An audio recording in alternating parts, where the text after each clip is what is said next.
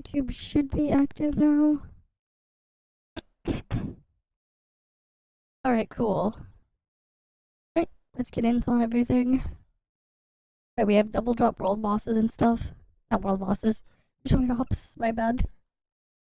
Man, I really do want the world boss one to come back though. Would be nice.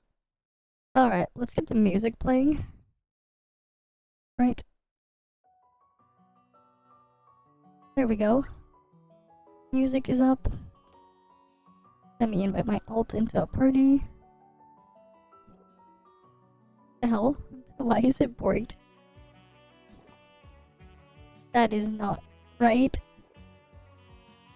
Why is this thing bored? Hi, Luxvad. Is it just me, or is, like, the thing just bugged out? Did these, like, bug out? The cards are, like, bugging out, man. Actually, kind of funny. Wait. How does my card look? It's so boring. What the hell? Why are they broken? Why is my personal card broken, man? It's so boring. Right, like, it's just boring. It looks weird, yeah. It's not supposed to look like that. But hey, we got a new bug. Kind of a funny bug, but it's still a bug, right? Bug is bugged. Oh well, it is what it is. Alright, give me a second. Just gonna put the thing around. Right. Well, I don't think I'll be streaming tomorrow though. But then... And then the day after should be the 20th. Right? So we'll probably have a different game on that day. Okay, dailies first. I went for my dailies, but yeah, the double drop joint ops is working again. Right, so we can get extra drops there. Alright, got a Barons and stuff, and then my alt also has to deal with, the other thing. Vending machine.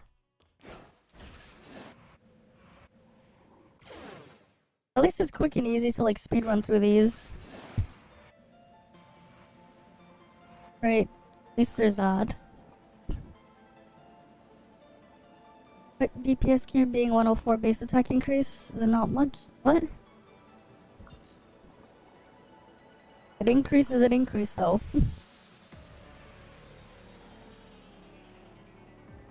Alright. Gotta head on over. I still didn't kill all my weekly world bosses as well. For the things. And I still need to get my dream machines. Alright.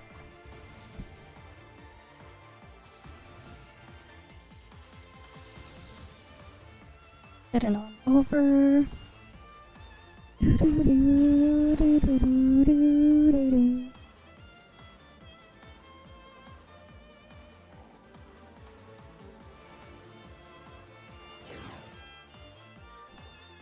Alright, let me get my alt ripped on over.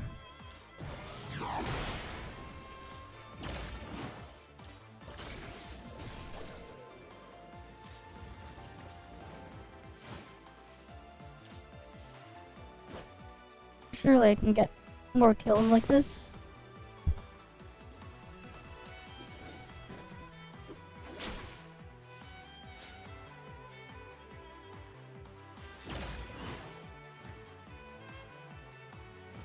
What does my alt need? My alt still needs rift runes and vending machines. Okay. And is my main done? It needs advanced combat mechas, which are there. Okay.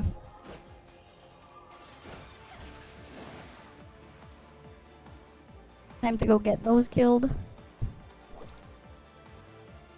Do do do do do do.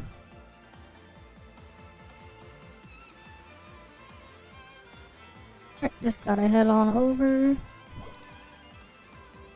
Almost there.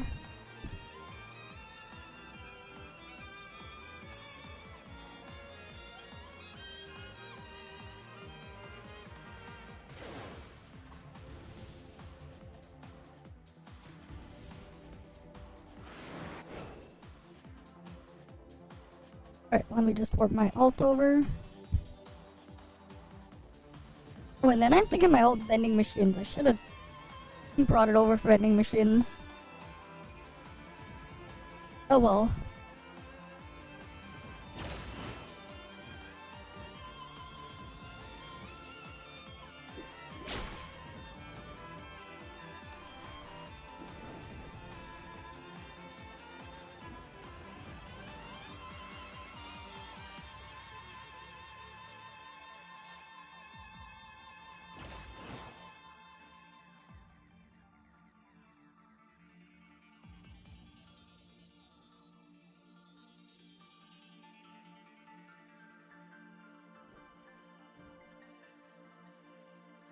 God damn it, someone went and killed the other thing in there. God damn it. Yeah, you can see them right there.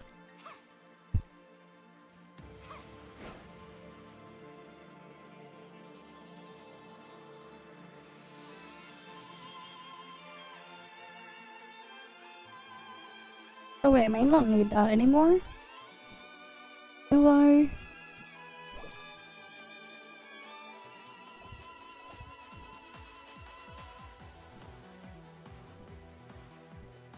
Okay, I don't. Alright, cool. Let me take my ult to the other thing then.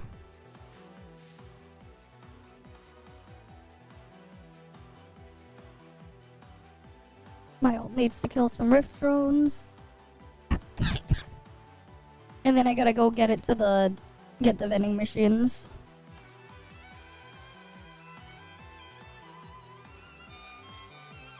At least it's nice and easy to do all this shit out of bounds.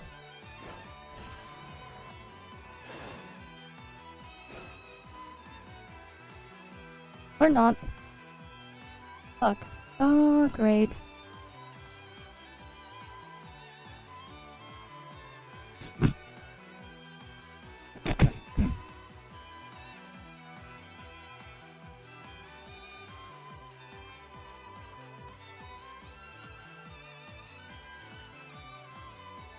Hi, shonen manga protagonist. Welcome, welcome.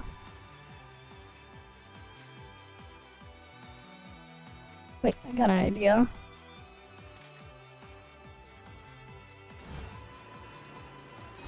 Alright, that works. Just hit myself with the thing. Alright, now I need to go to the vending machines. But yeah. Alright, as we saw earlier though, they also gave us compensation for people who spent vitality on the double drops that weren't actually working yet yesterday. When the event went live. Right? Which is nice. They did give them the compensation. Right, they gave us, what, 6 vitality potions? Very nice. Right? Vitality pots, always good. Alright, let's claim the thing there.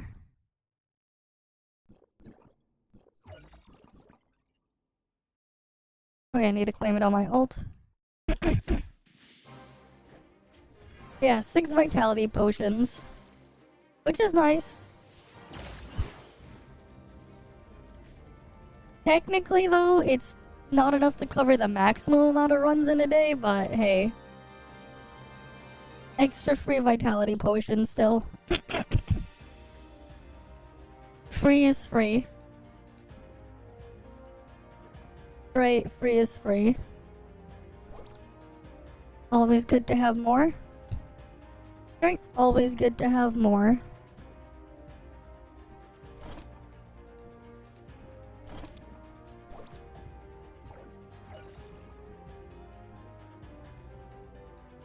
Okay.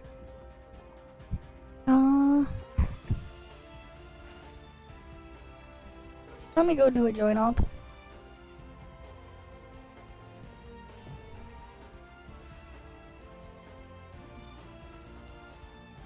You kept still no luck. Oh, rip.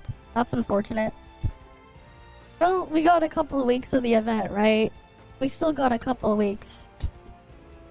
So, you know, we got time.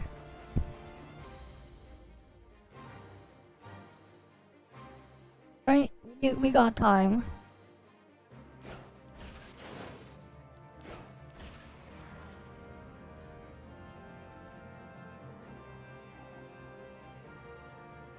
What's going on with World Chat?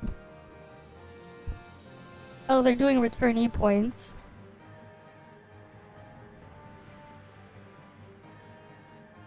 But yeah, this is great because like you can just quick and easily just speedrun this one by going up and over and then under.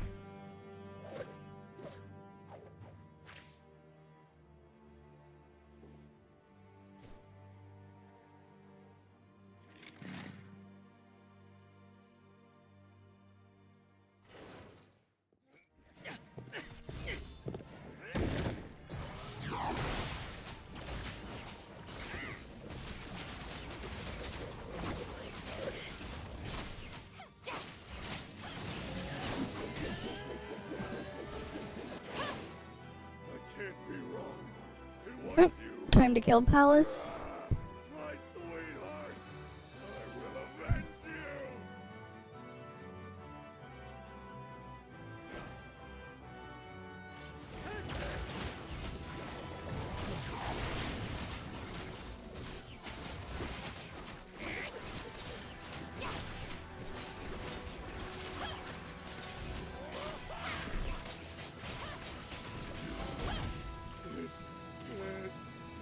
And Edge. Alright, it's great. We can speedrun this one. Too bad, you know, we can't use them all the pots in one day because it's only 6 runs a day. And this is one of the better join ops to use them in because it's the faster one. No, it's not the fastest join op. It isn't the fastest, but yeah.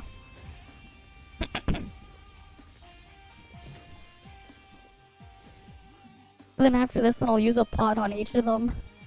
Each of the accounts and do one more round. To hit the daily cap of 6. For the boosted drops.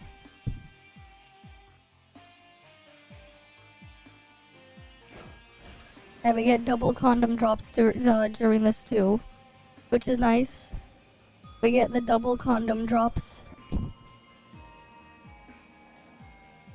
Always need more of them anyways.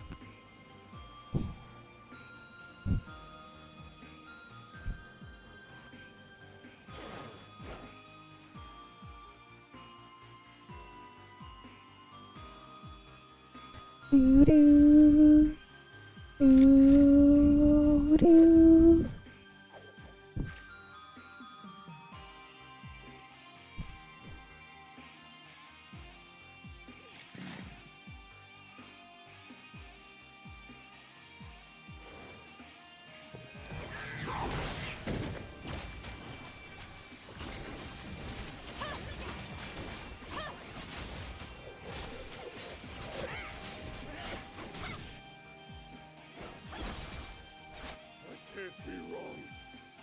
Alright, on to the next one. My sweetheart, I will avenge you. But yeah, it's always good when it's a fast one.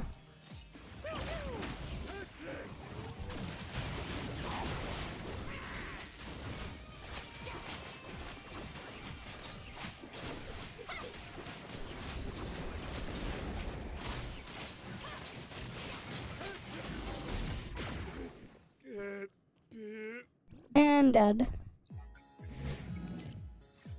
Alright, very quick and easy there. Doo-doo. Doo-doo. Alright, on to the next one. Hi Quark. It's going fine. Right, they gave us some vitality compensation for the bug last night. How you doing?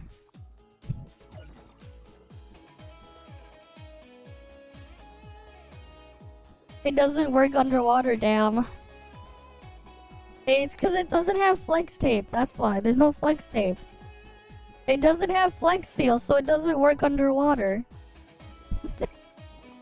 That's why. It doesn't have flex tape, flex seal, flex paste, flex glue or whatever. That's why it doesn't work underwater. Right? That's probably why. It doesn't have the flex stuff to work underwater. Surely that's why it doesn't work underwater, right?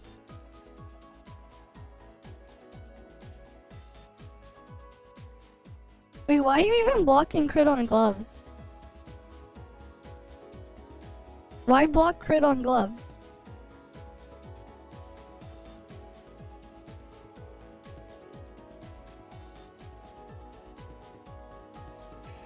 Kinda weird.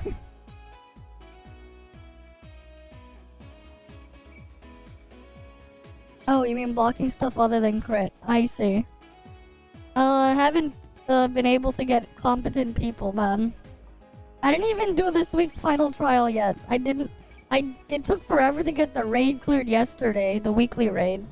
Because of how, Pepega people are. We didn't even get to do final trial because of how Pepega they were.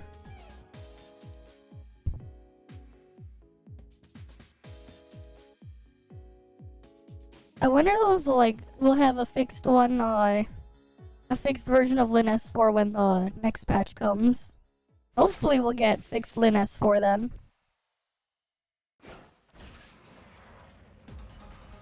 I get the feeling they probably don't want to do another underwater map. I get the feeling they probably won't do it.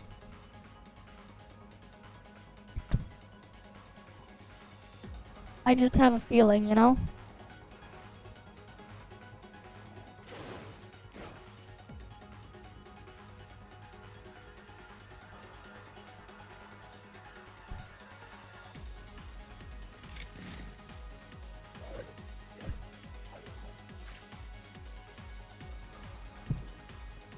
Doo doo doo doo.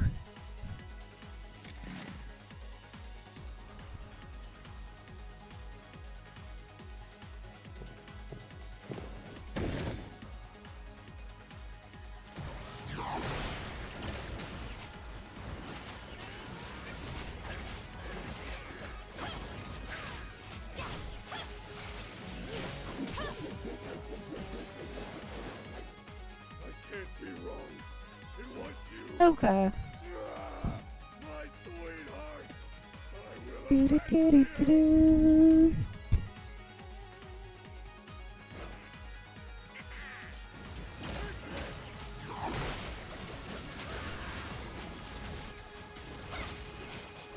Yeah, there's no water in space. Exactly. Maybe we'll find a Chow in space. Surely there's a Chow in space, right? Maybe we'll find a Chow in space. No water, but maybe a Chow.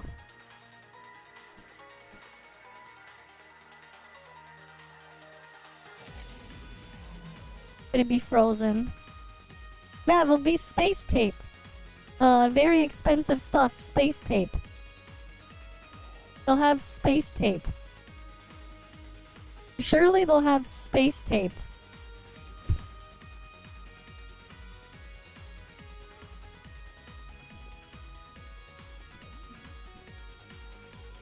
Oh yeah, I have to do final trial on my ult as well. After.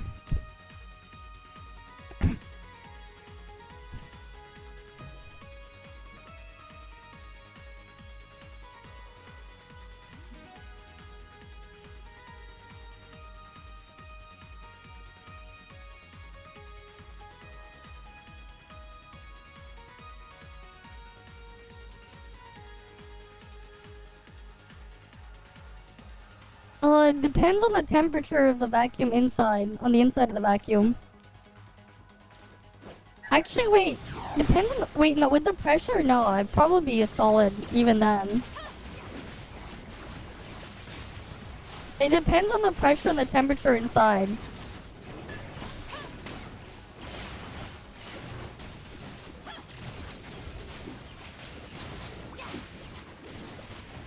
Damn, there's like a bot that just showed up again.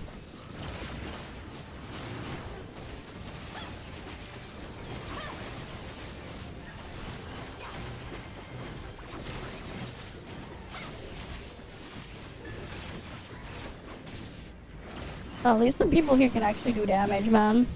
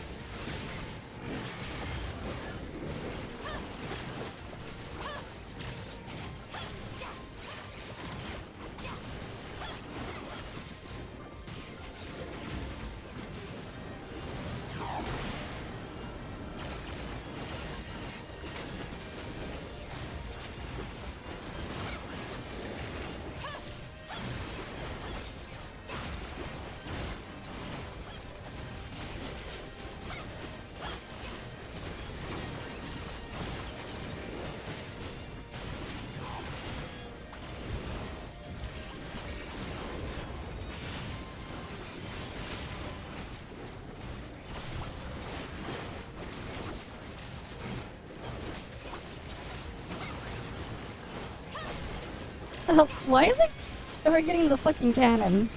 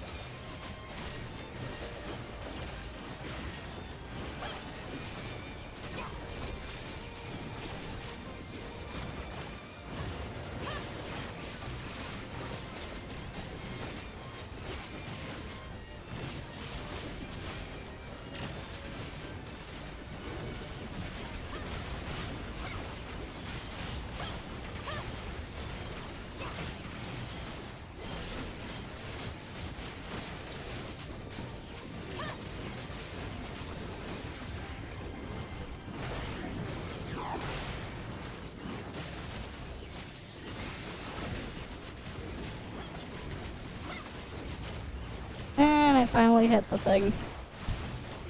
God damn it. Now I died. I took on too much graying bite there.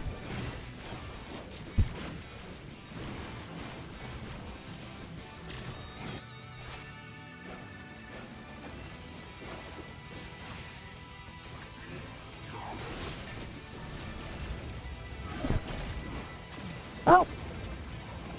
If I didn't die at the end, man.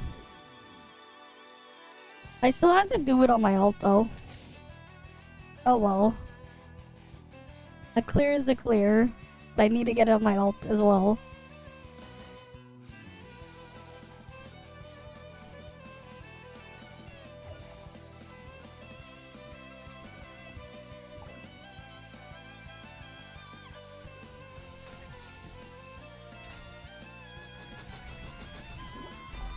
Finally. Finally have that piece of level 10.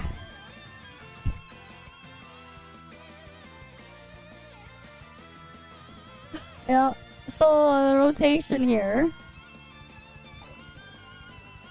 Here, let me go thing. So the rotation. Alright, let me pull it up. At the start, I just ignore Ray. I use Ray's skill, but then I ignore the rest. Because I'm not always going to have pre-charge. And it's not worth thinking about. So at the start,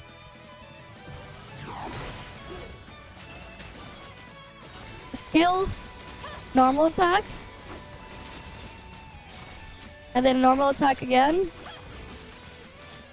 then jump, and then hold. Then you can use the skill again, and then go here.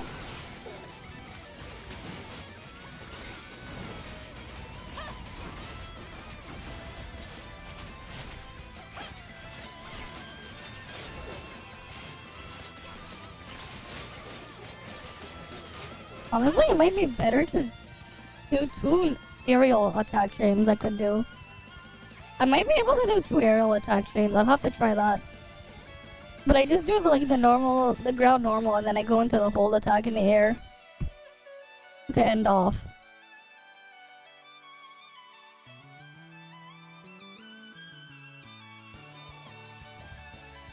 Because I have to hold at the end. It's not worth it to do the 3rd one. Because of Ray, I can fit a 3rd one. The problem is Ray. It's because I'm trying to fit Ray's skill and stuff.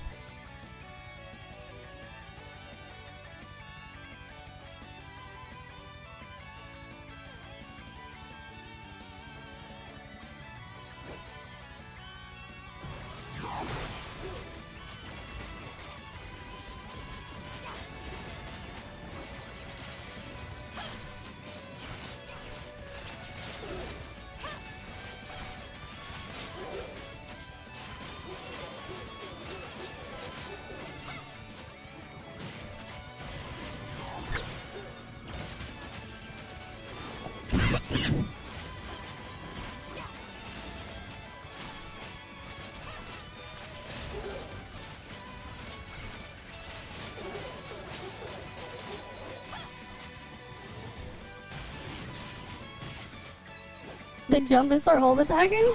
It saves time.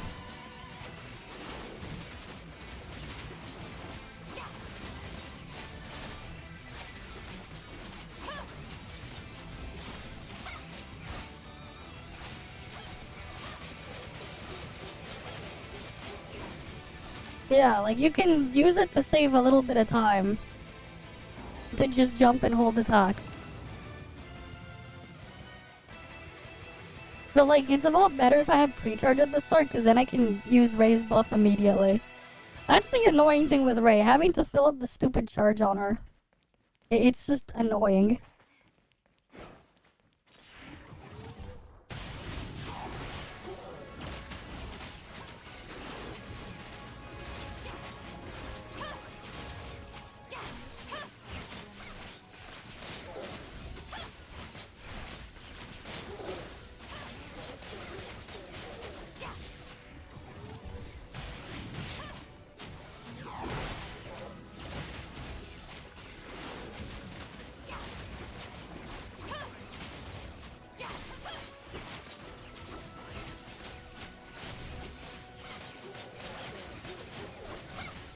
Wait, I might be able to fit an aerial combo, actually.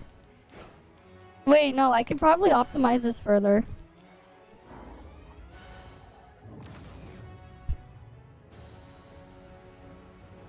And Toria isn't suboptimal. Meryl is suboptimal. Outside of Bygone and Cactus, Meryl is suboptimal. Meryl is actually worse. Yeah, like, the thing is... The only reason why the thing is, on Cactus, Meryl will do more damage. In Bygone, Meryl will do more damage. But every other content, Meryl will do less. Because of game mechanics. Cactus has 0 resistance. Bygone has 37%. Everything else has 50% or more. Like, let's say, like, Origin of War has 85%. At 2000% difficulty this season. Final Trial has 50%. Evolution Frontier has 50%. Solo Frontier Clash thing is 50%. Weekly Raid on Challenge is 50%. The event raids is around 50 to 60%. And the reason, and because of that, right, because... Here's the thing. There's 2 types of there. There's Resistance Ignore, and then there's Actual Shred. So the way the calculation works is this. So things like this, notice how it says ignore. It's ignores. This is, again, ignores. Right, hi hidden. Again, I go to A3 here. Ignores. The cap is 50% for ignoring, right? Which means whatever the enemy resistance stat is, you'll ignore 15% times 3, so 45% of that stat. However, from stuff like Meryl as a tank, right? Meryl tank, I believe she has 10% resistance reduction. This reduces the actual stat as a debuff on the target. This is a debuff on the target. This is not the same as the resistance ignore. Basically, what this will do is, let's say the enemy has 20,000 resistance. Instead, the target will now be treated as if it had 18,000, right? 10% is taken off. And then after that, your resistance ignore will look at the stat that's left and ignore a portion of that. They're not quite the same. So you technically will end up with more, you can technically end up with more than 50%. It's just that it's 50% cap as reducing the value and 50% cap on ignoring what's left. They're different multipliers. Oh yeah, hi Taro. That's like part of it. There are other things too. But like that's like the main thing there. Other thing too, when target moves around, Meryl's not very good for dealing with the stuff moving around. And Toria can just teleport you to the target.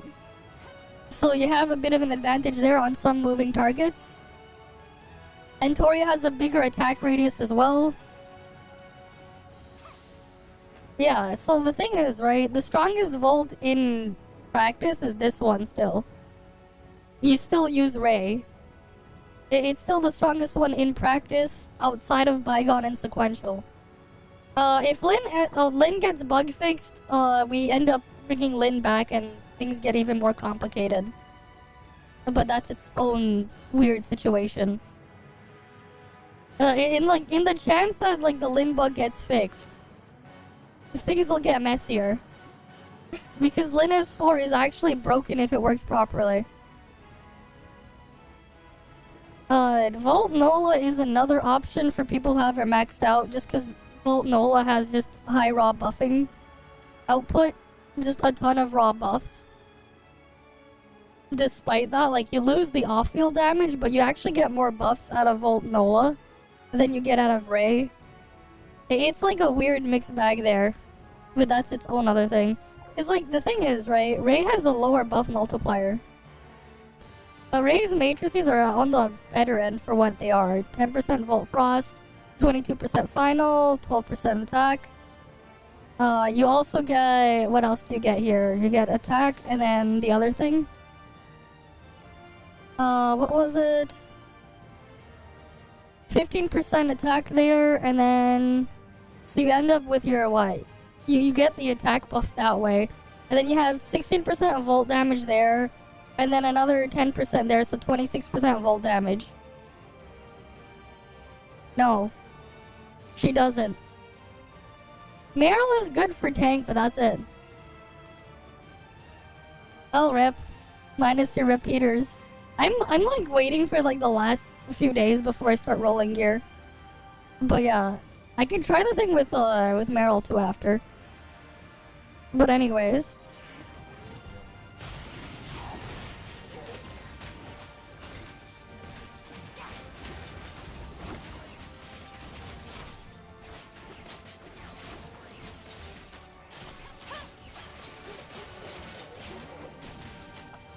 Oh wait, no, I should have done aerial.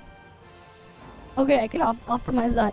Because before I would use the other thing to get up in there, but like the aerial, jumping to do the aerial thing immediately, I can get more damage.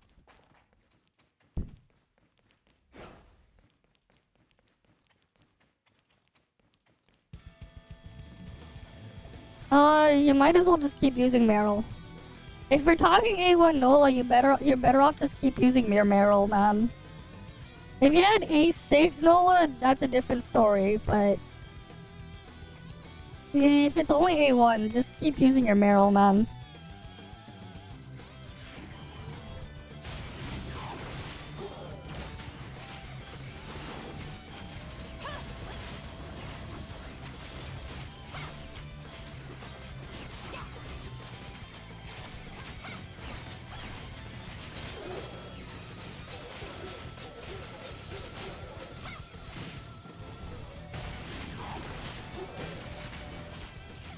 Oh yeah, that's even more damage.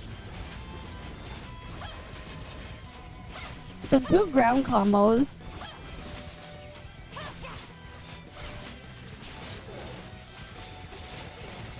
Into the aerial hold.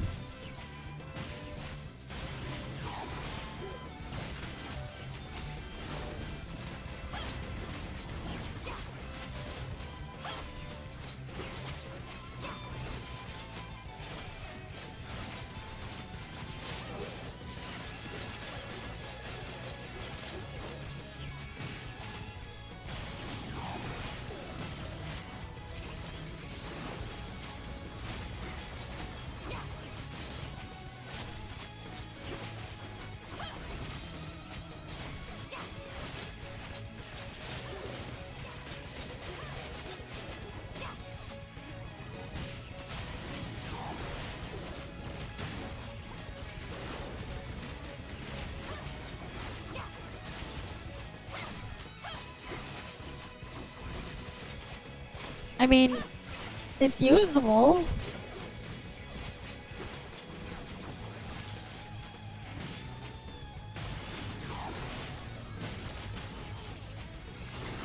Yeah, it's probably next battle pass. We should get the next relic.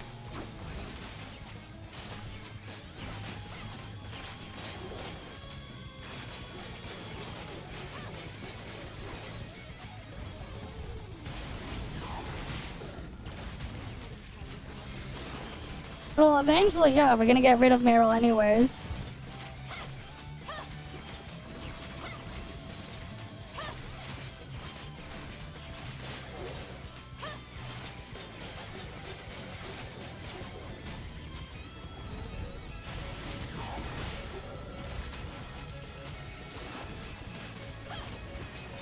Yeah.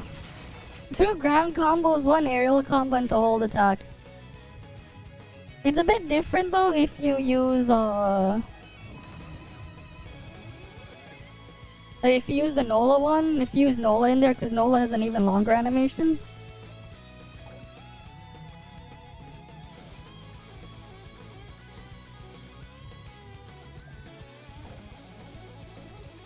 So the Nola version's like this.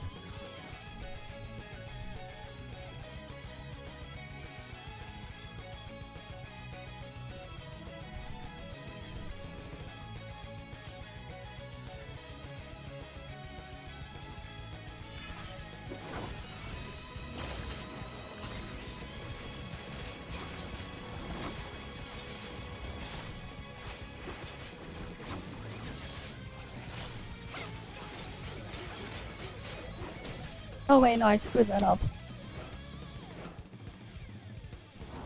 Where do we start at?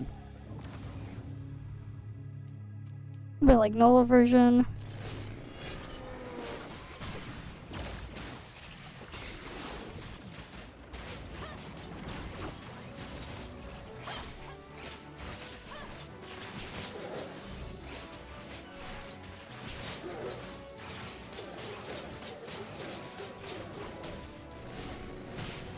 Yeah, you do it that way.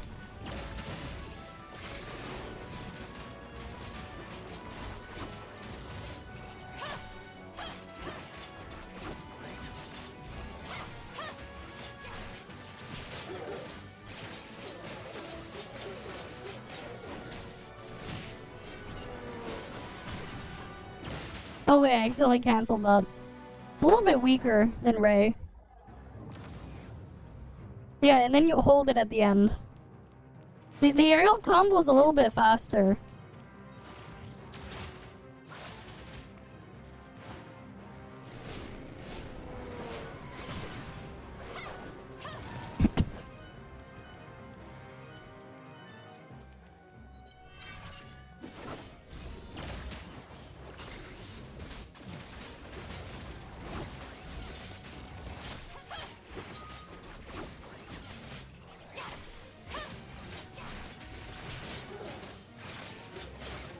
Because if you do it the other way, like... Yeah, you can still do it.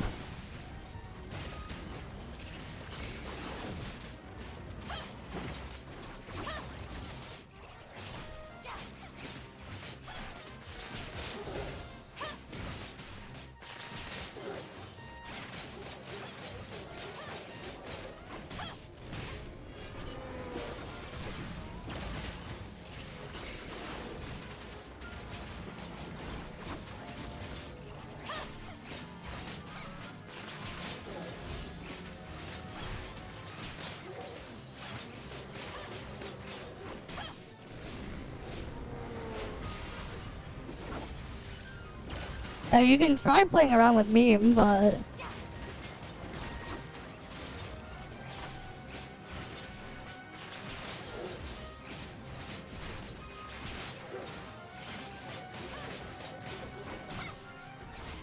Yeah, that is obviously, though, weaker than Ray. Obviously, you can see that's still weaker than Ray, but, like, that's what you would do. Ray is stronger than the thing here.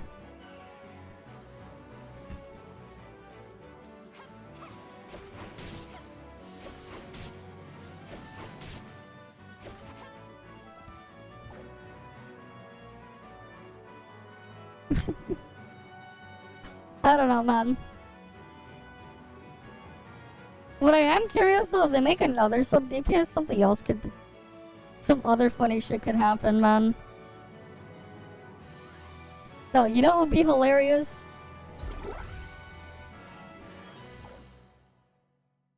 I know it would be funny. If Lin S4 gets fixed, what's the funny thing we could do here?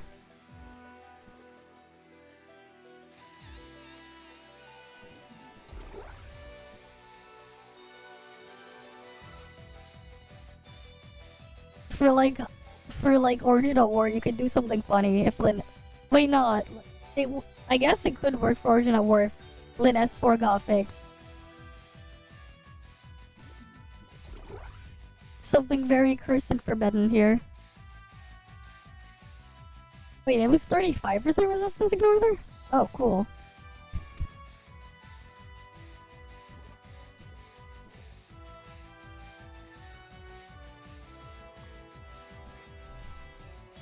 This would be funny. If they ever fix Lin S4, this thing could be funny.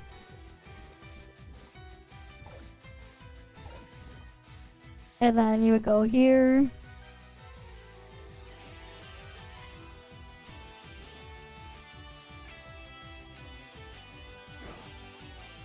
I'm curious though, how well does this work right now?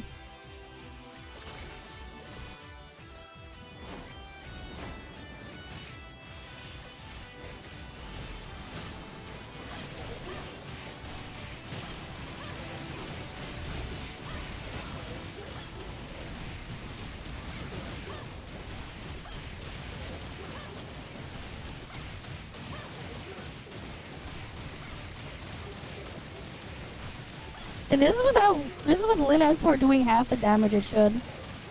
Interesting.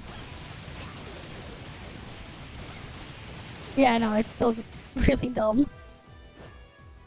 It would be funny though. Because this thing has a weird property where you ignore the shield, I believe.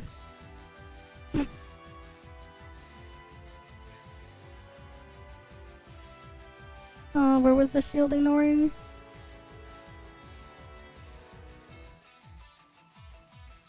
Yeah, when you're on field on this one, you ignore shields when you're in here.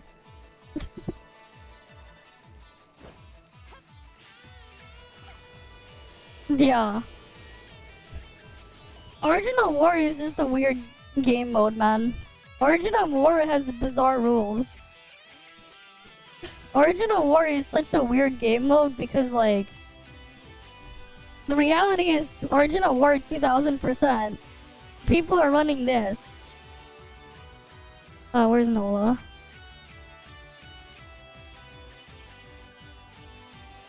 But I don't do Origin of War 2000%. This is Origin of War 2000% meta. This bizarre thing. If the enemy, if you're fighting a boss with a shield, Original War meta is this. Original War is the bizarre game mode, man. This is what happens in Original War. If you come using this monstrosity. This monstrosity gets used. Because Original War is really fucked up with how it can be. Frost still goes back to using Nanyan. Honestly, if we could change the element of Nanyan manually, we'd probably still use Nanyan outside of this Original War stuff.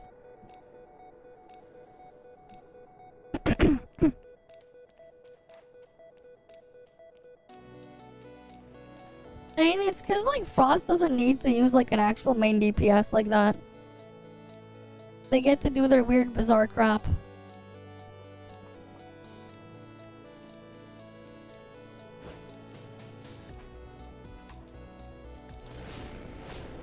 Like in Original War, it's like this.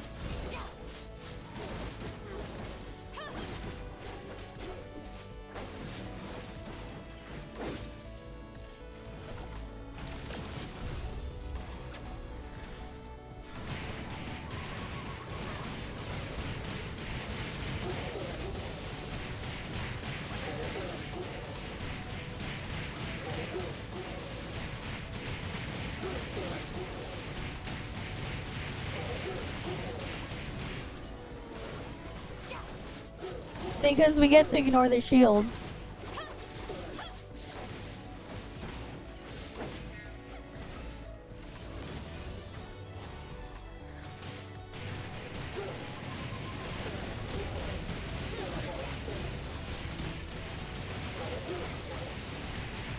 But this is only for Original War 2000.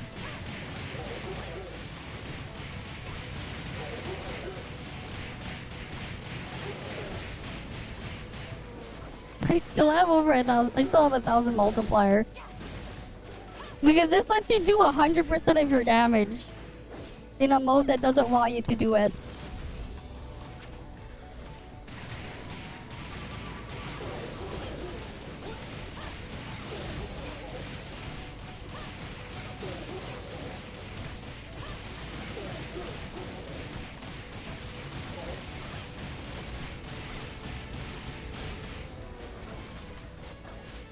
But yeah, like that's just how Original War is.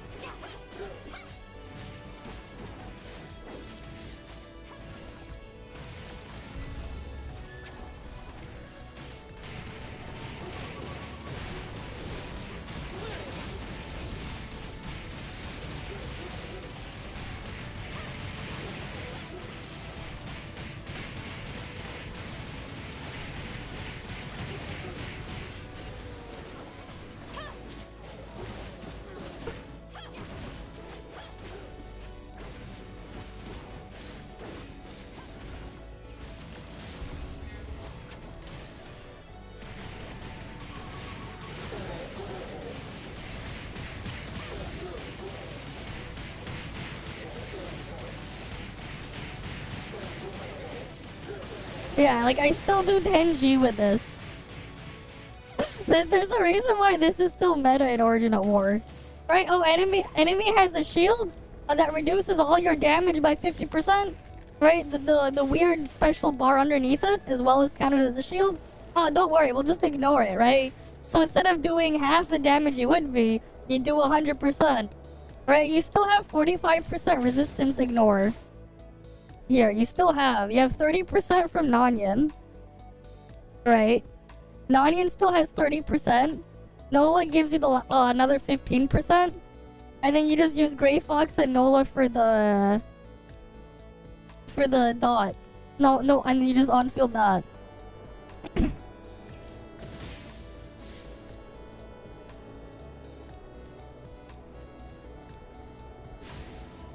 Yeah, I don't know, man.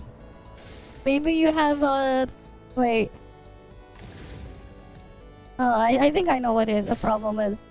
Give me a second. Let me find it.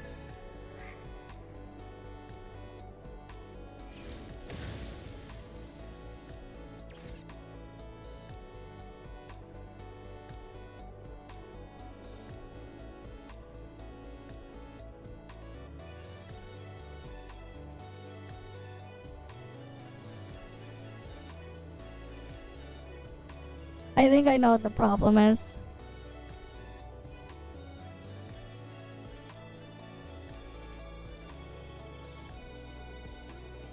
So, you see, the problem is you have a skill issue notice. There's the problem. There's the problem. Right? There's the problem. There's the problem. Right? Even the Hopper employees like, nah, you skill issue notice. Nah, man. You're not you have skill issue notice.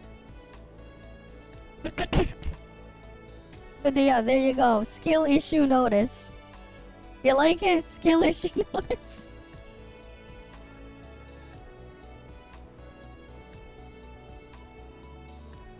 It's a skill issue notice. You can see the wing icon, yeah. You just need to have your skill issue notice.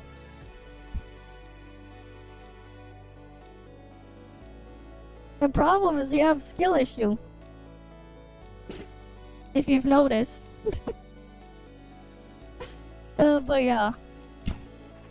It's just funny how like Nonion's still meta still meta for original war. They still use this stuff for some bosses.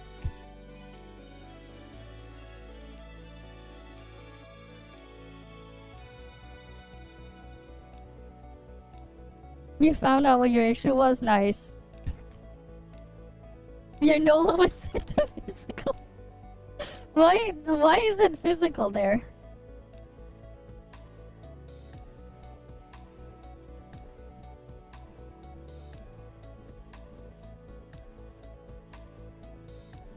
You know, it's funny how like Nonian for some reason has more CS value there. There's a lot more just because of that. That slight difference in having 2 more crit and 1 less attack. Like, what the fuck? It's so weird. It's like 998, but then like, oh, 1000, and then 1611. It's such a weird difference there. Such a weird one. Wait, Lynn has that too. Void Piercer does not.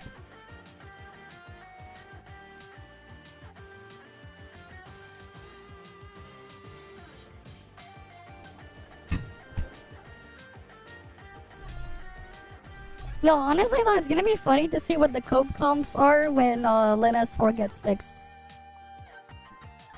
When Lin gets bug fixed, the cope comps are gonna be funny to see. I'm curious to see what will happen.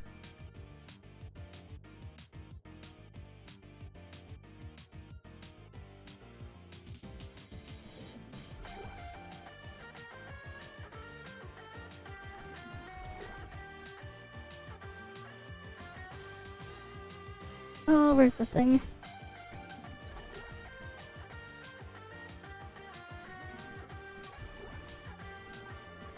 Oh yeah, I also didn't have my drugs on when I was doing the parsing earlier. I had no drugs equipped or used. But yeah, so like let's say I put on...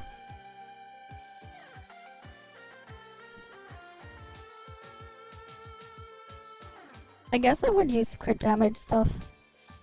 Where's the other Scylla?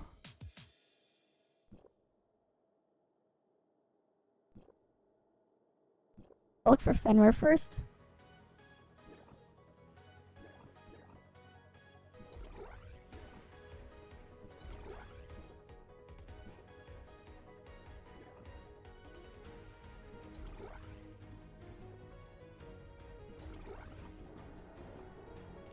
Keep in mind though, Lin S4 does not use attack at the moment. But something funny could happen if it did work properly.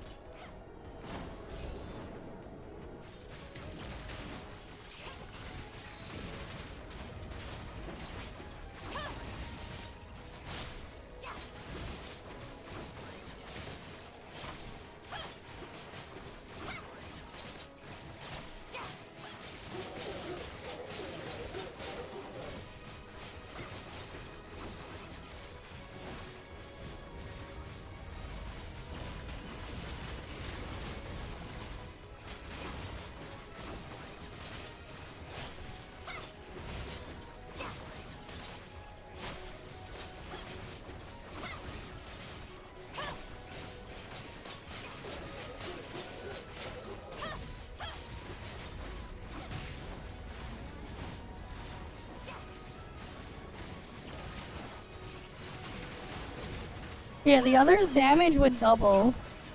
If Lin S4 would work properly, at least double.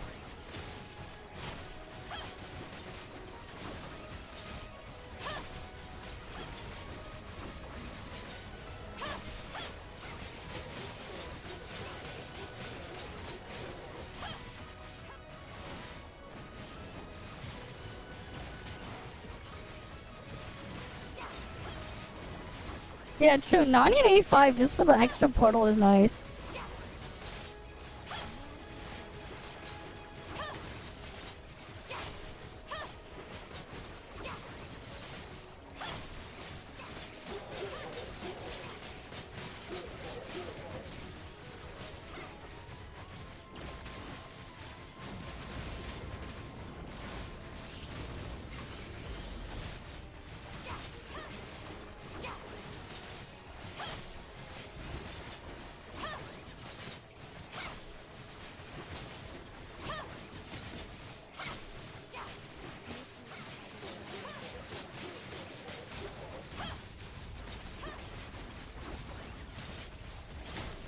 Nah, I'd probably change rotation a bit though. Yeah. If Lin S4 worked properly, man, it'd be doing way, way more damage. Oh yeah, I probably should not be using that trait though. What trait should I even be using? And Toria's trait won't do anything.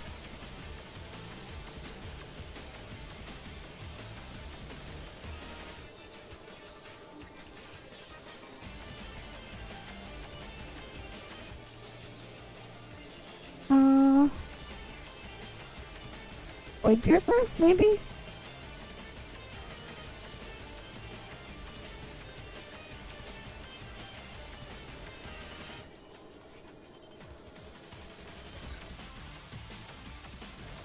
No, Void Piercer won't count there for crit damage.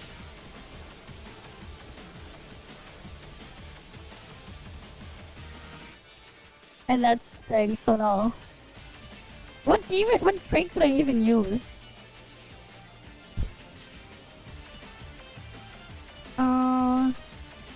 Meryl trait obviously won't do anything.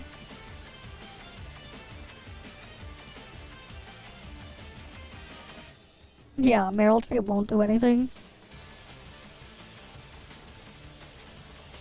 What was Nola's trait?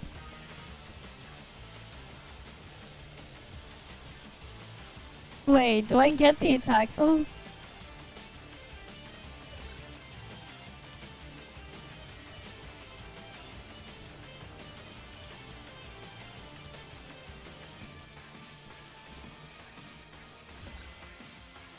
I do get the attack.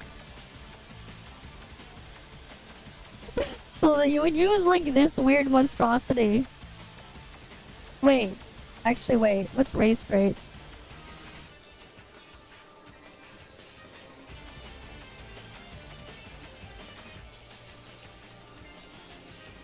I don't need Ray for this. God damn. Nah, you use Ray trait for this weird Cope Volt. I would end up using Ray trait. That is actually kind of funny. To alter 10% attack. Nah, Ray trait. I get the 8%. Oh, you know what? You're right. Nola trait probably better. 10%. With this monstrosity. This is like a weird one. Ray tracing. Sure.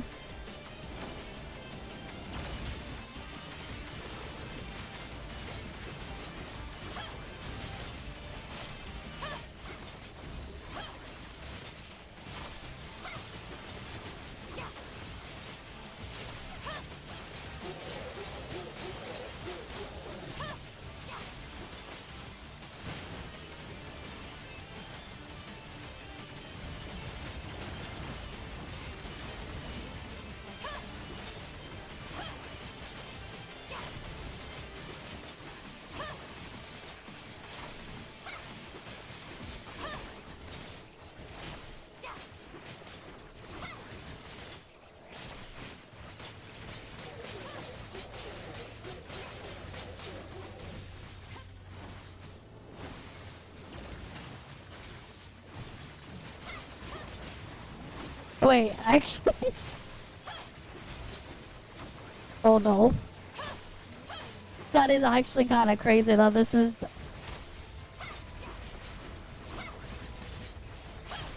And this is with Lynn not working properly.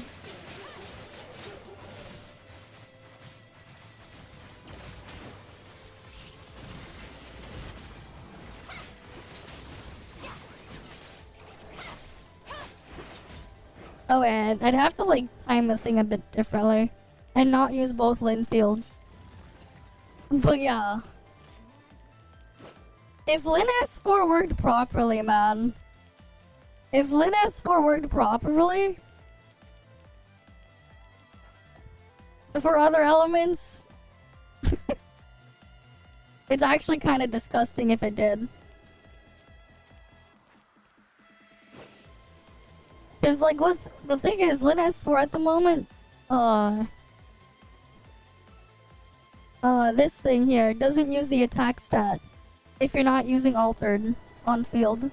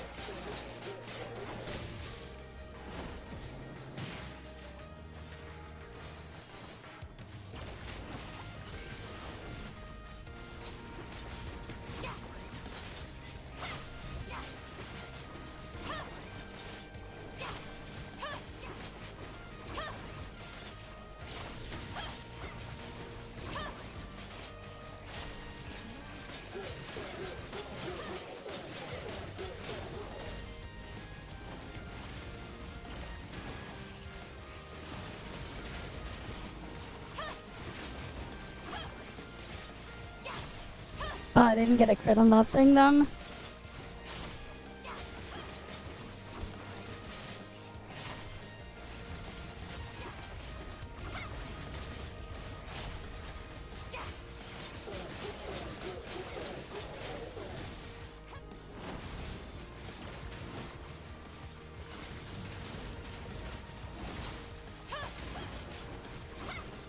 Yeah, I would basically be doing 40% more damage than I currently am doing. Which would technically be stronger than what I'm currently using if it worked properly. That's the scary part, man. And then in Bygone, you would double that. That would actually become even stronger than that one, because then that value would double on top. If Lin S4 worked properly. That's so stupid. It's so dumb how much damage just using these two would be if Lin S4 worked properly. If Lin S4 actually worked properly, man, the actual amount of damage you could get out is just disgusting. But it doesn't work properly.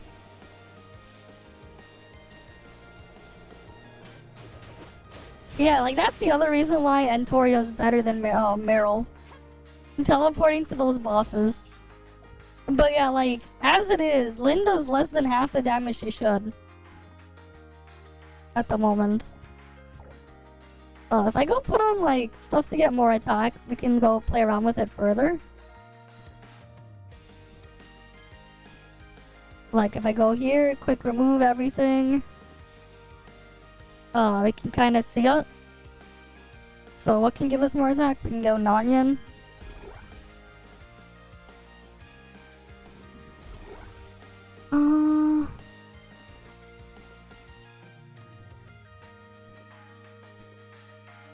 I'm trying to find whatever is like actually safe and easy to go work with. Oh, what else gives me attack? Let's say put on Rubelia matrices. I just want something simple and easy to look at. Where's the other Rubelia piece? Fuck, where's Rubelia?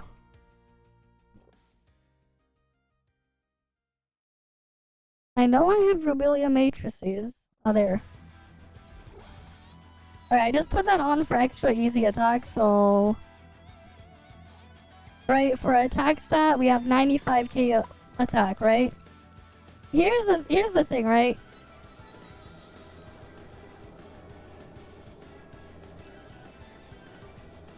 Here's the thing, right? Here's Lin S4 when it's working properly. You look at the damage. The really big number, the 1.46 mil, I think it was, or... Oh god, there's too many numbers.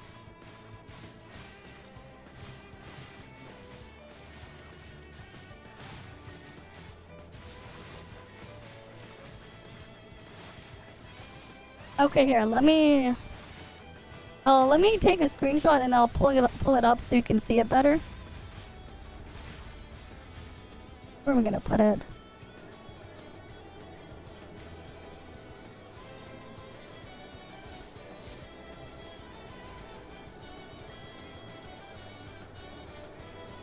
No, it's the 14 million damage.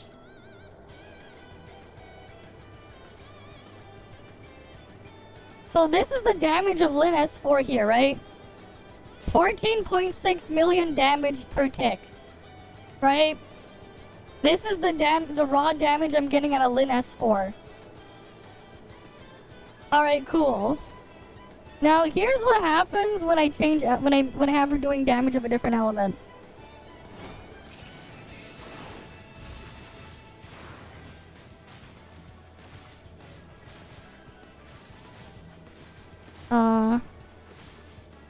I'm trying to get...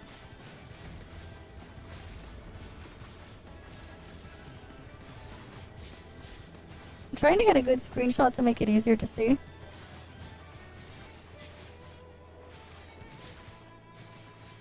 Fuck, there's too many numbers, it's hard. Alright, I got a screenshot.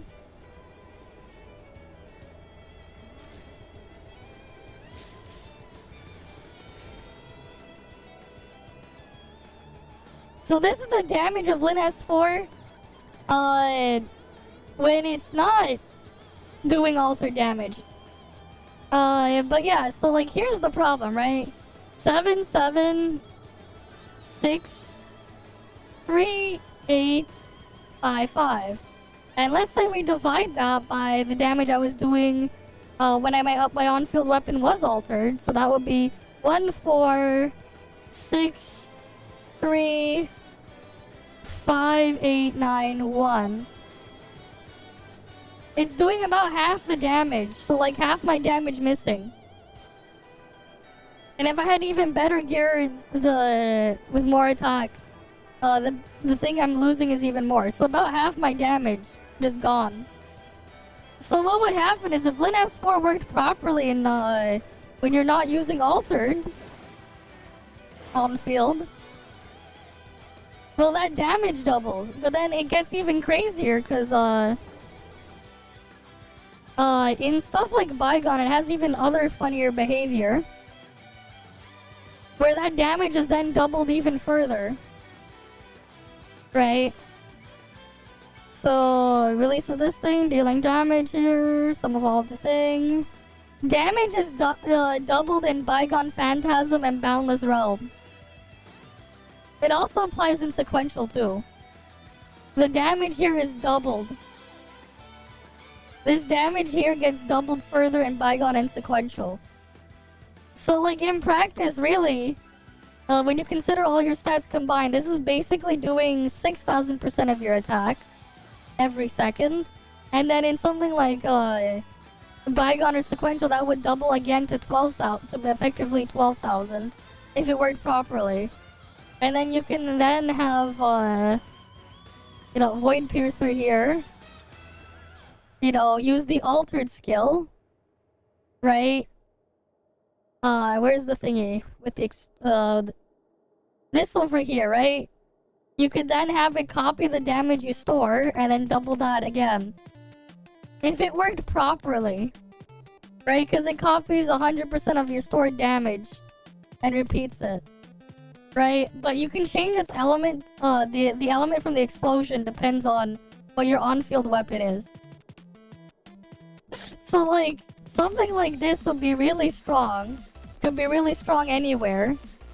If the thing worked properly. If Lin S4 worked properly, this shit could be a lot crazier than it is. But of course it does not. So... that's the kind of situation we have right there. But yeah, you can imagine what kind of crazy shit you can come up with. If it did work properly.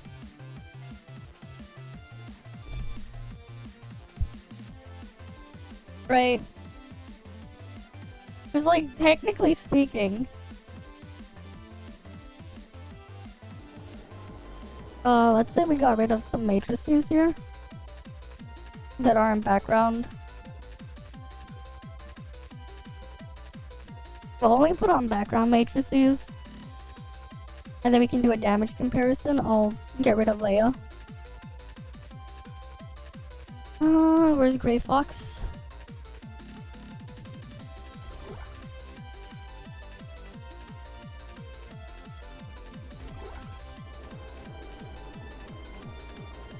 But yeah, I should turn off Leia to make it a bit easier to see. Think of it better.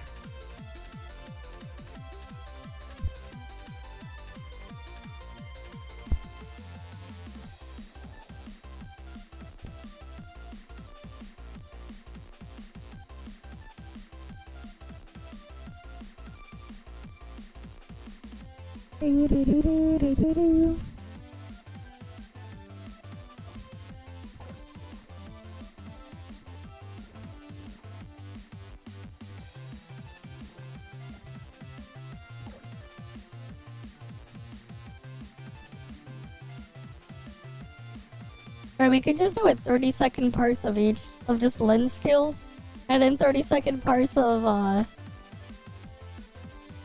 Nola. Oh, I guess downside though is like, Lin has the attack buff.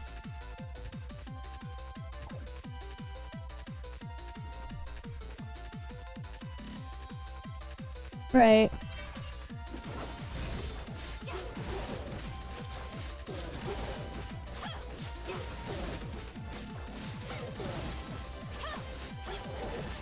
Or we can do 20 seconds.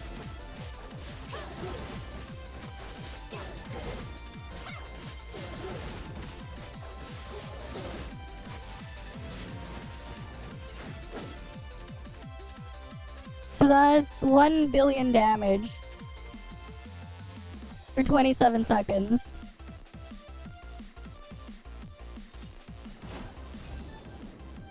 How about Lin?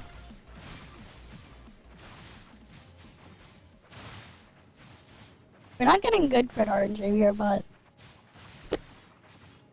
Lin has 4 damage is funny.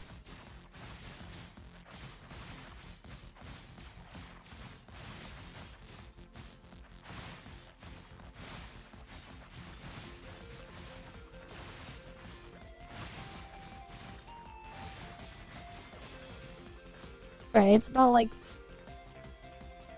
770 mil, but we didn't get as many crits. But most of Nola's skill damage comes from the second skill. But yeah, some funny shit can happen by just combining these two. And then the third weapon could be whatever.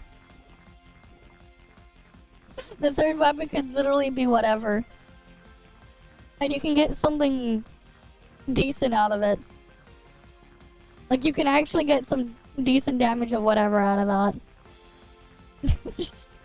just using, the Lin S4 plus whatever. Right, you would keep, using Nola trait, but like... I could be like, oh, I want a flame team. If I want flame, I could do I could change this up.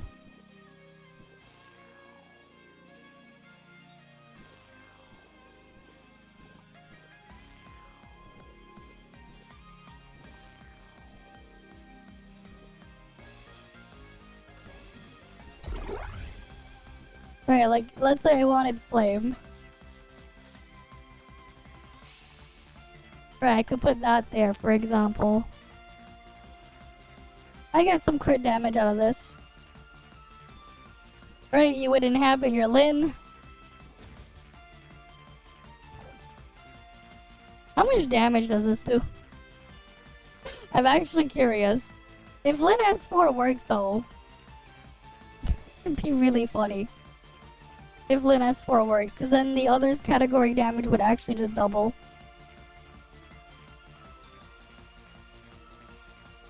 If it actually worked properly.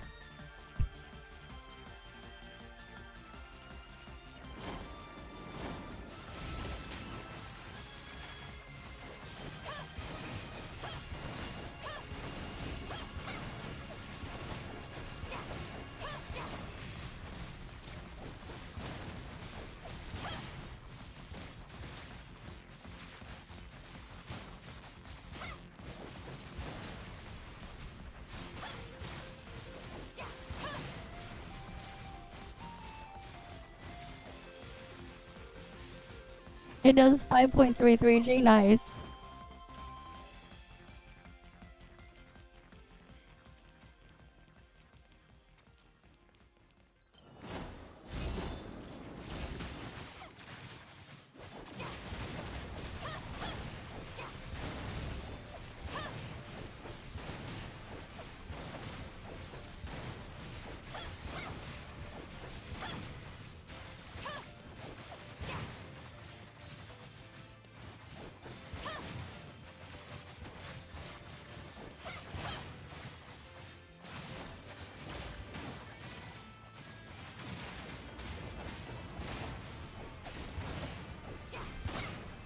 Maybe add it to a week. It's hard when you don't have enough dodges.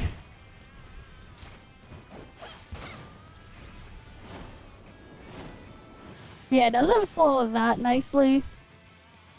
It'd be nice if the weapon could flow in like a 20-second rotation though. Because you can just skip a Lin skill.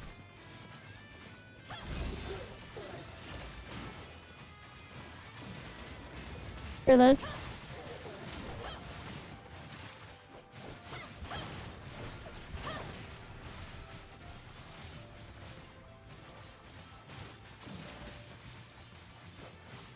For A6 Lin.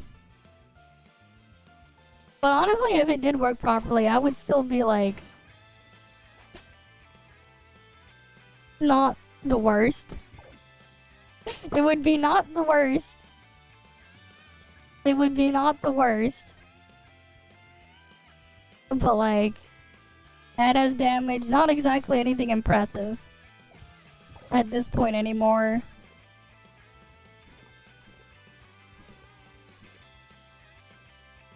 There's not much going on in buff department, but... at least she has some crit damage buffs, right? She has crit damage.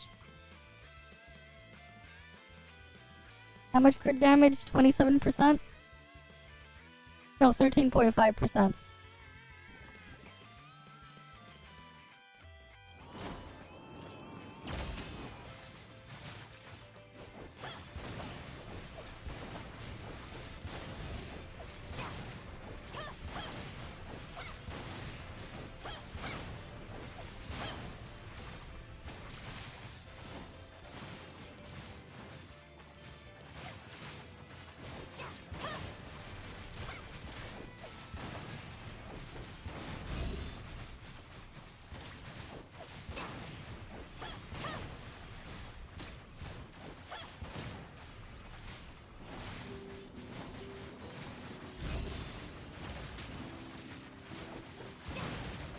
Yeah, no, Anna's over-reliance on dodge makes this not fun.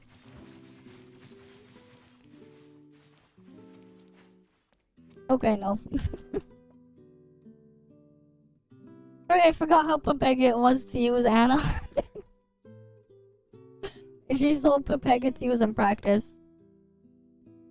But hey, if Lin S4 actually worked properly, it probably wouldn't be the worst thing you could do. Probably not the worst thing. But yeah, like Lin S4 would at least double in damage.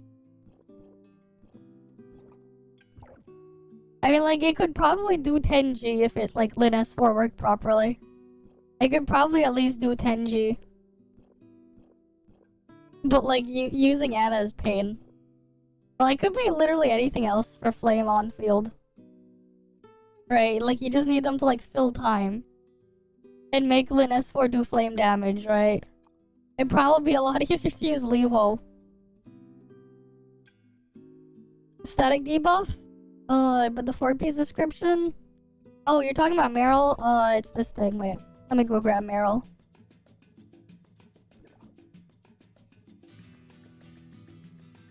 Where is it? Where is she? There she is. It's on her discharge. It's an effect from her discharge here. I think it was. You need to use her discharge to apply the stuff around.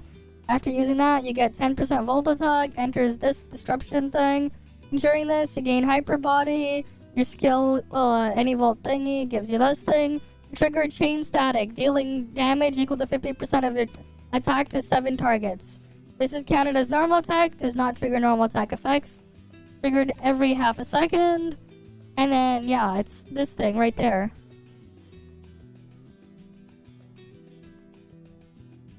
No, the 4-piece, I mean, sure. It activates her 4-piece, but dang.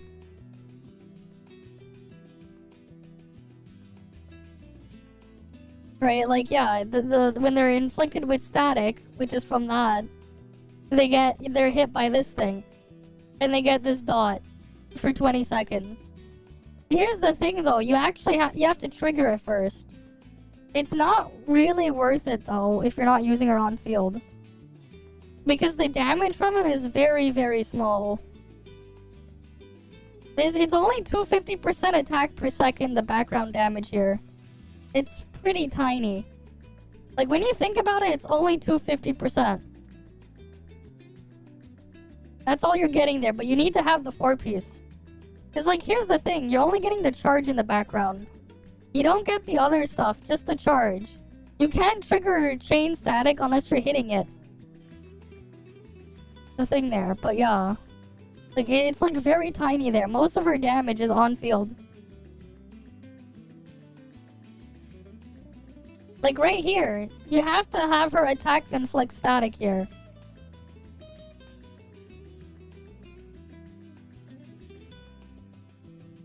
Just use something else, man. I don't know. But yeah. Changes to EM Blast or this thing. You're better off using Meme then, at that point. If you're not going to use her on field. You might as well just use Meme.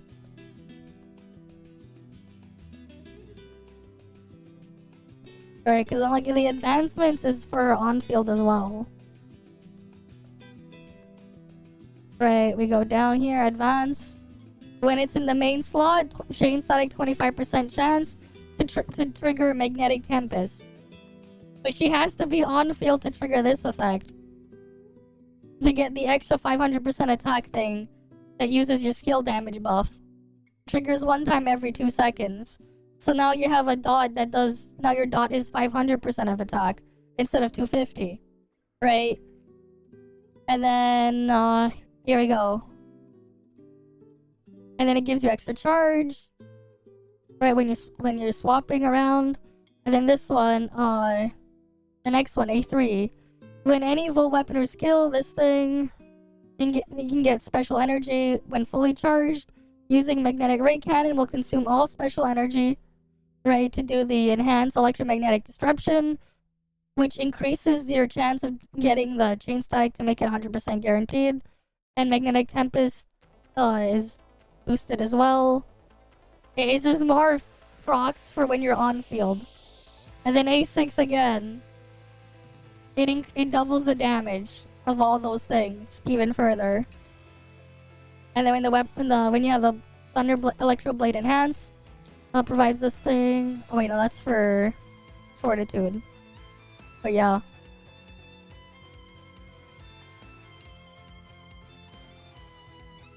Right, the chain static thing, which again only activates when you're on field.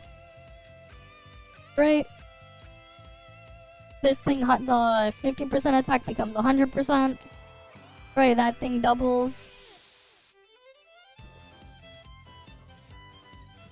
Oh wait, no, I think it just adds 100% to it, not. Makes it 100%, because it just increases it by, so it becomes 150%. So it actually triples the proc there. But yeah. And then Magnetic Tempest is the other thing, which is a 1 that gets increased a bit as well. Right, that becomes 600% attack.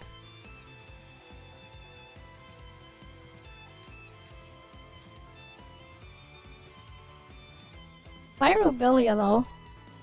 Rubilia is just like not worth using for Vault at all. If you have other options, Rubilia just not worth using. Rubilia's animations just take too long. And she was basically set up the way she was for a completely different use case. And it has nothing to do with Rubilia. Rubilia is just really, really awkward, man. You don't have Meryl? Meryl isn't even optimal. Meryl is only for Bygone, man. Meryl is just for Bygone and Cactus unless you're playing tank.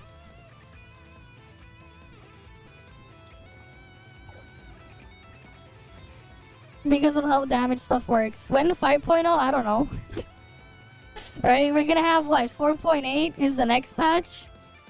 Right, they have the recruitment survey for anyone who wants to try Carrot.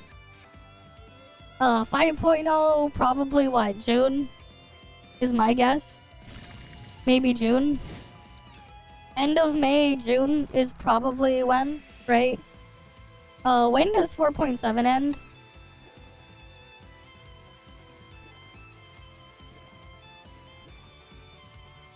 In 20 days. Yeah, so middle of April is when this ends.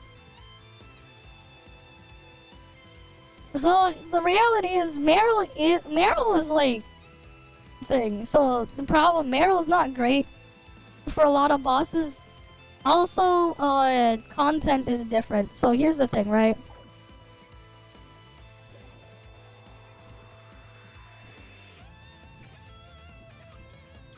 Bygone and Sequential, these game modes, every enemy inside Bygone and Sequential has 37.5% resistance. Okay? You also don't have to deal with weird shield mechanics and stuff like that to reduce your damage there. Yeah, just use Void Piercer, man. Just put Void Piercer there. Use your Void Piercer. By Rubilia. Right, just use Entoria, Nola, and Void Piercer. Easy. But yeah, like, so here, right, everything here has 37.5% resistance. That's fine. So, like, here's the thing, right? Math works like this. Enemy has, let's say you do 100 damage, right? Enemy has 37.5% resistance, right? So, we're multiplying it by 1 minus, right? So, 37.5 over 100 for 37.5% resistance. So you're actually doing 62.5%, 62.5 damage, right? Instead of 100% damage because of the resistance. Makes sense, right? So here's the thing, right? Let's say you have the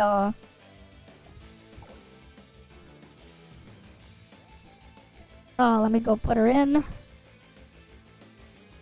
I don't have A6, but we'll pretend she is. Just to make it simple. Right, so we have this thing, pretend this is A6. This should technically do about 10% more 5 to 10% more than if you were to swap this with Ray. This setup, but whatever. We'll say we have this, right? Okay. So we'll just say like 7-8% more damage. So we'll use 108 for this one and then 100% for the other one. So for this one anyways, we have 30% resistance shred. So we're doing 108 damage, right? We multiply that. We're just gonna put a random number and we'll multiply the stuff across.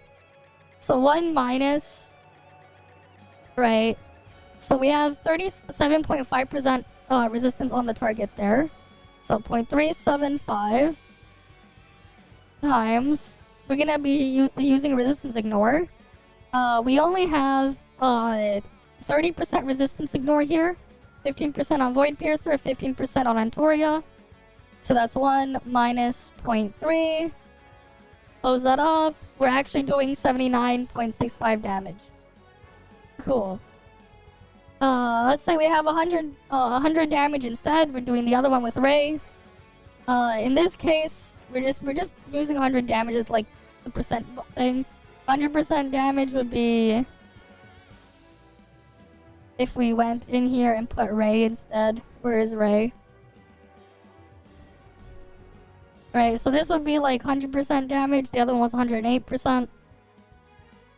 That's just like the about what the damage gap is. But anyways, here we have another 15% resistance ignore right there. So we have 45. So that's okay, times 1 minus, so 0.375 times 1 minus 0.45. So we're doing 79.375. This is a little bit weaker than the one with Meryl. But that's because the enemy itself in that content has 37.5% resistance. But what happens if we go, let's say we do Raid, Evolution Frontier, all of these, Evolution Vanguard, all of these, because they all have the same thing, Final Trial as well. Those ones will have 50% resistance. Sometimes they'll have more. But it's usually 50% there. Well, now you have this situation, right? So the Meryl one, it does 8% more base damage, so 108 damage. We'll say 108% times. Now it's 1 minus, right? So 50% resistance, so your damage gets cut in half, but then we add in your resistance ignore, so that would be 1 minus 0.3. So now you're only doing 70.2% of your damage, right? But then we go to the other one, so we have 100, and then we go here. Now what we're working with now is, again, 0.5, wait, 100 times 1 minus, wait, 0.5 times 1 minus 0.45, because we're reducing that by 45%. Right, we get all the way out. And now we're doing 72.5% damage versus 70.2% damage. And then it gets even crazier because in Origin of War at 2000% difficulty, this season everything has 85% resistance. So the damage lead over that is going to get even bigger. Right, so instead, you know, the thing has 85% resistance, well now again, 108% times 1 minus 0.85 times 1 minus 0.3. Now it's only doing 43.74%. Yeah, so let's say we have best case scenario resistance reduction debuff. Yeah, we can factor that in because we're in group content. So let's say you have your tank, they have Meryl, and then they also have Asuka. So we have another 12. We have 22%. And then I guess Fiona as well gives us another 7%. Let me double check.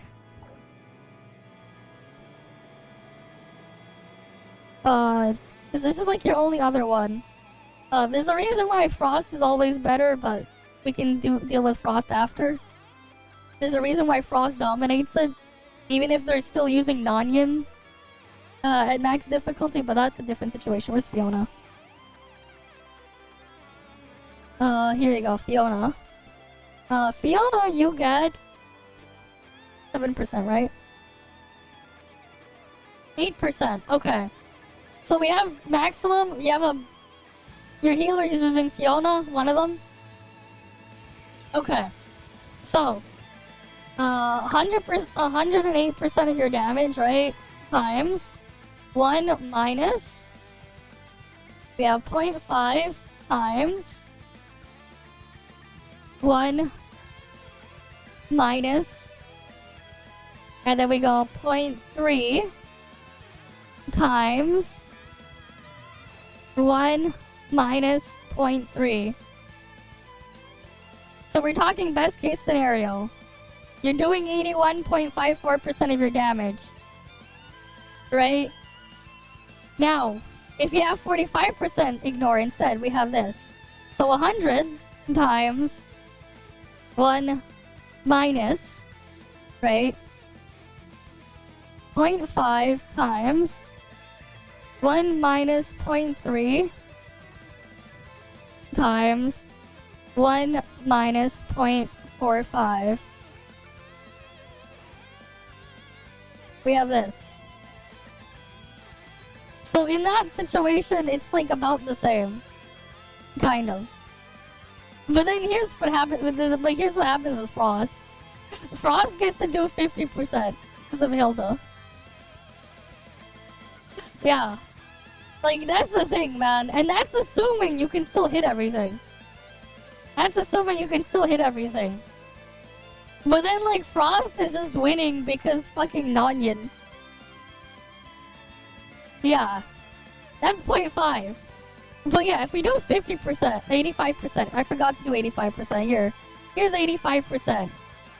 Right? So 108 times 1 minus 0.85 times 1 minus 0.3 times... Oh, wait. I messed that up. 1 minus 0.85 times 1 minus 0.3 times 1 minus 0.3. Right? 63% of their damage, right? From the Meryl one. Now, this is assuming best case scenario for the Meryl comp.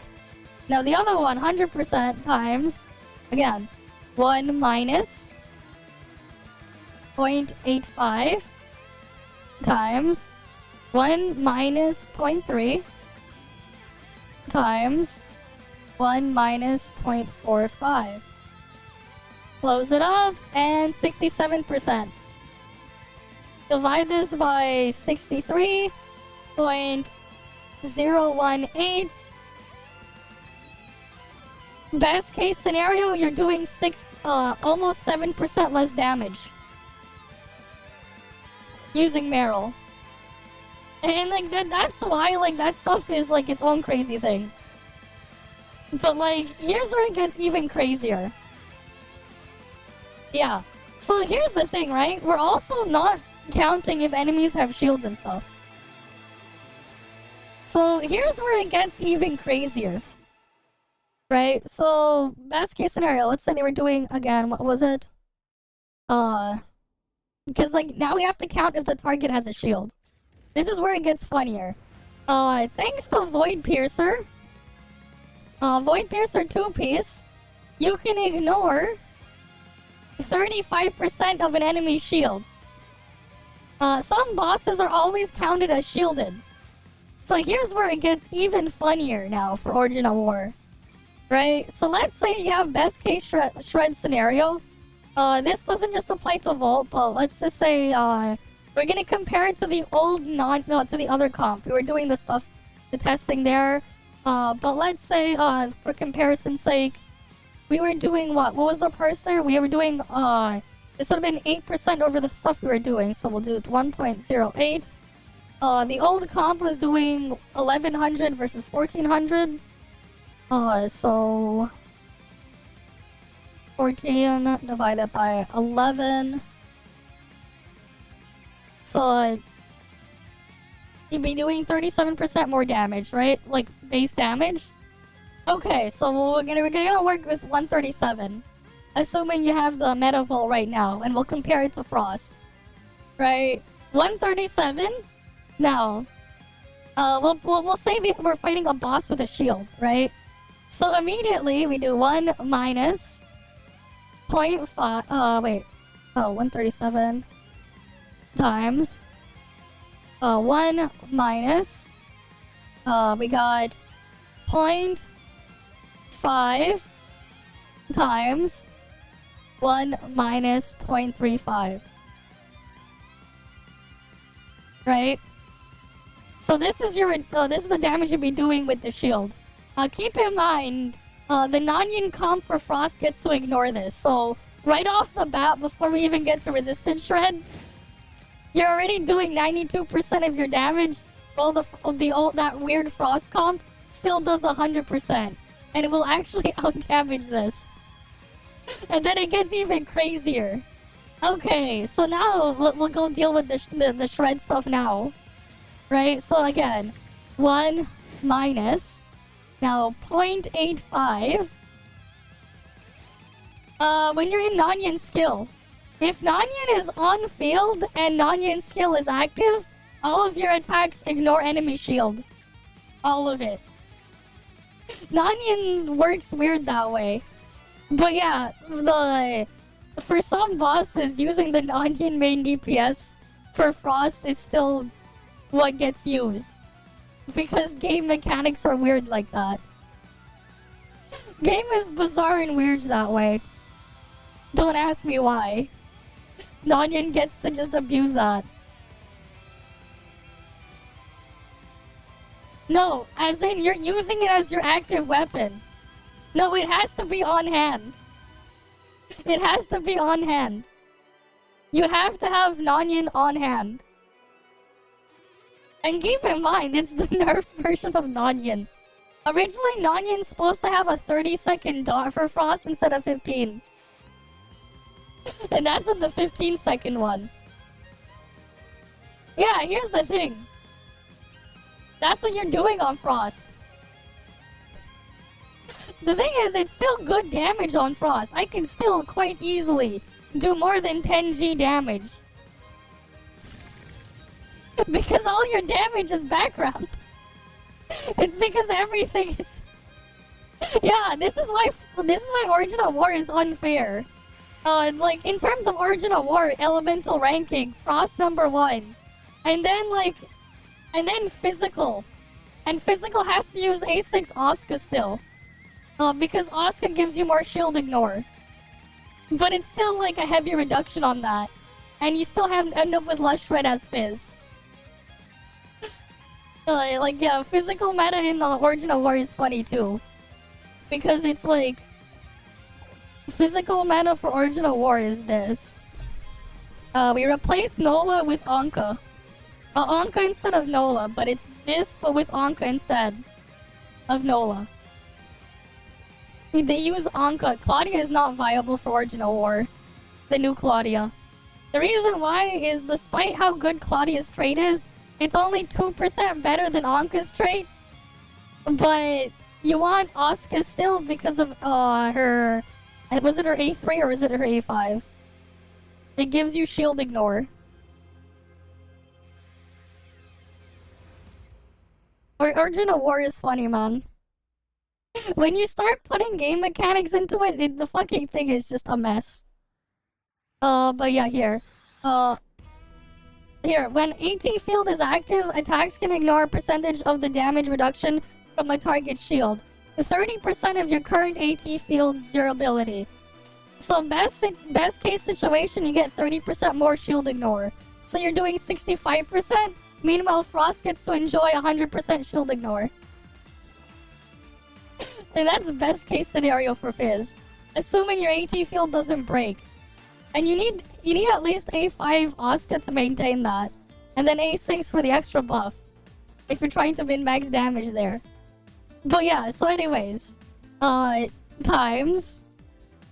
So party shred, right? So for Frost, Frost you can have the tank or the healer. Whichever one wants to. They get another thing that they can play with. They get to use Hilda. 50% resistance reduction right here. You get to apply this with Hilda. Ideally, you would put this on a benediction weapon. One of your two benediction players would slot this in. The tank would be using N8 and get like an extra buff for Frost mates. Yeah. So Frost gets to just start. No, it's capped at 50%. Game hard caps a resistance reduction from debuffs to 50%. But anyways, 1 minus 0.5. But then you get to ignore what's left, right? So then again, times 1 minus. Oh wait, the 0.5 there is not what we're supposed to be using, right? 92.475. This is why it's unfair and Frost dominates it. They have the ability to cheese it. Well, you're not gonna cap both modifiers. Frost is still gonna go to 45% for resistance ignore and then 50% shred. But only Frost gets to do that. Only Frost gets to do that. Yeah. But it's still a huge reduction. It's dumb. But yeah. Right, meanwhile other elements, they have to deal with this.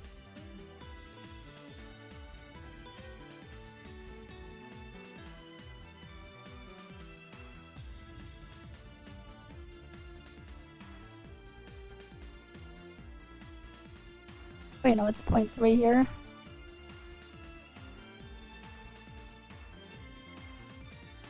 Oh wait, I screwed that up.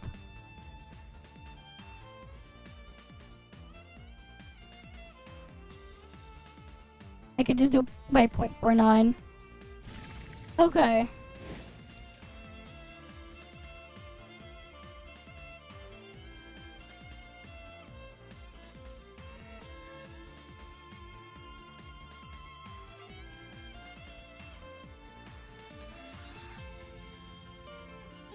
But yeah, then again, 92.475. Right, so your Meryl Volt will do 54% of their damage. From doing 137% as the Cactus Purse, they're doing 54% as their actual damage. But then the Frost one, right, we start with 100. We don't even calculate the shield because we're ignoring it all. Yay, Frost gets to ignore all of it. Okay, 1 minus, right, 0.85 times 1 minus 0.5 times 1 minus 0.45. And they're doing 76.625% of their damage. Instead, they still get their damage reduced.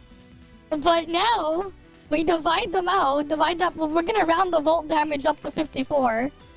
Now the Frost comp with Nonyan on field is doing 42% more damage. This is why it's unfair, man. Like the Frost comp ends up doing 42% more damage. They end up doing 42%. All because of all of these mechanics. The Frost just ends up doing 42%. It's Frost. That's why, man. Frost is the best element for that. It's not as bad on CN. You know why? Because on CN, everyone has 50% resistance ignore. Because on like global, On CN, all the resistance ignore stuff is double the value. All of these have double value on CN. This is 30% on CN. They're all 30%. They don't have I don't think they hit the red shred cap though. I actually don't know. I don't know the CN values of some of the stuff. I would need to know the CN values of some of the things, but yeah.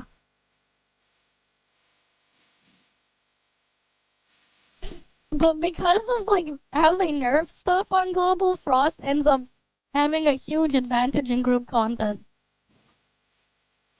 Because like some of the stuff that wasn't nerfed or whatever, like the early stuff, well they can abuse it. It's why Frost just dominates, man. Even with weaker comp, they're still gonna be stronger in practice. That said though, if enemy doesn't have a shield, that's a different story.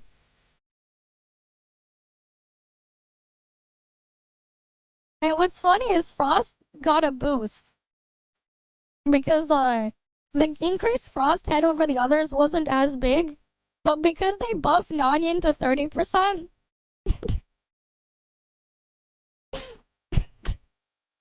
from what it was before, like before Frost would have still been ahead, but not that much further ahead.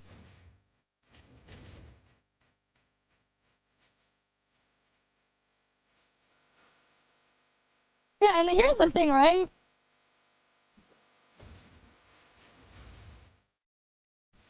If there's like a special bar under their HP bar, that's also a shield.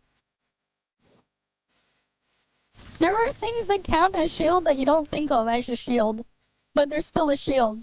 The game treats it as a shield. Right? You know, like that weird elemental bar underneath their HP bar that you sometimes see? That is a shield. Except you cannot remove that shield.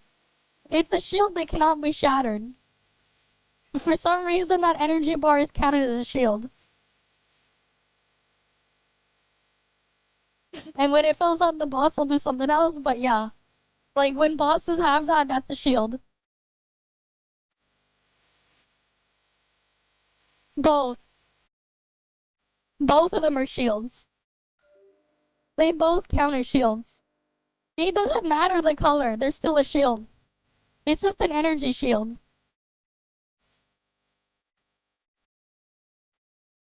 What it's actually there as an indicator for is if they're gonna use a specific special attack or not. When it fails, they'll use a special attack that deals a bit more damage to everything. That's what it indicates. But it's a shield. Game treats it as a shield.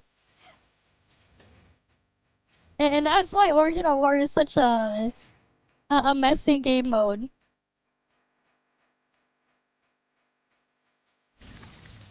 That said, there is something with Flame at least. Flame still has a use in Origin of War. Specifically Oserata.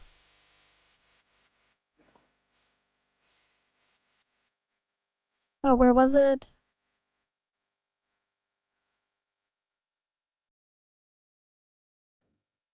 I forget. Where was the effect that blocks healing? I know Oserata has it. You don't need advancements.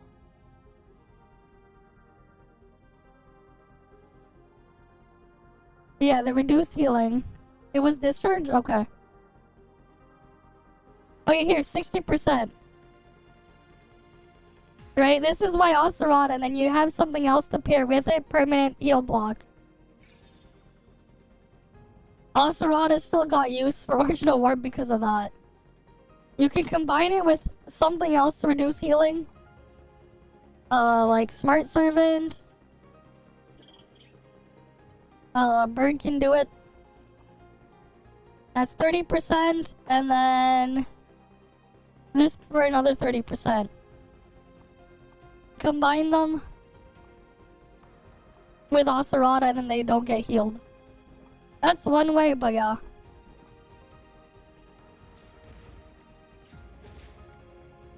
Honestly, for most people, like, they're not really doing higher difficulty Origin of War. It's just that, like, it's unfair for things in there. That said, Origin of War, so here's the thing, right? The HP of Origin of War at 2000% and 100% is the same. What they do instead, as the season goes by, is there's two different other hidden multipliers. Enemies have a defense multiplier. You cannot interact with that. And then they have the resistance. What they do is, depending on the difficulty, both of those stats get lowered. So at 2000%, it has 85% resistance. But at 100% difficulty, that's like 20%. It's not completely removed, but it gets reduced by a lot. That's why you end up doing a lot more damage at lower when the difficulty percent is a lot lower. Because the thing is taking more damage. Of course, also, you know, you have your buffs and everything. But the hidden defense multiplier also gets reduced. It's also the special thing with NOLA Altered. So the thing with NOLA Altered, this one right here, this ignores those modifiers. But only this piece of NOLA Altered will ignore it. Only this attack here will ignore it.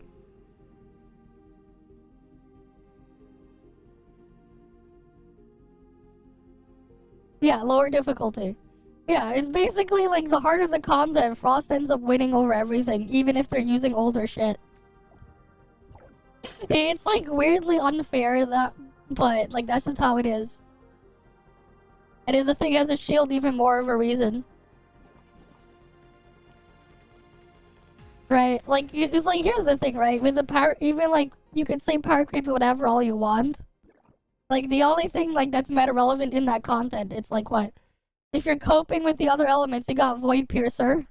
Grey Fox meta for Frost in there for damage, right? Nola because Frost again. Nonyan is the same thing there because again Frost. And then your other cope stuff is whatever your meta, like you have Fizz for Fizz cope Oscar. And then you round it up with either Anka, no, with Anka because you use Anka trait. Right, that's your Fizz one.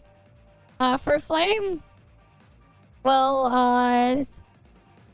Ocerata, but like, your tank can put this on.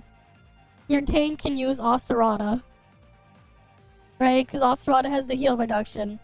Of course, there are other ways to do heal reduction, but it's not as reliable. Ocerata is just the best for it. Right. But like, what else? Alright, your meta flame is what? Ocerata, and then you put in your Void Piercer flame. And then your third slot in group content would be GU instead of NOLA. Because you don't need the extra buffs there from NOLA. With how this stuff works, you're gonna get a bit more out of GU. But even then, right? You're in the same situation Volt is in, where your damage is cut so many times over. Right? And you only have 30% resistance shred. Well, Fizz is also at 30%. But they can at least ignore an extra chunk of shields. With that one. Frost gets to enjoy 45%. And then, like, yeah, with Volt, you have the option to just put in Ray as your third slot, or even Volt Nola. You lose a little bit of damage using Volt Nola over Ray. It's like 5%, but yeah. But like, either way, like, Frost is just way ahead. Frost is just way ahead, and then Fizz, and then technically Volt with Ray. And then Flame in last place. It's just because of just the mechanics there. It's not friendly to the other elements. Volt just somehow gets to be lucky. Not Volt. Frost gets to be lucky and abuse everything. Especially because, like, we have, like, even, like, for all the stuff that got reduced. When stuff became global. Pretty sure they never really made use of this on CN. I want to see it. Let me check. Can we still access that site?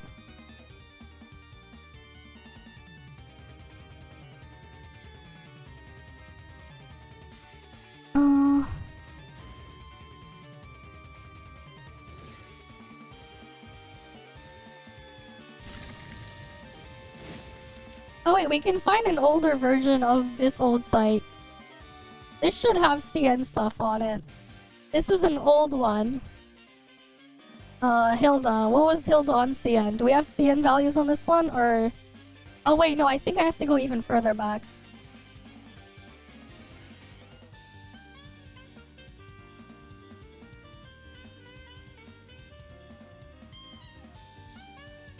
Is this far back enough to get the toggle? Yeah.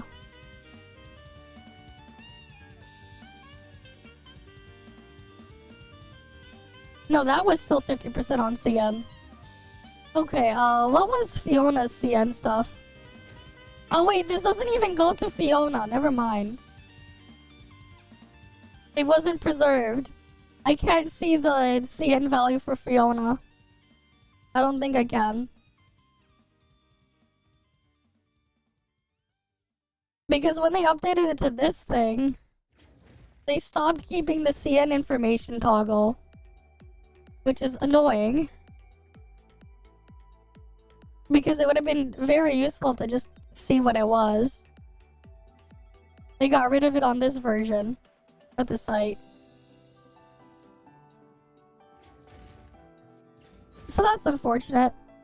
Wait, no, I think there's still a thing we can check.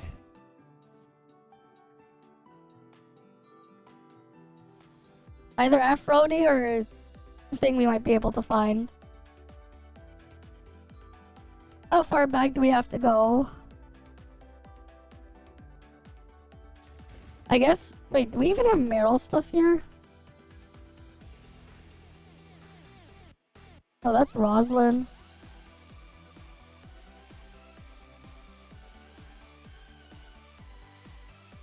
Yeah, that's CN values. Did they not do Meryl?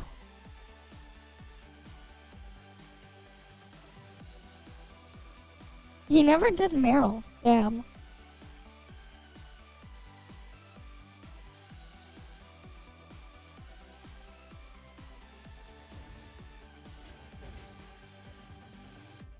No Fiona here either?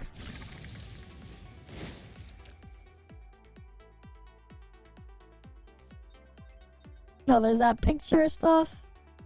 The character voice, that's Icarus. Fiona gift order event thing. Ah, this... Okay, so it's not Afro. Maybe Sova has it? What was Sova's Discord? Not Discord. Twitter. Sova might have had it then. I only remember Afro's Twitter though. It's hard to find because Ida Cafe died. If you remember what happened with Ida Cafe.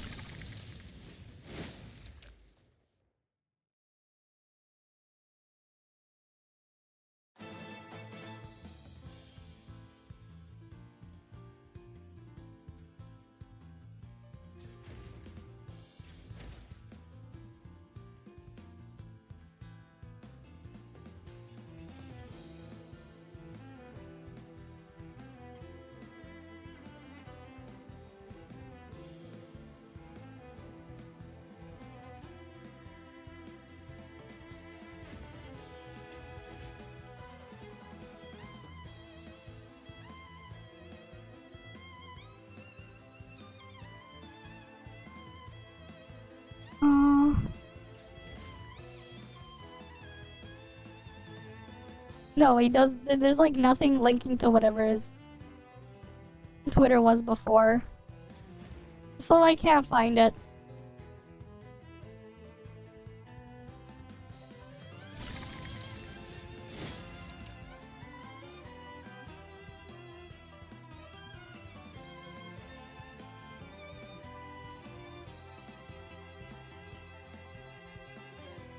This guy? It might be, wait. But he hasn't posted shit in forever. Yeah, he hasn't posted stuff in a long ass time.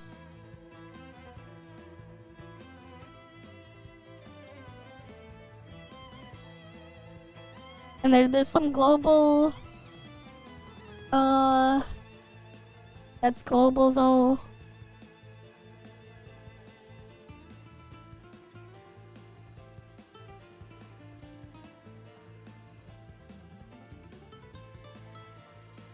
Oh wait, no, they only posted global stuff.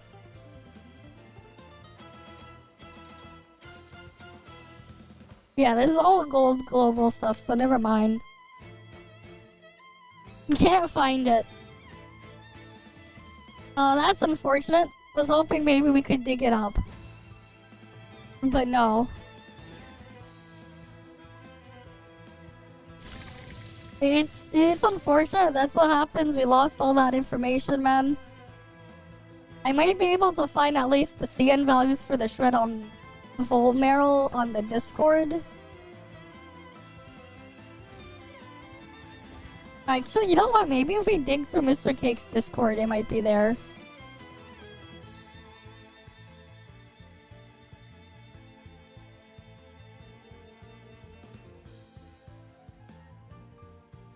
But I don't even know what I'm looking through. For some of the stuff.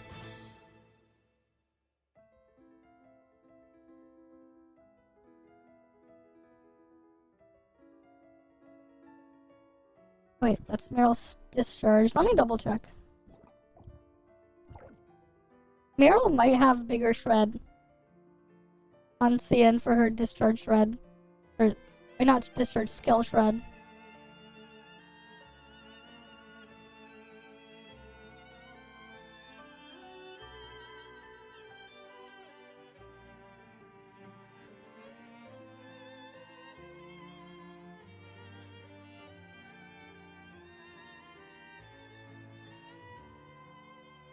Yeah, no, she has 20% on Sigan.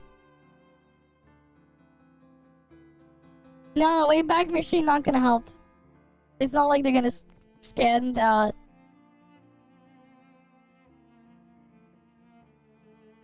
Yeah, no, so this is, Meryl's thing is 20%. Her resistance reduction. For, Fortitude on CN. There's a few snapshots, but like... Eh? So, okay, I guess on CN they can hit 50% maybe. Oh, what's Oscar's then? What's the CN stats for Oscar? Oscar A6. Oscar A6 on CN has a thing too. I guess, yeah, that advantage with Shred probably doesn't exist. For Frost on CN. Because they can probably get another way there. Everyone gets 50% resistance ignore as well. It's just the shield thing instead, but like... CN Nonyan Frost is Garbo. Well, CN Nonyan is Garbo. Unlike Global, CN Nonyan was like actually just Garbo. Oh, but like, that's its own other situation there. CN Nonyan wasn't exactly great. Unlike the Global one.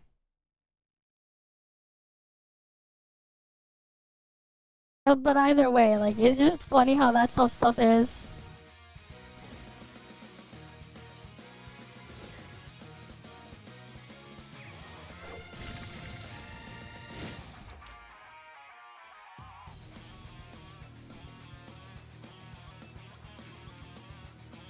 Which Discord?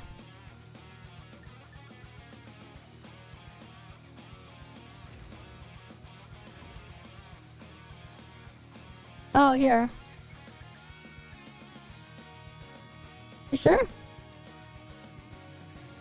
I clicked on the link. Alright, Fiona CN.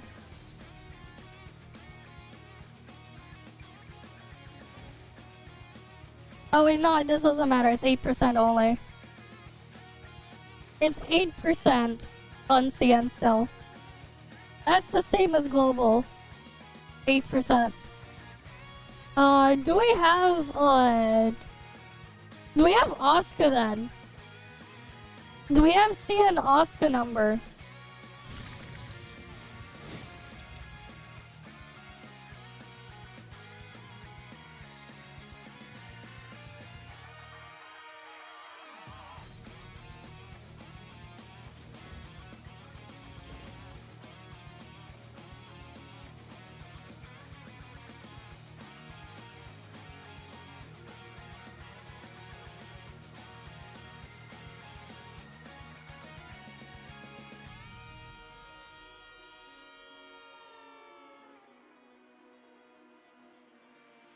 Let's see, can we find it?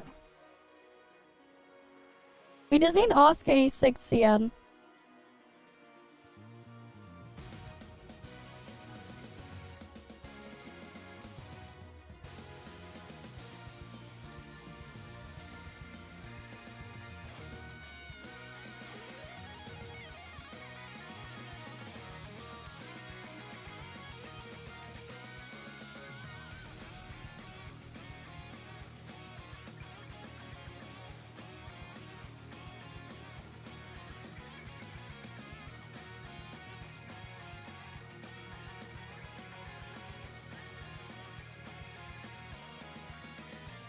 I don't think they have it because they like stopped updating it for a bit.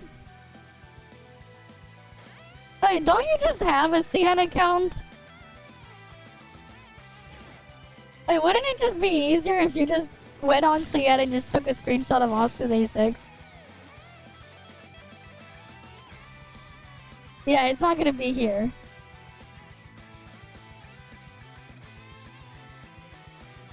You open the skill page? Not even that. Here's what you need to find. It's at the bottom. At the very bottom here of the advancements for Oscar. That's all we're looking for. There should be 2 numbers and then another another 2 here.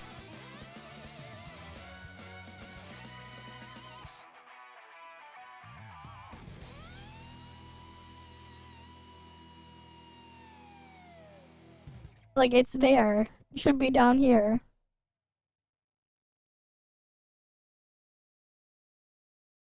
Right, it should be there.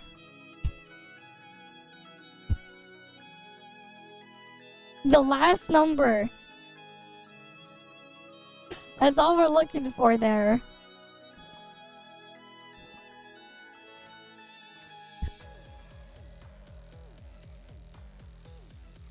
But yeah, Wayback Machine doesn't have it.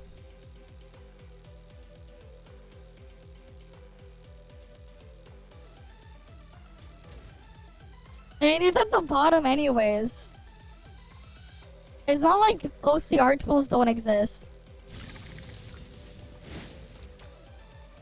Are people killing world bosses or anything right now?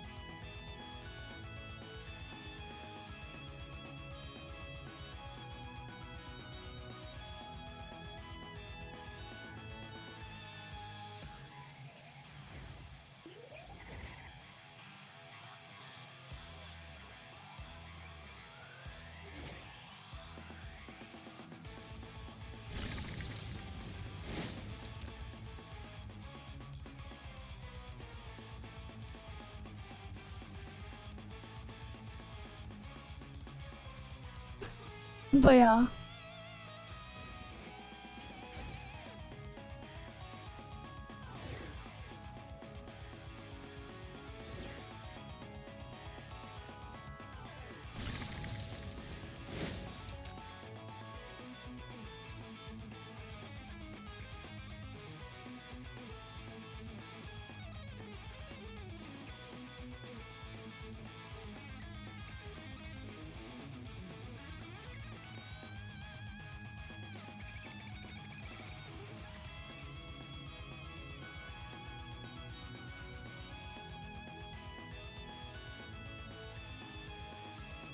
Okay, here. 80 cents, 50%. That's the buff. Okay. Yeah, that one is shared. Oh, so it's the same as global. Okay, it's the same. I won spirit. We're just like talking about the weird shit about how things work. The weird, bizarre stuff with how damage works in this game. We're like comparing this stuff with CN on why Origin of War heavily favors Frost on global. Game is just... So Frost still has a slight advantage. No. It's not worth it. The answer is no, it's not worth it, man.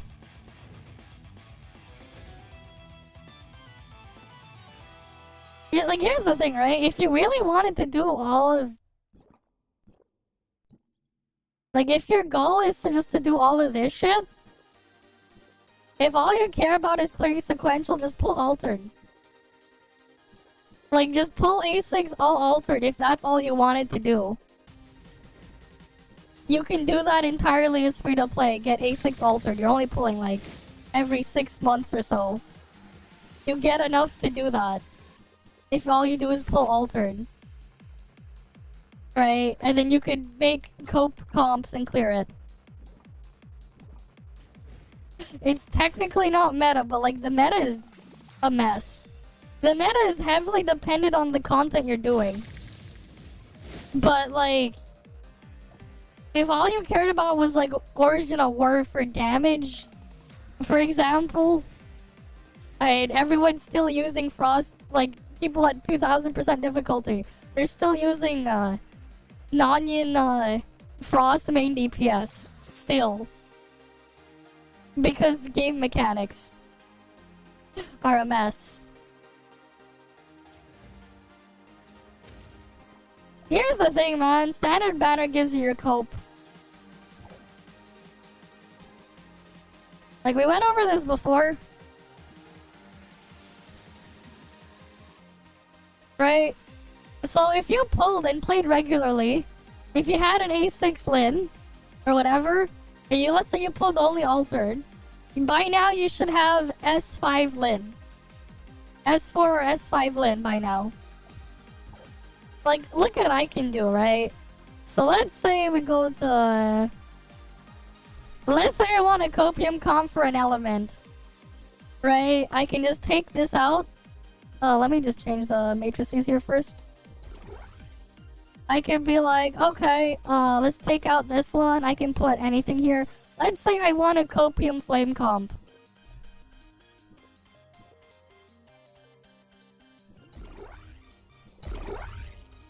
Right, and then what else can I put here? I'll just put Oscar here for attack. Because I don't want to dig out a different standard matrix piece. And we're gonna go over the thing, like, there is a bug right now. Lin S4 doesn't even work properly. But where is it? Or actually, no, you'll be using Crow.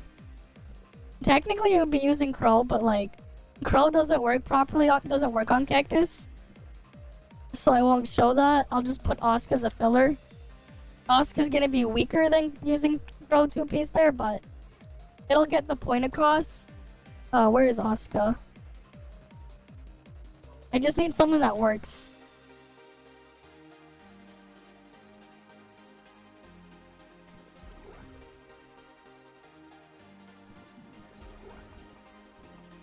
Right, I have Nola trait, I think. Wait.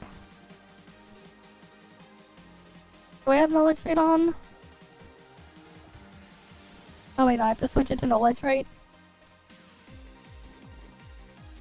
So like, I can do this.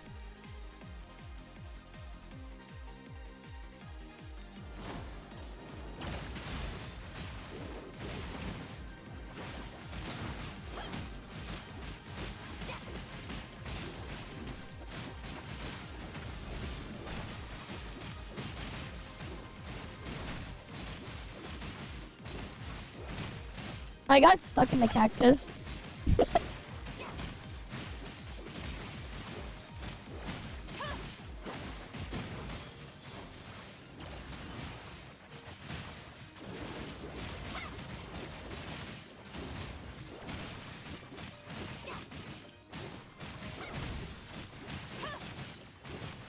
The damage might be low here, but keep in mind, in Bygone, Lyn does double damage.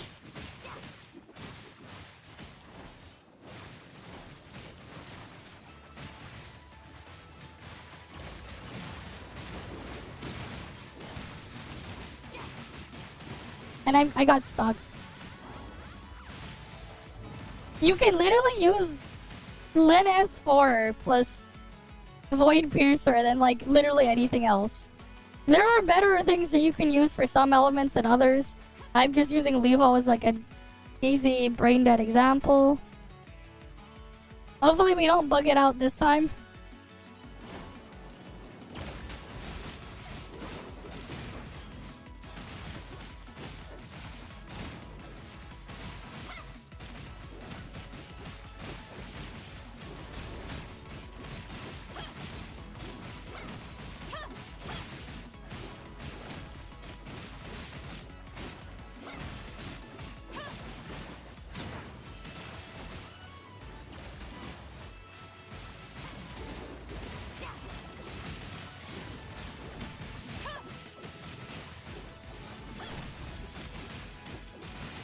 If lit in Bygone, the others category damage will be doing double damage.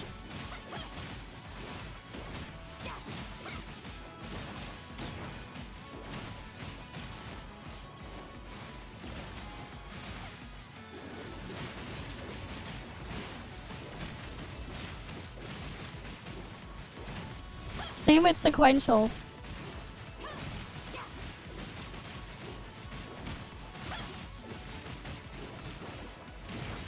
Anything can be filler on field.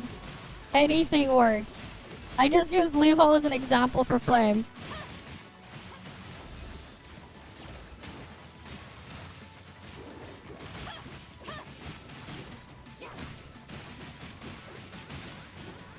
In Bygone and sequential, Lyn S4 does double damage. And will max out the damage from the Void Piercer's claw thing.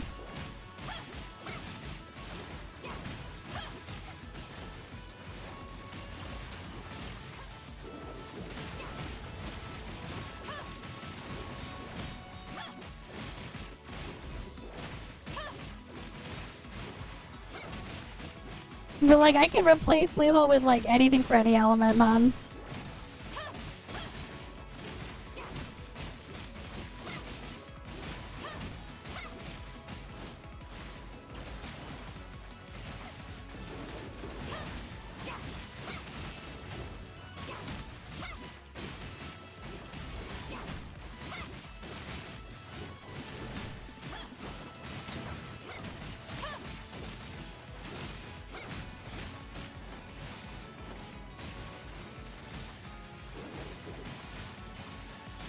So the other's damage is...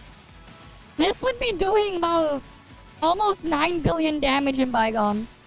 And keep in mind, Lyn S4 doesn't even work properly. Lyn S4 doesn't use your attack stat if you're not on an altered weapon. Like, here's the thing.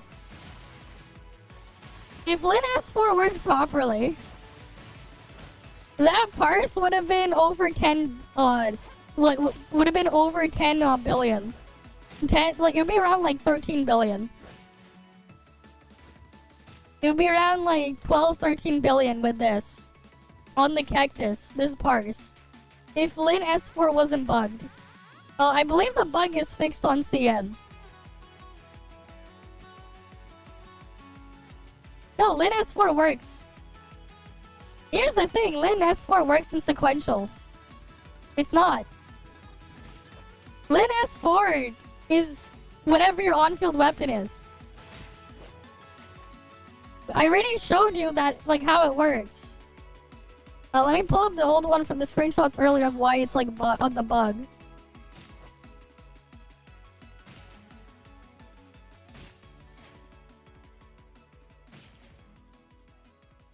This is the damage of Lin S4 when it works properly in an when we were doing a copium test before with the same stats.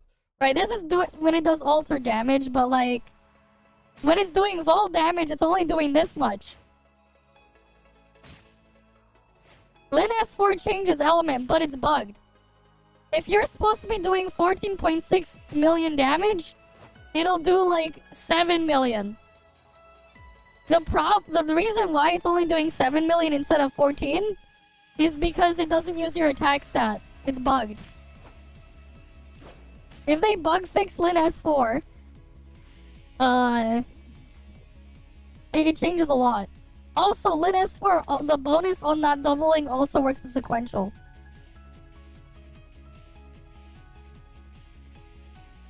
Yeah, it's bugged. It uses everything else but the attack stat. So, here's the thing. Lin S4, this one right here, every second, on whoever you're locked onto, you'll do damage equal to 3,000% of your attack, 50% of your max HP, 1,500% of all your total resistance stats, and 6,000% of your crit rate. The thing is, if you're not using an altered weapon on field, it will not use the attack stat. So like half of the damage is missing in practice. Yeah, that's the bug. It's not supposed to do that. It's been bugged for like 6 months. But CN got it. People on CN complained, and apparently it's fixed on CN. Apparently it's fixed on CN. But not on global yet. So we're wondering if when the next patch drops, it gets fixed for global too. And as you can imagine, it has some very interesting implications there if this thing gets fixed. Oh yeah, if you're wondering, Lin S4 is considered normal damage.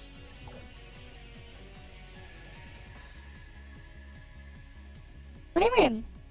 It'll probably get fixed. They know about it. It's just that level infinite was literally like the laziest thing they could be. Level infinite won't do shit, man.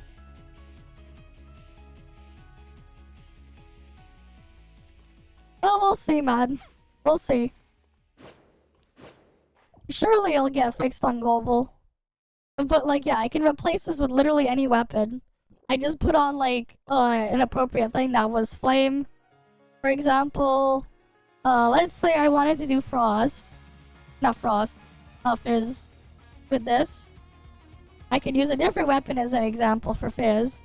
Let's say I wanted to use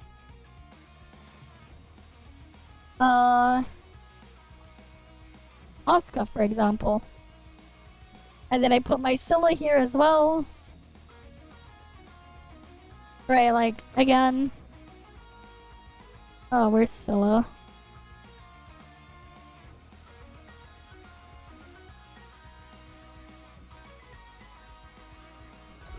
Oh, keep in mind, elemental damage and final damage doesn't work at all.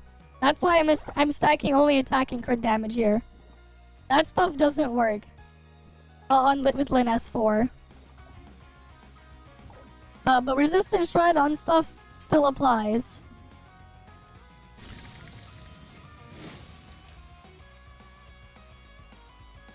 But we'll see what happens, man. We'll see. The thing is, it's probably easier for them to fix it anyways because they fix it on CN. They already have the fixed code on CN, so surely they'll just bring that over. Surely that'll happen. But yeah.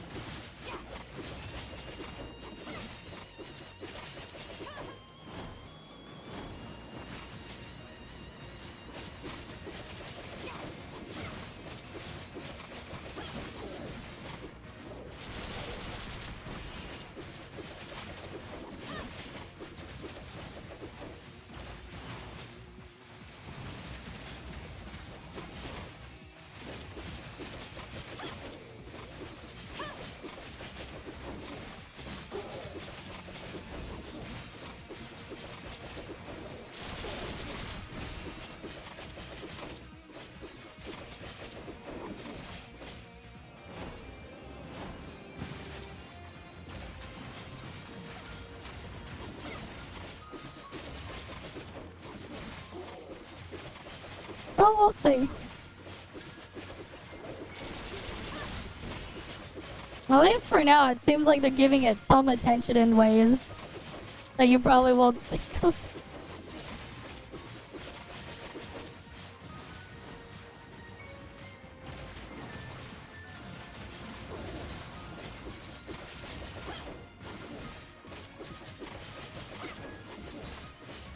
But yeah, like my others category damage should be doing double the amount of damage it's doing at the moment.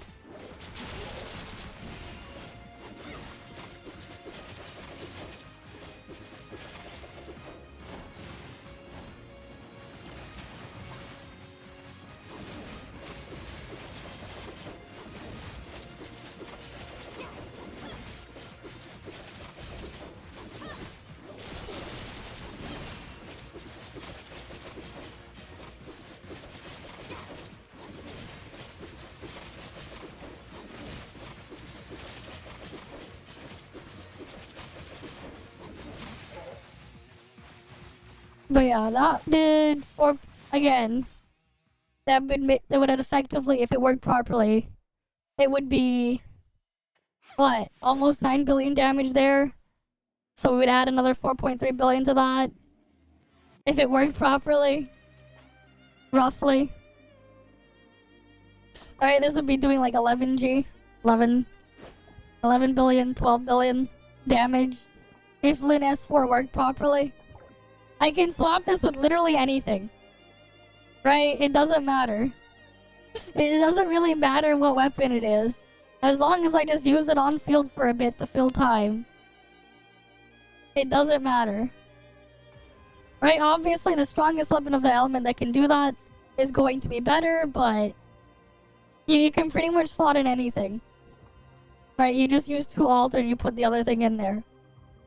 This would be like the strongest thing you could do. Like, even like the advancements on this thing don't matter, right? Like, the reality is all the damage is coming from these two. Well, Lin feeding this one. Right? So all the damage is coming from here. We look at Asuka's stuff. A6 doesn't take advantage of that. You can make use of the shield ignore here on her, I guess. But the rest don't apply. Like A1 and all that other stuff don't apply. Right? Even the matrices were just using attack and crit damage. Because of that. You have like weird situation there. And you can take Lin S4 to any element. So yeah, if they bug fix that. Like appropriate like for clearing every element's content.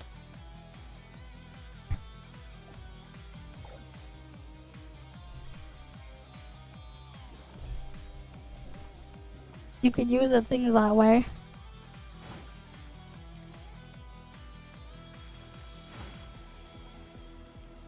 Alright, if they do bug fix it, you can go eat a shoe.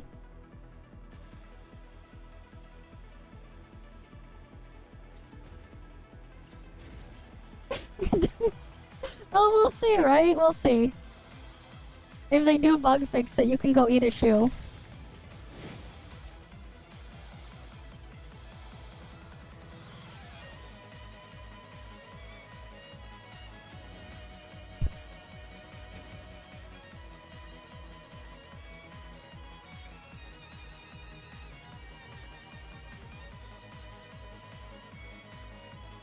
Okay,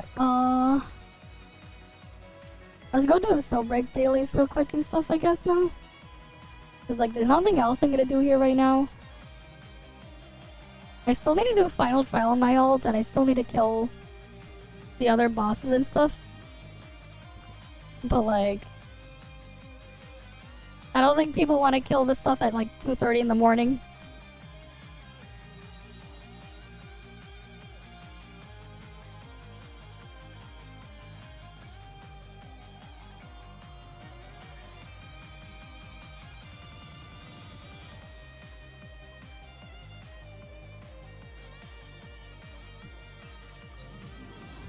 Just gonna bring my stuff to the AFK spot. But yeah, like, you see the situation there. And besides, like, the way the game creeps stuff is very, very small. Like, the way the stuff happens. So, like, yeah.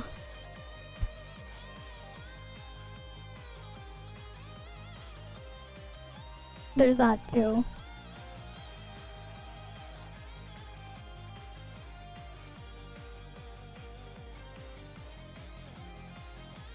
Alright, I think I clicked on everything here. Yep. And we did all the dailies and stuff already anyways.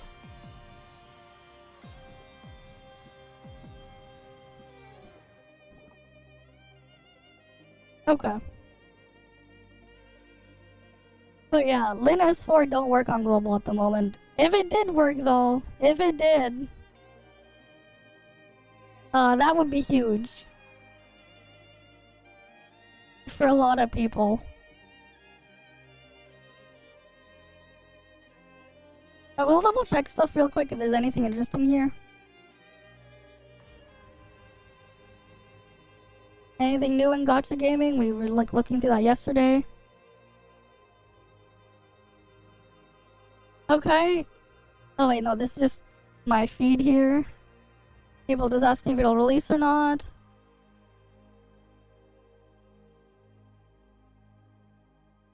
Okay. And then there's apparently this. King's Raid EOS, but apparently another company, Korean company, might bring it back. It ended service, but then something else is gonna restart it. King's Raid, the IP thing. It was released in 2017 by Vespa. Well received. Yep. At its peak, they had like 15 million concurrent players or something. In recent years, various problems have arisen. Developer Vespa has also failed to hit majority of new works record deficits. And they ended service on the 15th of March, completely shutting down. But apparently, another company, they bought the IP stuff, and they might bring it back. Some other company swooped in and got the IP. Who knows what will happen there, though? Because that game was a gacha where you didn't pull on the character, you just bought the character, but you had to gacha for everything else. You just straight up got the character, though. But yeah. Anything new in gacha gaming?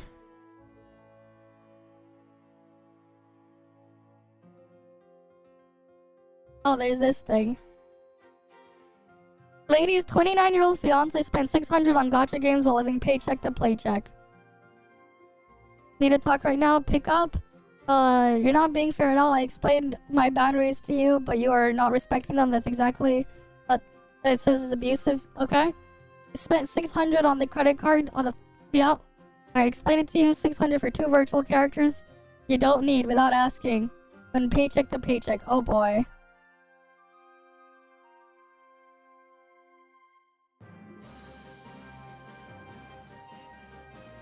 You told me... Damn. I am the 29-year-old man. I'm allowed to make purchases without needing your permission. Then use your own separate card, man. I didn't say we should spend hundreds to get constant. Okay. Damn.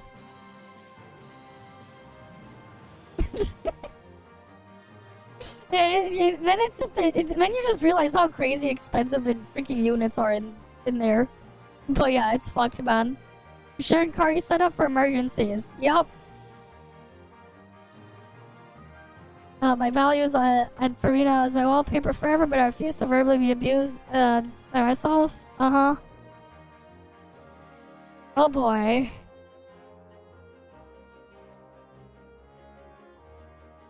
Yep. Get it disputed.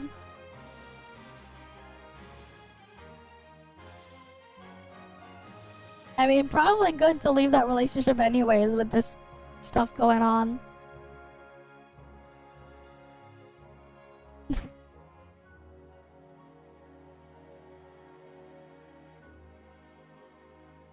Alright. Okay then.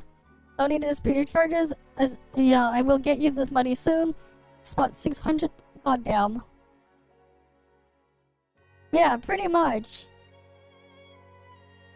Yep. Life is priority. It's a life priorities. Oh boy. It's not worth it anyways, man. It's not worth it.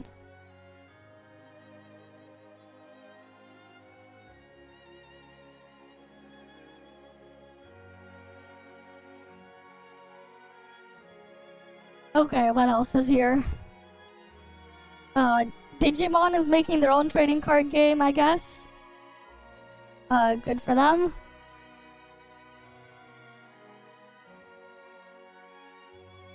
AR card thing here of some sort. I never thought I'd see chicken like this in a McDonald's. For sure. Yeah, no, paycheck to paycheck, that's their own... Yeah, priorities are wrong there. Exactly. I won't click on the NSFW post there.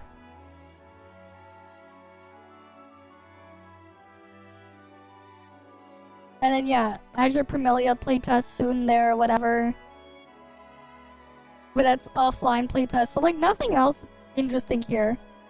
Other than that post here. Other than this post, there's like nothing else. Alright, let me boot up Cellbreak.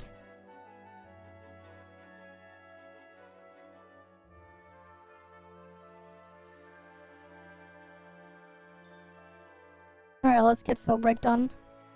Although I don't really have much to do in Snowbreak. I already finished the event stuff. Right, I already finished the stuff there.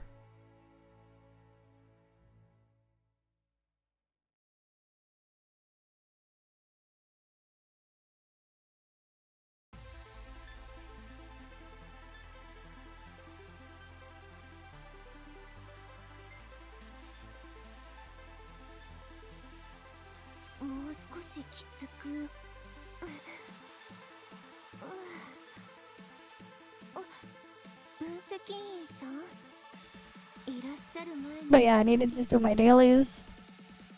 Which we're gonna get done immediately.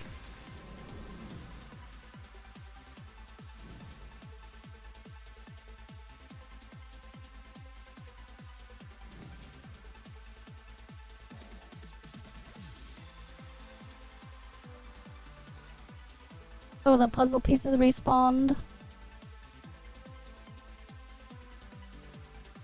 How many on this floor? There's 3 more pieces here.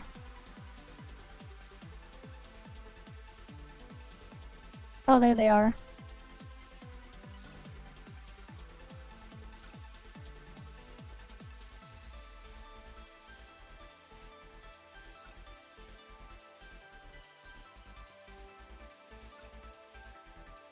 I already swapped. Don't worry.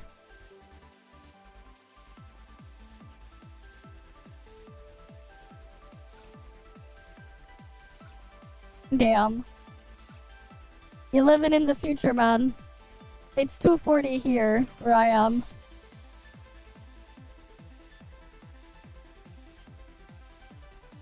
Alright, there's one more over here somewhere.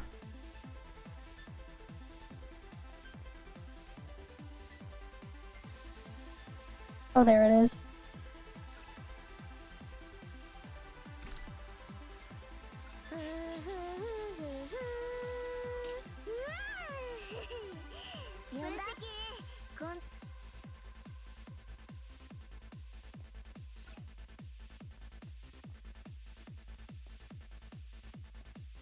Oh, where are they? There we go. I got my plus pieces. Yeah, you guys are living in the future, man. You're living in the future. So when do we get the flying cars? You guys are in the future, right?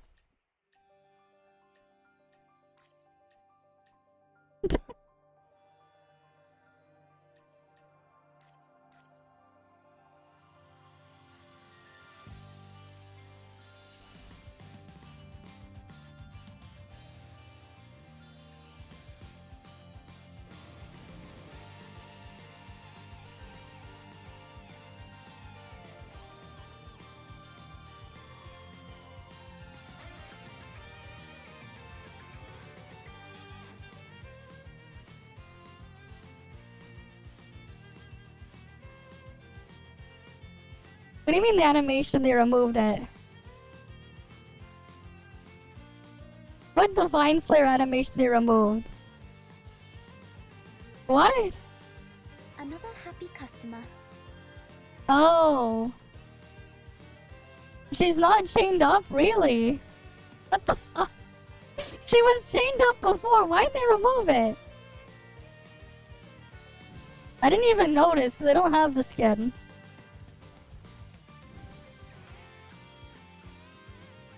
But damn. She's not chained up anymore on the screen there, I guess. That's unfortunate. Why'd they remove the chain unless it's bugged?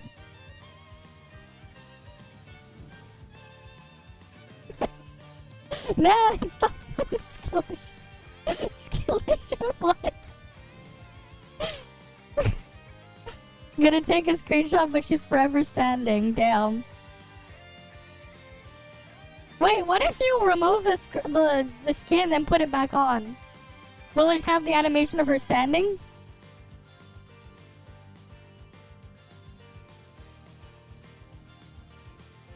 If you take it off and then put it back on?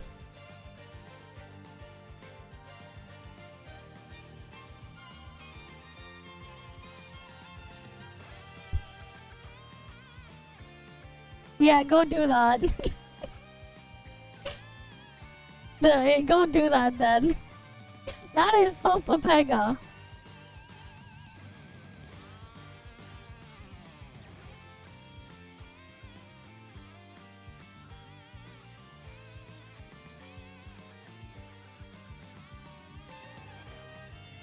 Unless it's broken. Remember the old Fenrir skin lag bug?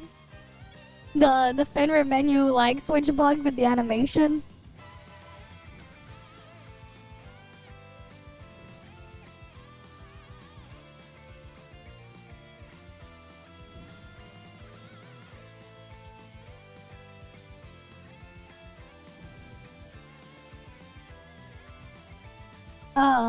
Fair enough. But like, you know how like the Fenrir has that animation when you equip your skin or thing, right? There used to be a bug if you switch the character fast enough and you equip them, they'll play the Fenrir animation with their model. And for some characters, let's just say they're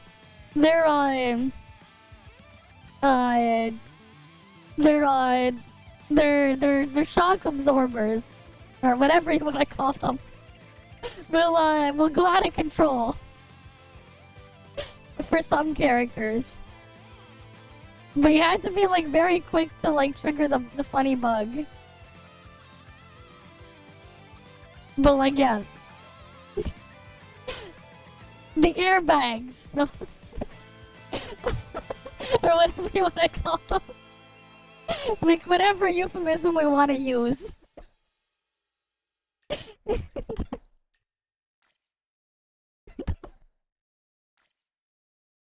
The dancing, they would do the Fenrir dance. There used to be a bugged out thing. But you needed to like have the thing lag out at a weird time. The jiggle physics, yes.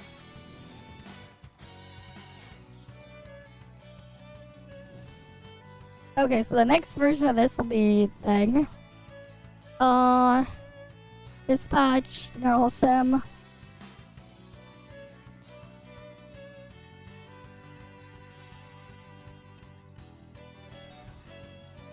Get that done. I don't feel like fighting any of them, if I'm gonna be honest.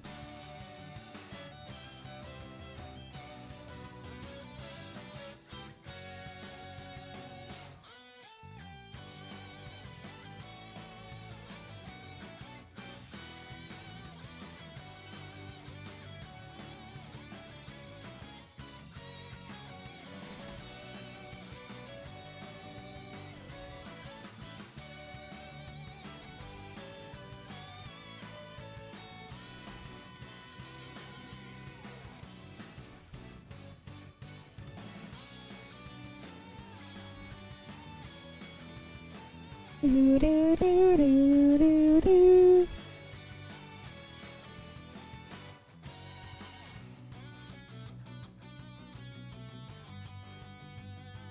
Another happy customer.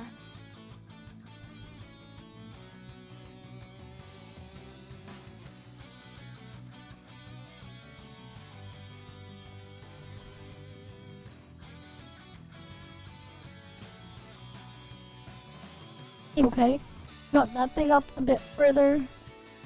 Not like I'm ever gonna use this version of Yahoo. But hey, free is free.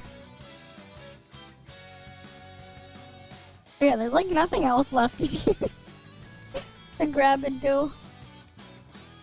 There's like nothing else here. Right, still break, we're out of stuff. Shit's edge. That's part of why Snowbreak always edge. There's like actually just nothing. I guess I could do one more round of this thing.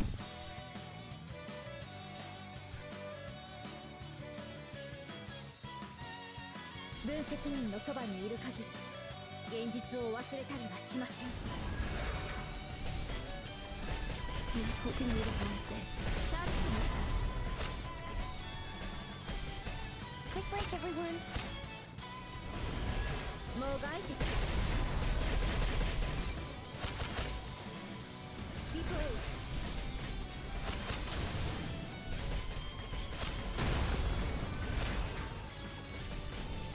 It would be wonderful if there was a way around this. 邪魔させませんから。I'm fine. Don't worry about me.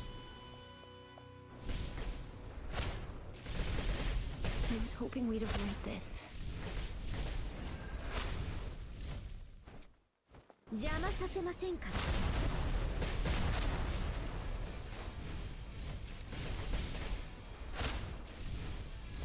Be brave.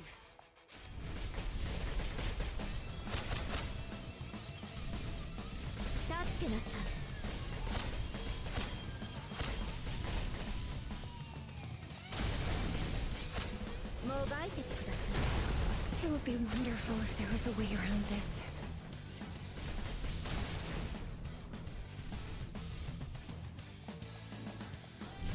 I was hoping we'd avoid this.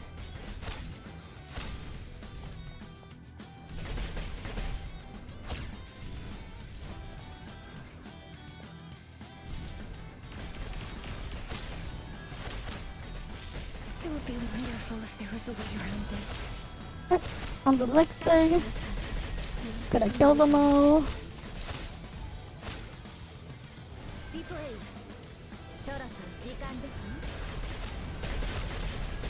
Quick break, everyone.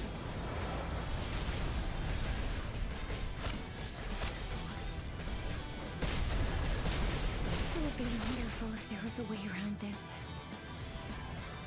I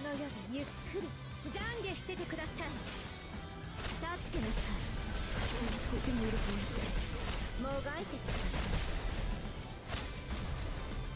Be brave.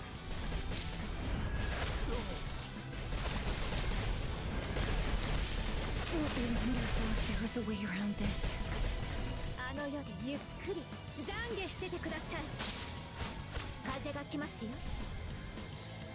Alright, cool. That's the highest grade I've ever gotten here. 30,000 now.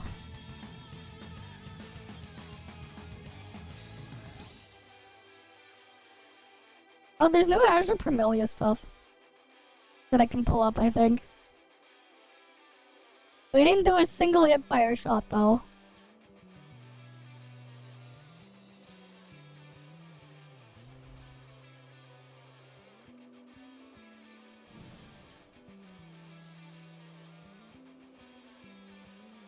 Here we go, let me pull it up. I just saw this on Discord. We can translate it. Here we go. Oh, what does it say here? Starland, Vietian star cluster. After the star cluster, intelligence of race of the Kibo recognized each other.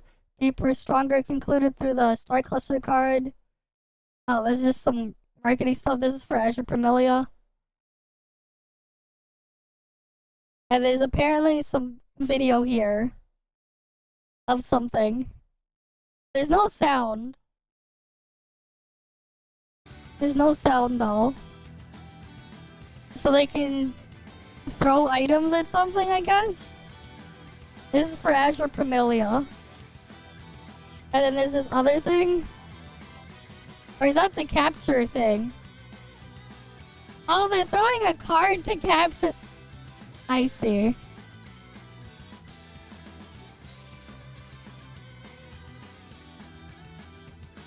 So that's what they're doing instead. Okay. So they're not throwing a ball or whatever to capture the things in Azure Primalia, they have to throw the card. They're throwing cards instead. It's probably because Nintendo why they're doing it. They're throwing the card instead. That's probably how they're getting around the Nintendo thing. The Nintendo patent. They're like, oh, we'll just...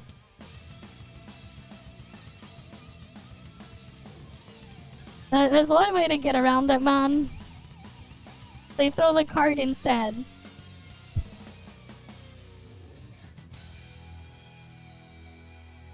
They throw a card. But it's like the animation looks kind of weird. It looks kind of weird.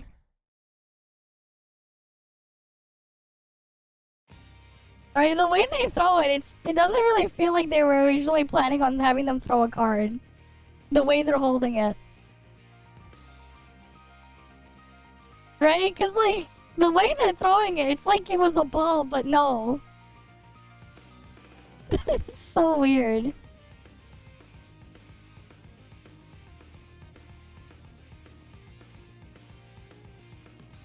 Like, it doesn't look like they originally wanted them to be throwing it as throwing a card. It just looks kind of weird the way it gets eaten. Like, they tried to repurpose it, but I don't know, the animation looks a bit all weird. But okay.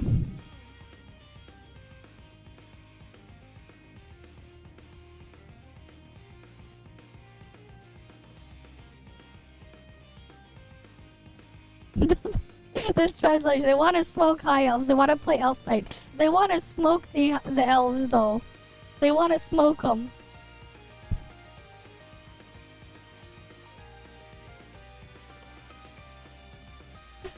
But yeah.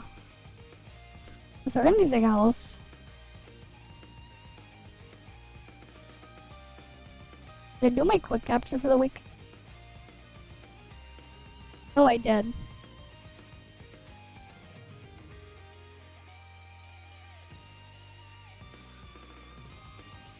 Wait, no. I guess I'll capture one more. Oh, I need to make room for units.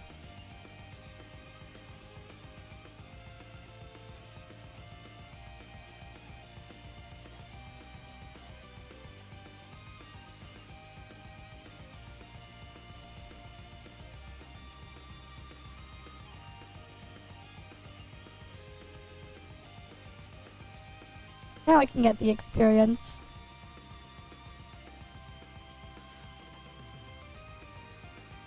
The slow and lazy way to get this thing up. Eventually I'll get it to 45. It was cool. There was some stuff that is kind of scuffed because no voice. So it skipped through parts of the cutscenes. It was definitely something. And you can find the VOD though, it's still up.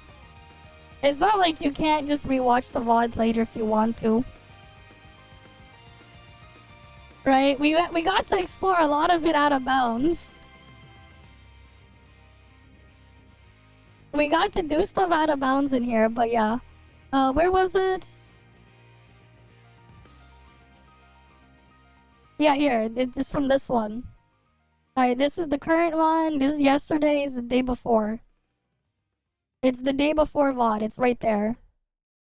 Right, you can just watch it there. On your own time. All the stuff is saved.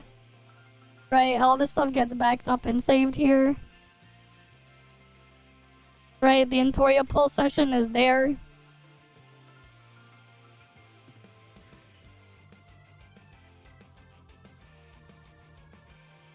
Maybe, like, I'll go through at some point and, like, cut it apart. Maybe, and just, like, upload me going out of bounds.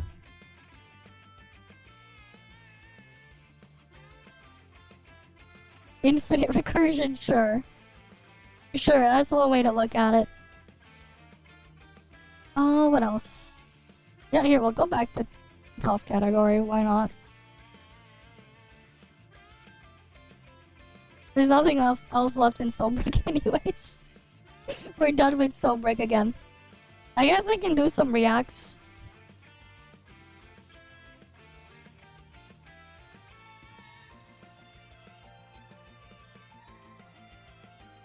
There was a... Wait. Did I miss anything from Infinite Nikki Codes? Nah, I think we're fine there. Okay. React time.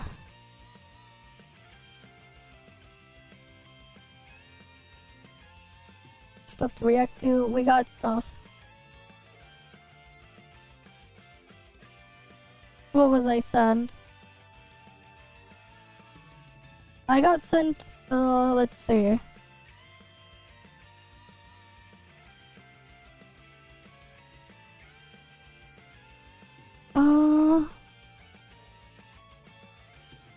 Okay, I was sent a lot.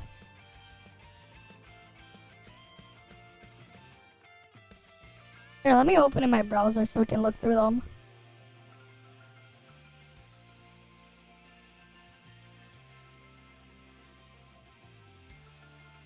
We have a bunch here to go through.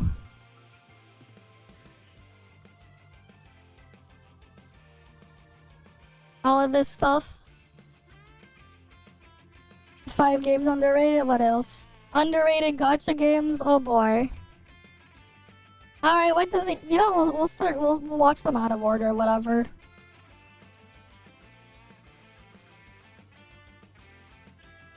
Yeah, here, we'll just do this first. We'll just watch them in order. Hello guys and gals, me Mood. Okay, what do they want us to block? TLDR, this video involves and is sponsored by something known as common sense, okay? I know this is kind of... I know common sense ain't so common these days, but I just wanted to bring it up because that's really what this kind of video is about. Now, the FBI is an organization that I'm sure a lot of you guys have heard of, okay? Not just the FBI, pretty much any federal agency, any law enforcement agency. And one thing that I always get annoyed with every day is seeing this stuff clog up my actual news feeds. FBI warns Chrome, Safari, and Edge users. Oh my god, I use a Chrome-based browser. Oh, hold on, I gotta watch out. Do not use these websites. And then you start to go down a little bit. You know, you see the FBI badge. Ooh, following hot on the heels of the FBI to delete fraudulent texts. Here comes another alert as a very different kind of threat has emerged. Oh man, they're making it sound spooky. So obviously, this is a kind of a Forbes, almost a clickbaity article. I decided, yeah, I'm just gonna go right to what the FBI is saying. What are they saying? saying? The FBI, I feel like there's somebody that works at this organization. Their whole job is to basically make a common sense post every day. Warns of an online file converter scam. Well, that's scary. Ooh. They're warning that agents are increasingly seeing a scam involving free online document converter tools. He messed up, and that's what he says there. The best way to thwart these fraudsters is to educate people so they don't fall victim in the first place. You know what? I got a large platform. I'm going to be the educator. I'm going to tell you to have common sense. Okay. Now, what is to conduct this scheme? What's your common sense thing to say then? Across the globe are using any type of free document converter or a downloader tool. This might be a website claiming to convert one type of file to another, such as a doc to a PDF file. I don't know why I'm thinking of Twitch TV all of a sudden. It might also PDF file, oh boy. files such as joining multiples into one. All right, so what are these spooky Let's see if I can do my converters other Well, they my other steal your sequentials in the PII, background. Your social security the numbers, small your talk date of birth, your player? phone numbers, your banking information, your crypto info, your emails, and your passwords. Not that one. So, yeah, Where's the other FBI one? isn't joking around. Now, this requires you to be absolutely absent-minded. Here we But go. again, I'm not here to Nah, it's not roast covering the anymore. average person, okay? I really don't think roasting people without educating is wrong. So some of the domains that I saw covered in the security write-ups involved some of these. Image converters, converted to RIMP3, convertitions-PDF. Oh yeah, So yeah, there's a these lot of weird different sites. links. Now, I want to warn you watching, okay? When I investigate these on my video, I am a professional idiot, okay? I have a background in this kind of stuff. I Okay, he's know a what I'm professional doing. idiot. Do not visit these links unless you know exactly what you're doing, okay? In fact, Yep. don't even go there at all. So I'm No, gonna pick yeah. one random imageconverters.com, okay? And when I enter it in, whoa, I got sent to Asia's most sloppiest offline casino. Do you want these women? Do you want this cash? Oh, boy. Do you want this poorly rendered supercar? Do you want these gold coins? Well, you better throw up in the casino where Yep. you're guaranteed to lose all of it. Yeah. All right, so obviously I don't think I can be converting no images here. This seems like I'm losing money right here. Yeah, where are you All gonna right, let's convert go the to image there? 9convert.com. Now, 9convert.com, if you just copy any URL, this URL is from like a Nick 930 video, the history of Rainbow Six. Absolutely Okay. great video. Check it out. You can just download it, converts. Yeah, Google and, runs their ads, In yeah. some cases, it actually fails. Now, Yeah. one of the reasons why I suspect 9convert didn't do shit to my computer is because I have ad blocks Yeah, enabled. just use an ad Now, This is blocker. something that the FBI has constantly been advertising for quite a long time, okay? To give you an idea, this is a federal public service announcement back from 2022. So here they said the FBI is warning the public that cyber criminals are using search engine advertisement services to impersonate brands and direct users to malicious sites. So their actual tip to protect myself is before clicking on an advertisement, check if the URL to make sure the site is authentic. So if, for instance, they're telling you to go on to like, I don't know, OBS Studio or something like that, make sure it's not Yeah, lots of fake websites out there. Offshore, canary scamdownload.com. Make sure it's actually legit. It's all of this is common sense. You don't need to watch this video in its entirety to know that having basic fucking common sense should be practiced, okay? But again, common sense isn't so common.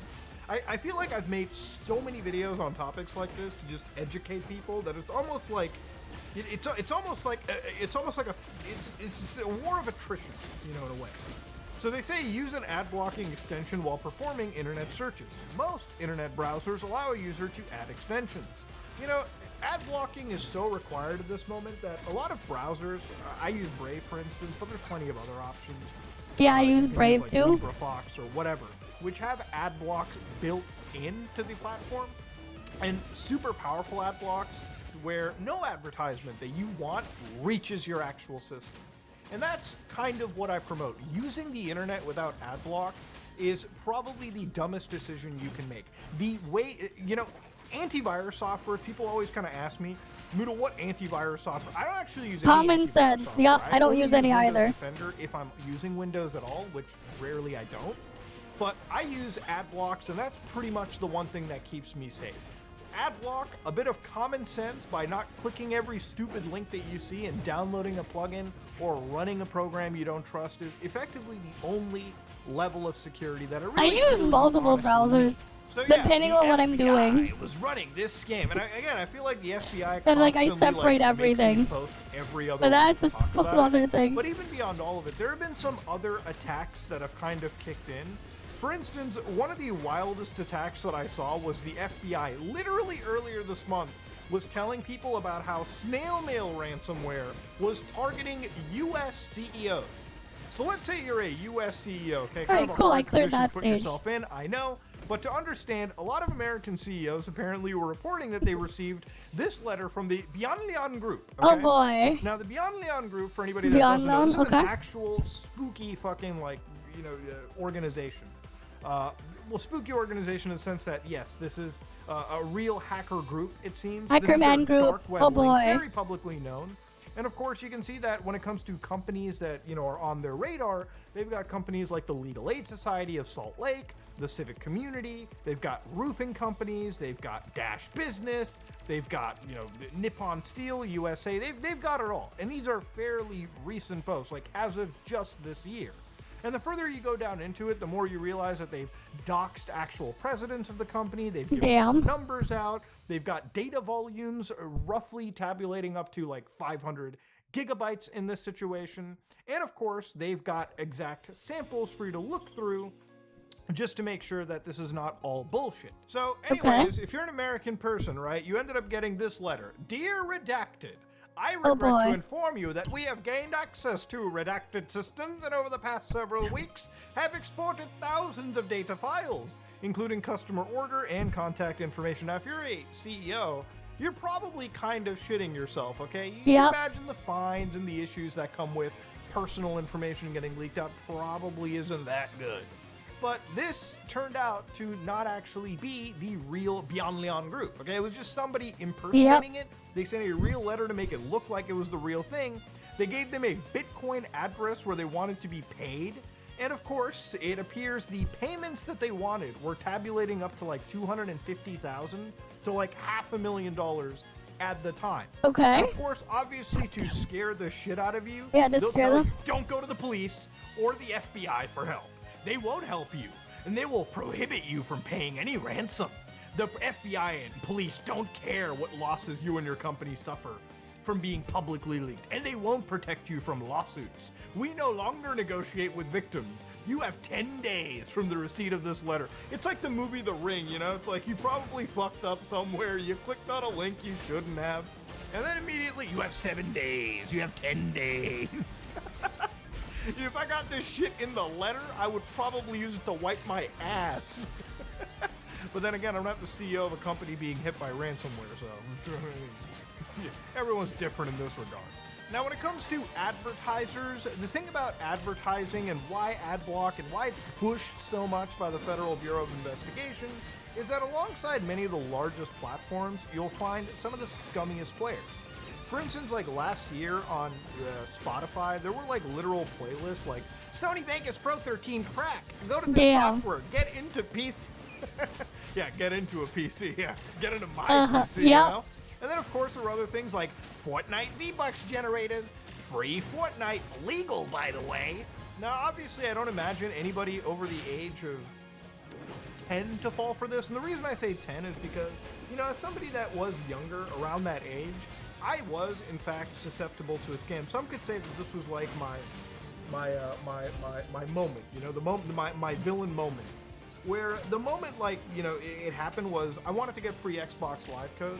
So I found a website where I was like, oh, free Xbox Live. Just put your password and email into this, and we'll give you a year of Xbox Live. Now, as a young person, $60 to play online with your friends, that's a lot of money. It's the whole game right there.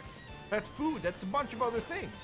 I went down the road of giving my password, my email, and I had that account still. And since that day, I vowed never to be scammed once again. Fool me once, shame on you. Fool me twice, I should be put into a fucking institution because I am that stupid. Now, speaking of actual malvertising, Microsoft decided to, break open the actual Pandora's box on a malvertising campaign that led to a host of info stealers. So you're somebody that watches illegal content on the internet. I'm not talking about like illegal, like the FBI is going to raid you for watching something very much against. I'm talking about pirated movies, right? Like pirated stuff. I'm sure a lot of you people have absolutely watched a pirated show at some point in your life, okay? It happens. I'm not going to judge you for it. I don't think anybody really cares, okay? In fact, I think most of the film and television industry is so scummy that even if you pirate something, I'm never going to, like, shame you or be against your side, okay? Okay. You know, I saw the other day that Disney Plus started putting ads in the ad, like... Yeah, that is fucked up. Like, putting ads in the ad-free tier. Bro, what the fuck? Anyone does that, I don't care if you pirate them. But when you are watching anything on the internet, care and safety is all I care about. And it's what the FBI cares. It's what everyone cares about. So generally speaking, for those of you who don't know, one of the largest organizations got shut down. So this large piracy network, right? We're talking 22 million users, basically 100 homes that were raided across 10 countries, ended up actually having people served arrests. And there was like, millions of dollars of cryptocurrencies, there were arrests, over 100 people into an investigation. And of course, law enforcement shut down one of the largest pirate networks available. Now, But they shut down. piracy is such a profitable endeavor for, again, the people perpetrating it, that basically the way that they make money is through malvertising campaigns. Oh yes, all those So malware for instance, let's say advertisements. you're on an illegal streaming site and you're watching the newest episode of something like Severance or whatever, or a Okay. movie, or you're watching like a live sport. I know tons of people that watch NBA games and shit like pirate sites just because they don't want to be paying the premium cost that it is for whatever service they're at, okay? Because it can be quite a fair bit, all right? So according to Microsoft, when it came to these illegal streaming websites, where again the user was redirected to their own platform, GitHub, and 2 other platforms, one of them being Discord, and I don't remember exactly what the other one was, but basically what had happened over here was, generally speaking, these platforms were used as the vector for people to get their first actual malware. So anytime you use these pirate sites, you'll probably notice that, unless you have an ad block installed, pausing a video usually comes with a billion pop-ups. And generally speaking, what they're trying to do is use malvertising, which is, again, advertising with malicious intent, to get people to go to GitHub and download software. Now, for instance, there's still software on GitHub right now as we're talking. Like, for instance, there's one where you can watch 500 live Indian TV channels.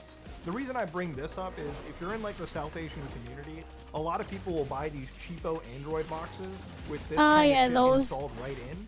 And, you never know if those Android boxes are completely, devoid of any form of malware. They're probably not. Some of these APKs, these programs, could be loaded with, again, special malware that could be used to use your device in a botnet, possibly use you to do illegal activities with, and again, maybe to steal your personal information. It's really like when you're dealing with people who are already breaking the law, you can't expect them to not break the law even further, right? Is all I'm gonna say.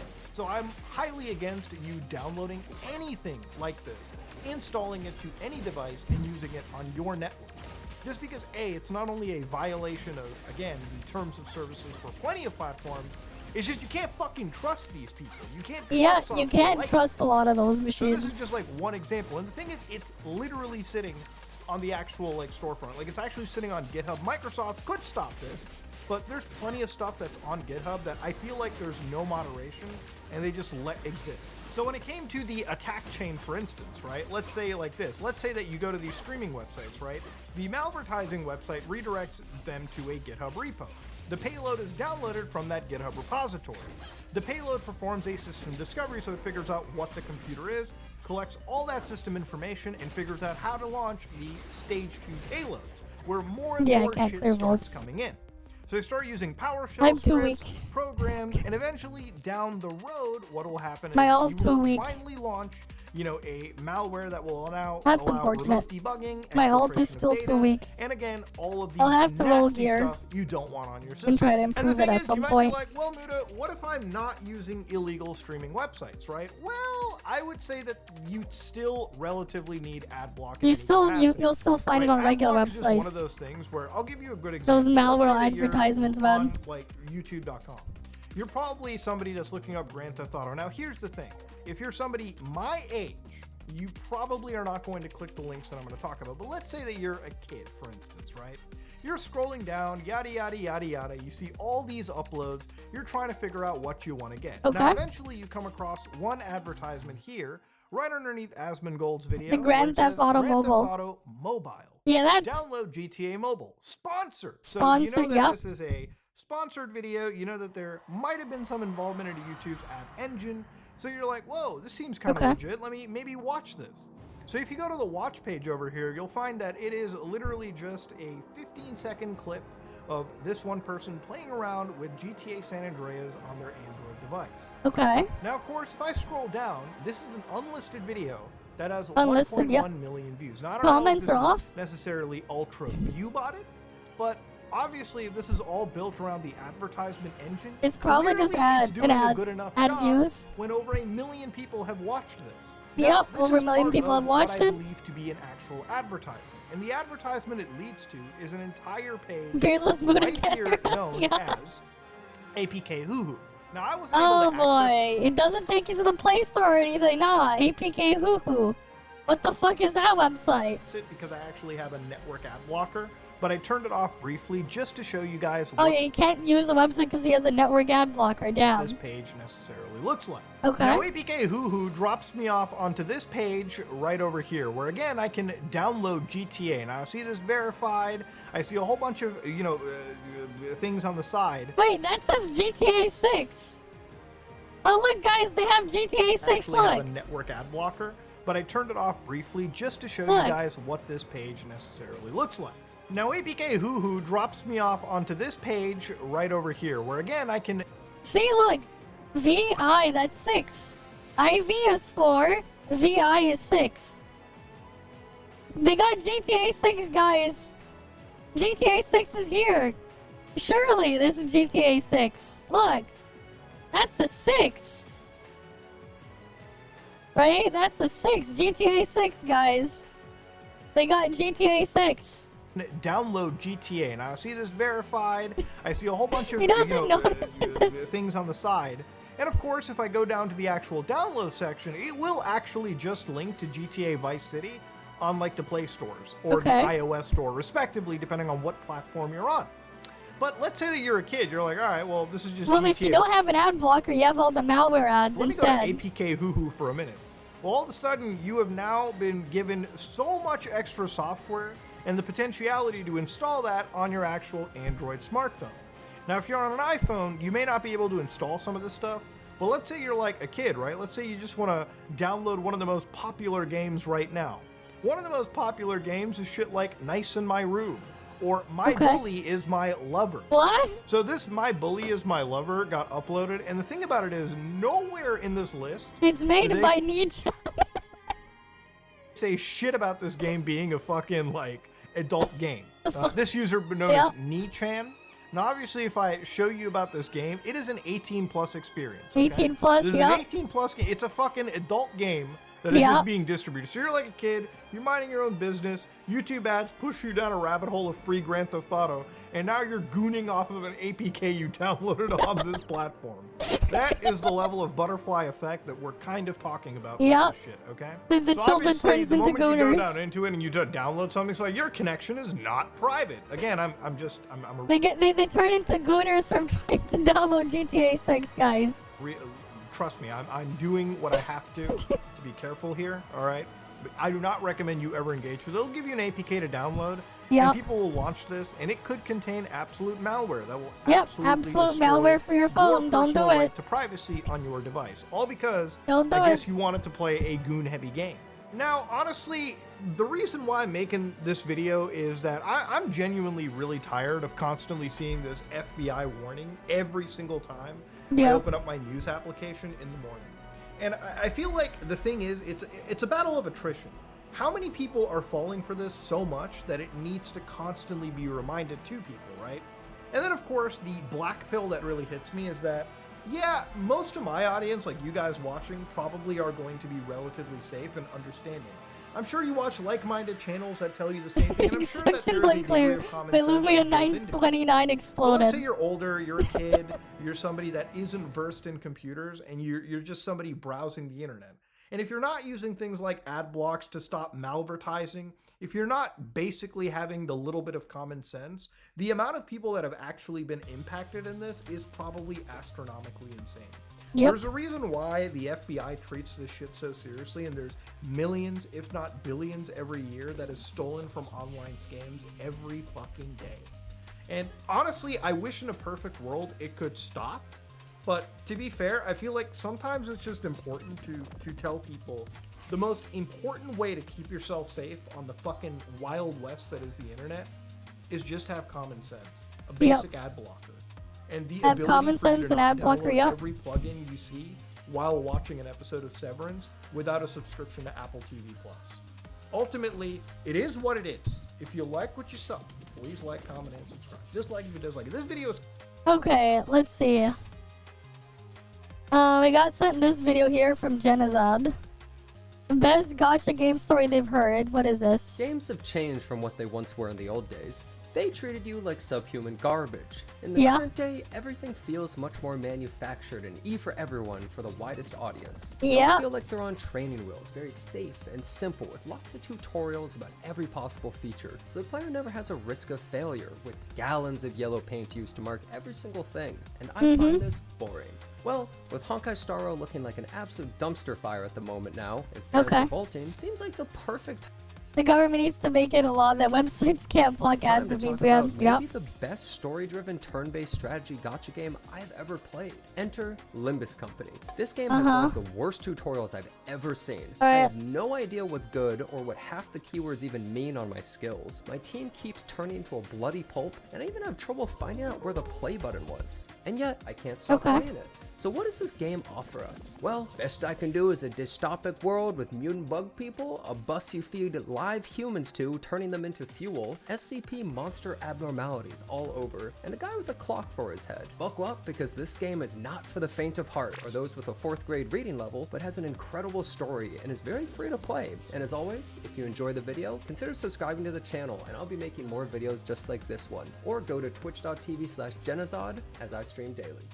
Let's quickly talk outside the game about the company Project Moon who makes it. They have only around 50 employees, including their staff at a restaurant they own called Ham Ham Pang Pang. The CEO has the most unprofessional live streams you'll ever see in the business. Hell, one time he started stream out of nowhere to play a dungeon in Limbus Company for over an hour, and then just go, sorry guys, some content will be delayed. Oh, also we're going to be doing a collab soon, and then ended stream. The recent second anniversary stream was also delayed because he kept playing more of that dungeon where he purposely got his least favorite unit killed because they're overpowered, and going over the start time, then he had to download the PowerPoint to show on stream. He had to download the PowerPoint to show? What the fuck is this scuff? This guy just being so casual and swapping between him and a Vtuber avatar during streams. He's so happy players enjoy the game, but is unsure why the player number is going up. This is the guy who's in charge. Supposedly Limbus Company has already made enough money to fund it for years to come, and they want to use this money to create an anime so the fans are always happy to fund it. However, if the company goes bankrupt, the CEO promises to do mukbang and gaming streams. Also, what the fuck? Most might not know, but Limbus Company is actually really big on Steam and only growing, often getting to be one of the highest concurrent players during patch days, so the community is somehow huge but hides under the surface. Now let's talk about the story, which is truly dark and gritty. And I don't mean there's one death. There's many, and some are sudden and horrific. When this company takes place in a world if there was essentially no government intervention and corporations owned everything, setting up their own cities where they control the people, kind of similar to today. Do you think that Palantir has ever scraped data from Facebook? Senator, I'm not aware of that. Each one has a specialty known as singularities they focus on, such as mutating humans with bugs, or siphoning luck from people and selling to the highest bidder, or stealing everything from the poor, even colors from the world they live in, which at this point I kind of expect within the next few years of our time. $7.99 to gacha rent a color for the day sounds like an amazing new mechanic. Also, the entire world seems to have SCP-style entities that can kill or mutate humans or just turn you insane, so this sounds like a really great world to live in. You play as Dante, a man with no memories and a clock for a head, who is the leader of a group of 12 sinners who all work for Limbus Company and ride on a bus from place to place in search for the golden bows for an unknown reason. Basically just a normal wage slave. Along the way, you'll periodically kill the locals to stuff their bodies into your bus for fuel, kill the locals because they try to rob you, kill the locals from other corporations, or kill each other? Yep, even your co-workers are killing each other. But why not? You'll have the ability to turn back their time and resurrect them, so it's okay if they get crushed, cut into pieces, melted, or blown up. And they will. Very, very often. This shows a truly pessimistic and awful world, and yet each one of the sinners has the hope of accomplishing their dream by working on these perilous missions. Every chapter, known as a canto, mainly focuses on one of them and their backstory, fundamentally changing them by forcing them to confront their sinful past and growing from it. Each character is named from a character in literature and are as follows: Yi Sang, a quiet and confused poet who speaks like a chunibyo; Faust, a genius know-it-all and is as condescending as a Twitter user; Don Quixote, a justice of Okay. Reek and smart as a brick. Ryoshu, a murderous psychopath who speaks in acronyms. Marisol, an emotionless robot who is also probably literally autistic. Honglu, a spoiled rich boy but always pops in to flex and raise the mood. Heathcliff, a backstreets punk who would smash in your head but is also kind of a homie. Ishmael, a dependable but snide sailor who's also best girl. Rodion, an easygoing and fun gambler and also feels like everyone's big sister. Sinclair, a fragile and sheltered wimp that everyone else bullies. Otis, a strict and commanding veteran who glazes you so much it's surprising she can even talk while also blowing you. And Gregor, a friendly and casual bug-armed mutant who somehow always loses every clash and I hate his ass. Then there is also the manager and guide Virgilius, who just aura farms the entire game and beats up your co-workers, and the driver Charon, who has brain damage, but we love her anyways. One thing I can't speak enough about is reading a gacha game story that actually feels like it's for an adult. Not because of the blood, the gore, and the death, but more that it doesn't treat you like a complete moron that needs everything spoon-fed. You pick up on things as you go, connect dots, and learn about the world and its characters more naturally than just a character doing a giant lecture. Hell, I finished Kanto 5 after 60 hours of gameplay and reading, and still have no idea what the hell a golden bow is or why we're really seeking them. But these discoveries over time feel much more meaningful as you piece everything together. So they still don't know. I found the story gets better every single Kanto, and recently after finishing Kanto 5, I'd cement it as my favorite gacha story so far I've ever read, and by a lot. Seriously, some of this game's story arcs go way beyond what you would normally encounter, and I usually hate gacha story. We all know games usually like to have the good guys win and the bad guys lose, but the journey there should keep you invested in learning how you get there, what cost, and the growth of the characters. What starts as a Limbus company could someday become a Limb family. Next, let's talk about the gameplay. You see this button right here? You press that. Okay, you press it? Full monkey brain. Well, at least until you actually fight something hard, and suddenly you'll need to learn how the game works, but you forgot the poorly designed tutorial you played hours ago, and you're getting obliterated. So he was just putting it on auto battle? The combat actually has a lot of intricacies and feels really rewarding to learn, but let me just go over a few of them. First, they have two totally different styles of combat for some reason based on the enemy. One, you drag from left to right and match the pretty colors, and basically everyone just hits the win rate button where it auto chooses. The other is a complex strategy style where you have to learn the game and choose skills to clash with the enemy or block, where it flips coins to decide your power versus the enemy, and the winner of the clash damages the opponent. There's also a sanity mechanic that increases your odds of winning clashes the higher it is, as your real life sanity goes down from playing the damn game. Sanity gets too low and your characters transform and start killing your own team, spamming ultimate moves everywhere and AoE sometimes. Often turns would get so complex during the harder fights with planning, it would make every turn take forever because one mistake could cascade the entire fight into a loss. Later chapter fights can lead to some really interesting boss fights that gatekeep some players, and it's where you actually have to learn how the mechanics function or die.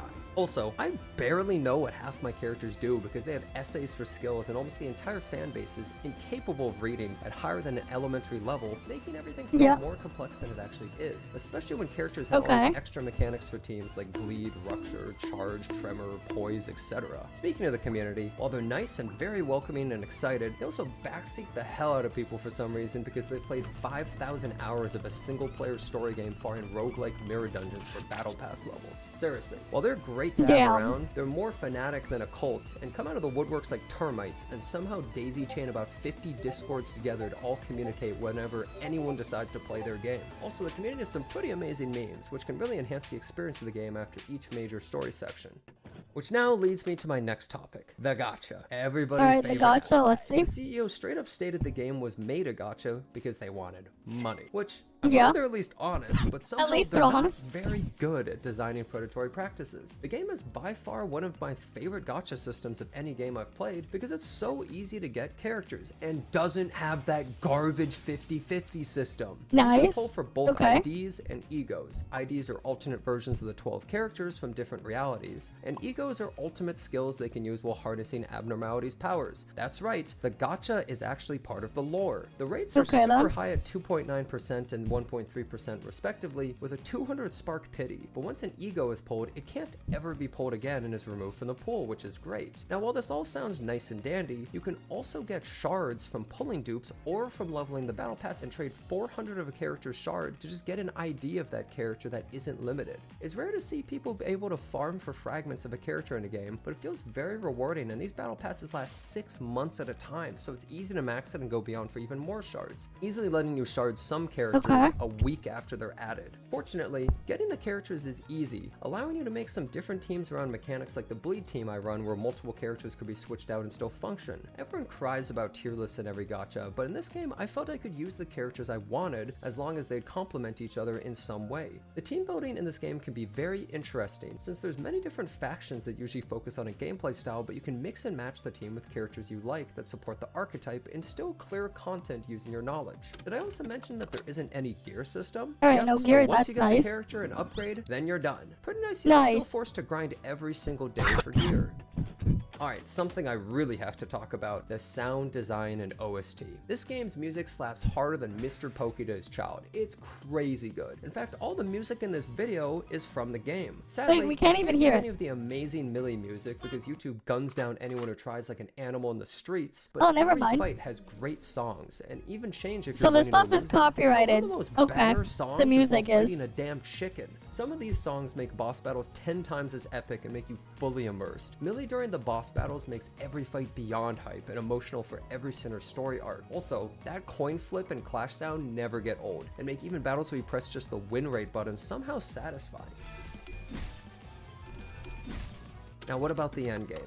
Well, there isn't a ton at the moment. The game isn't the type you feel forced to play every day. Instead, it's more of a real game with a gacha system tacked on. They do have a difficult challenge mode called the Railway, but it runs for months at a time to get a high score. Also, recently they added a 10-floor roguelike dungeon mode that's more challenging than the normal ones, but most players' biggest gripe is that they want to play more. Usually I dislike not having endgame, but in this instance, it's fine because you don't have to farm for a non-existent endgame and feel forced to grind every day. Games like this are what I've found to be missing from today's world, where instead of being made for everyone, it's made for linguistics PhDs, and as you fail and fail, you learn the game from your mistakes, and in doing so, feel much more fulfilled. The game's story goes way beyond what you often see out of gacha games, and even most story-based AAA games, and is exciting to see more of. I hope to see this game continue to grow, as it really deserves it over almost anyone else in the market at the moment. Also, I love fish mail. I hope you enjoyed this video. Thanks a bunch for watching. Subscribe to the channel. Alright, that's the video on Limbus Company I was sent. What else was I sent? So they just had it set up that way. They're watching the 10th review of the game, okay? Sure. So they don't even know what they're playing though. Because they don't even know what the hell's going on. Alright then. What else was I sent? 5 indie games that are hidden gems. What is this? And then there's like another video after. Oh, the never-ending hell of streaming services was The also term sent. hidden gem is kind of a misnomer in gaming nowadays. Okay. Most of the time it's a title Hidden granted gem? to games that are certainly gems but aren't exactly hidden. Pull up a Yeah. video that's titled Top 10 Hidden Gem Indie Games, and the video opens up with number 10, Celeste, and it's like, what the hell are we doing here? Yeah, No, everyone I knows want to that. dive a bit deeper and showcase some games you've actually never heard of. Now, Alright, I'm games not you trying never to heard of. gatekeep what is and isn't a hidden gem. Actually, no, wait, that's exactly what I'm doing. Whatever, here's the first Alright, one. gatekeeping? Oh, No, I'm joking. What? Could you imagine? Anyway, for real this time. Kill the Crows. Okay, don't know this game.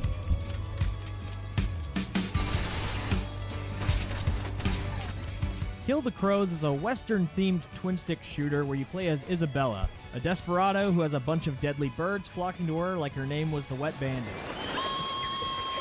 Your objective is what the title implies. Kill the Crows, a straightforward them? task Okay. that proves to be a bit more difficult than it might seem. All you have to defend yourself is your pistol and your aim as you fend off waves of increasingly tough enemies and bosses, trying to rack up as high of a kill count as you can before inevitably biting the dust. To me, the unique pull of Kill the Crows is the fact that everyone, including you, dies in one hit. While this aspect Okay. makes thinning the hordes thrown at you easier to manage, the ever-looming threat of death due to a single mistake breeds a constant air of tension at all times. So you just Your die ace in in the one hole, hit. however, is your showdown ability, which lets you paint several targets to take out in an instant, and frankly, dumpsters your competing cowboys' pathetic high noons and dead eyes. You're expected to use this a lot, as it recharges every few kills and is an absolute necessity for getting out of rough spots. It's a simple but satisfying loop of rotating between shooting enemies normally and making wise use of your showdown to keep yourself alive. There are several unlockables to work for, including passive perks, different variations of your showdown, and a selection of revolvers, each offering their own quirks, such as piercing rounds or a shotgun with limited range and mag size, or even the big iron. Okay, exploding shots. Oh, they explode. There's enough variety to Nice. find a loadout that works for you. I personally ran with the shotgun and the showdown that lets me shoot through walls to take out priority targets easily, as there are several enemies that are much more scary to deal with than others. Snipers, for instance, are priority number 1 due to their range and accuracy. Shielded enemies apply positional pressure, forcing you to stay on the move and finding an opportunity to flank. And of course, there are the bosses. What I find funny about this game is that once you get better at it, the bosses ironically become one of the easier parts of the game, as they die in one hit, just like everything else. Yeah. Most boss fights are over in less than 10 seconds, and it's extremely satisfying to become quicker and quicker at taking them out as you get better at the game. The presentation is also solid on all fronts. The pixel art is awesome and full of detail, with my favorite touch being the death animations on enemies as they flop backwards while their corpse slides away. Gunshots let out a punchy, crackly bang as the sound of ejected shells plink around. And the music, while only having one track, fits the mood perfectly, and I felt it never overstayed its welcome. It all just sounds and looks crisp. It's a nice, polished-looking product with quality where it counts. My biggest takeaway with Kill the Crows is that you don't need to have a massive scope to make a good game. It's a rudimentary wave shooter with a handful of simple but well-executed mechanics and just enough variety to stay interesting until the end. It's the video game equivalent of a $5 footlong. Do people Okay. even remember what that is? $5 $5 footlong? No? Haven't seen that in like how many years? Over maybe like 12 years or something. The last time I've seen a $5 footlong. Okay, moving on. Might be longer than that though.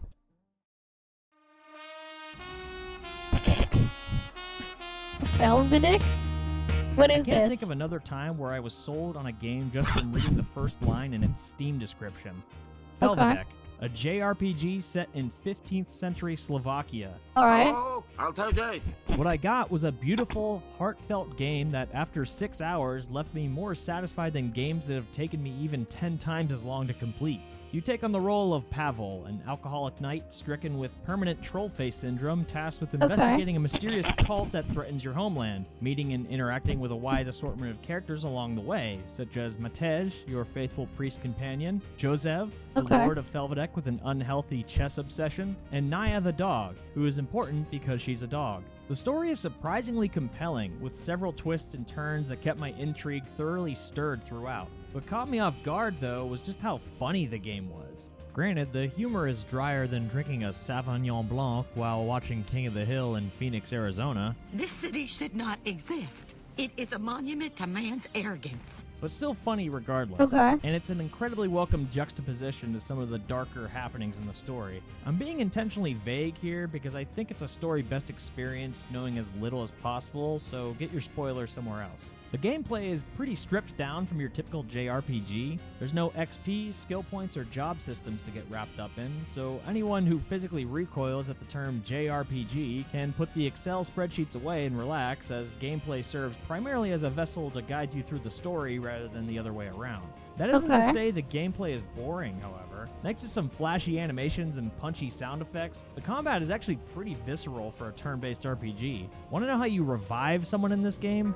By pouring one out for the homies. You Here's to the ones that we got.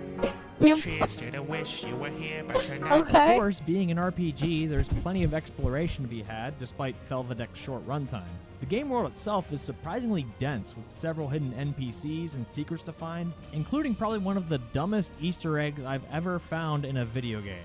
The presentation is delightfully unique, with picture book-esque backdrops and artwork accompanied by some well-done pre-rendered cutscenes. It really nails the 90s era PC gaming aesthetic that I'm sure other sucker millennials like myself will find endearing. What really left an impression, though, is the music. Yeah, it does look very dated.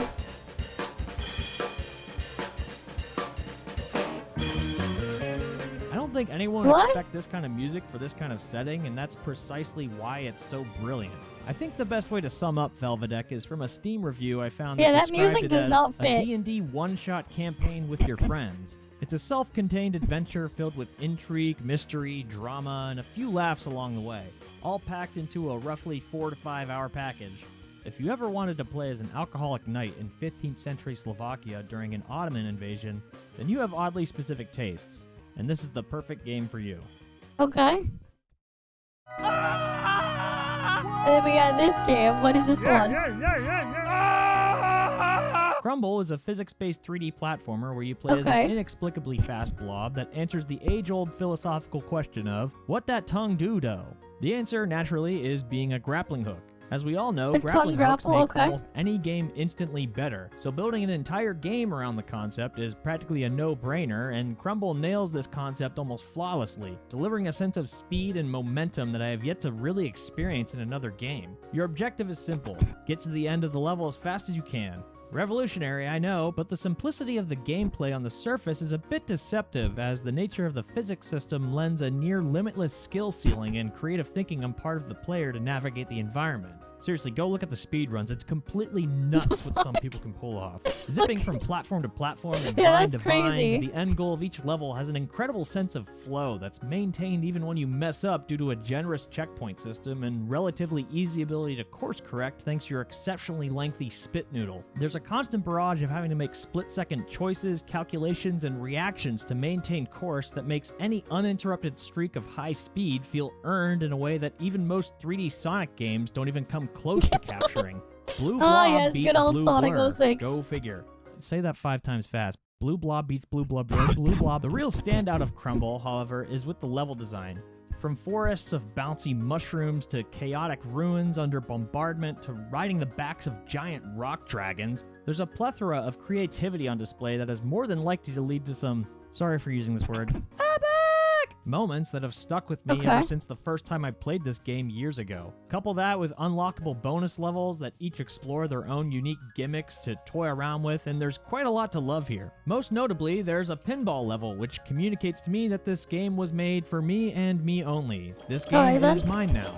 While the game's presentation isn't exactly a showstopper, and the game's mascot looks like something out of a 5th grader's first creepypasta, I personally enjoyed the game's aesthetic a lot. The liberal use of lighting and colors is a pleasure to look at and does a good job of distinguishing the various biomes throughout the game. Some people have knocked the music, but I think it's a cute and fun collection of ragtime tracks that, for better or worse, helps give the game a unique identity.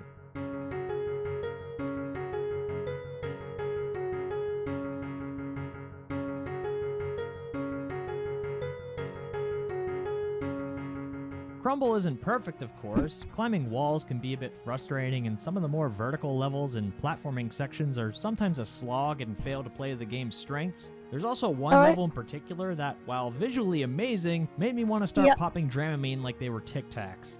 Overall, that does look like it'd be a pain to navigate experience that has stuck with me ever since I first played it in 2020. And for that reason alone, I felt it was worth putting in this video. If you're a fan of platformers and going fast, pick it up. The developer also has another game coming down the pipeline that looks downright gorgeous and has a free demo on Steam. Go check it out. Or don't. I'm not your dad. Sure. Arctic Eggs, what's this? Arctic Eggs is one of the weirdest games I have ever played, and I love it for that. Its strange imagery, gameplay, and humor makes it come off as a deeply unserious product, while at the same time being one of the best recent examples of games as art that I've experienced in years. And it's a game about cooking eggs. So in Arctic Eggs, your goal is to head around the town of what I can only assume is Buffalo, New York, with your trusty frying pan and a pocket full of dreams to feed the hungry denizens in order to secure an audience with the fabled Saint of the Six Stomachs. The gameplay consists of cooking stuff in a skillet without letting it fall out, and that's about it. Despite the simple gameplay, it actually has enough nuance and challenge to make such a rudimentary task surprisingly fun and engaging. The key aspect of the gameplay involves having to keep the food in motion in order to cook it, meaning you can't simply let go of the mouse, wait, flip the food, and then wait again. You're always having to keep the proverbial poultry plate spinning. Damn. Proverbial poultry plates. What the fuck was I thinking? It starts off easy enough with learning how to cook a single egg, and next thing you know, you're having to do the same thing with a pack of Marlboros in the pan, or having to avoid explosive bullets from knocking all of your stuff out. The game introduces enough twists and gimmicks to keep your attention, and it never overstays its welcome within its modest runtime. The difficulty setting is also pretty amusing. You want to go baby mode walk style, or do you step it up and go big dick flapjack energy? Baby mode walk. Mini Beyond walk. the gameplay, though, what stuck with me in Arctic Eggs was just the overall weird vibes it emanates. The townsfolk have dialogue that is downright unpredictable, their cooking requests don't make any sense, everyone has this unsettling, warbly pulsing effect going on, and this guy default dances for some reason. Despite all the nonsense, though, it delivers some pleasant surprises in the form of some banger lines that just come out of nowhere. Okay, they said they don't need sex, the government fucks them every day, damn. Sea of absurdity makes these small moments of clarity or humor stand out and almost makes you believe there's more wit and thought behind Arctic Eggs than the government first fucks them impressions every might day. let on. It's uncompromising in its vision and commitment to the weird that I can't help but respect it. It's what I'd call an abstract artwork in video game form. You kind of just experience it and walk away with whatever meaning you want from it, or even no meaning at all. What really stuck with me was this surprisingly profound quote that I just want to share. Pandering resembles erosion. Grand ideas, like towering mountains, erode into accessible but diminished forms. Initially, these ideas, pure and monumental, become mountains through expression, enabling others to perceive them. Yet, as demands for broader accessibility grow, like relentless rain, they sculpt the peaks into gentler hills, and eventually, valleys and canyons. This erosion, while making the mountains more accessible, strips away the beautifully rigid peaks. At the canyon's base, the view spans wide, offering superficial understanding without deeper engagement. The hiker who navigates the mountain's original rugged terrain, though seeing less, grasps its true nature far beyond any canyon bitch. My nostrils are hurting. Yeah. That is some random ass dialogue there. Cyber Pulse. What is this? What's this one now? Cyber Pulse. This some sort of weird bullet hell game? Two of my favorite games from the late 2000s were Geometry Wars 1 and 2. And ever since then, I've never quite found a game that's ever scratched the same itch. Until I played Cyber Pulse. Cyber Pulse is an arcade twin-stick shooter, but not actually a shooter, composed of dozens of unique levels and boss battles that is pretty much what I'd consider to be the spiritual successor to Geometry Wars and more. The core gameplay in Cyber Pulse involves a gravitational field you project at the front of your ship that flings enemies in whatever direction you're aiming at with the right stick. The only way to destroy enemies is to fling them towards the death walls of the arena using this field, which causes them to drop shards you then pick up to increase your score multiplier. Then it's just a matter of staying alive as long as possible, die, look at your score in disgust and say, nah, I can do better than that. It sounds simple, but Cyber Pulse continuously stays fresh throughout its dozens of levels that have their own objectives, layouts, and power-ups that are each incredibly well crafted, with the highlights being the boss battles, which are absolutely no slouch. F*** you, botnet, you annoying bastard. I swear half my time in this game has just been me replaying these boss battles over and over, trying to chase the top score on the leaderboard. Funny story, actually, on the first boss battle, I thought I'd try to get the #1 high score, and after a few hours, I finally managed to pull it off. But then, this fucking Gabriel Gardner guy went and beat my score within 20 minutes. I went back in, beat his score, I fucking did it. Fuck you, Gabriel! And then he leapfrogged me again. Who the hell does this guy think he is? Later that evening, I got an email from a Gabriel Gardner who happens to be the guy that made the game. Damn. Awkward, because I was talking mad shit before I got this, and sorry about that game. Your game is great, and I'm sure you are too. This is one of those games you play where you can truly just feel the passion that was put into it. Given what I've explained about the gameplay, you'd think you'd want to keep your gravity field active at all times, but actually no, because when it's off, the multiplier shards get magnetically pulled into your ship instead of having to chase them around the stage. This one quirk makes maximizing your score a balance between offense and defense, where you have to drop your gravity field to effectively collect shards before they disappear, and is a mandatory skill to learn if you're trying to top the leaderboards. It's a small thing, but those small tweaks are what make a good game great. And between that and the carefully designed levels, I can't help but commend Gabe and what he's made here. Which makes it all the more criminal that this game has only been played by like 20 people. There's a whopping 9 reviews on its Steam page, and I genuinely find it disappointing that a game this good hasn't had more people try it. As such, I'm awarding Cyberpulse the most underrated game I've ever played so far award. Jeff Keighley will be personally delivering it to your doorstep, I'm sure. Genuinely, though, go play Cyberpulse. Even if one person plays it, that would make me a very happy cartoon snake. Thanks. And that's about all I got. So if you made it this far, I appreciate you. Sorry for being gone for that many. And I know this is a bit of a different there you go. Thank you for your kind words. Humbly accept your most underrated game ever played so far award. If you'd like to see me do award. more of, subscribe and let me know in the comments. He did it Thanks as for a watching, passion and project stay slippy. to recapture Geometry Wars magic. No, that's awful. Scrap that. Oh, that's okay, cool. Alright, there you go. You got the developer there of that one. Oh, that's good for him. You got the thing there, and then they got the links to all those stuff over here. Okay. Well, now he got a lot more eyes on it now. It's 216k views, so surely now there's more. If we go here, there's more stuff on this now, right? Surely.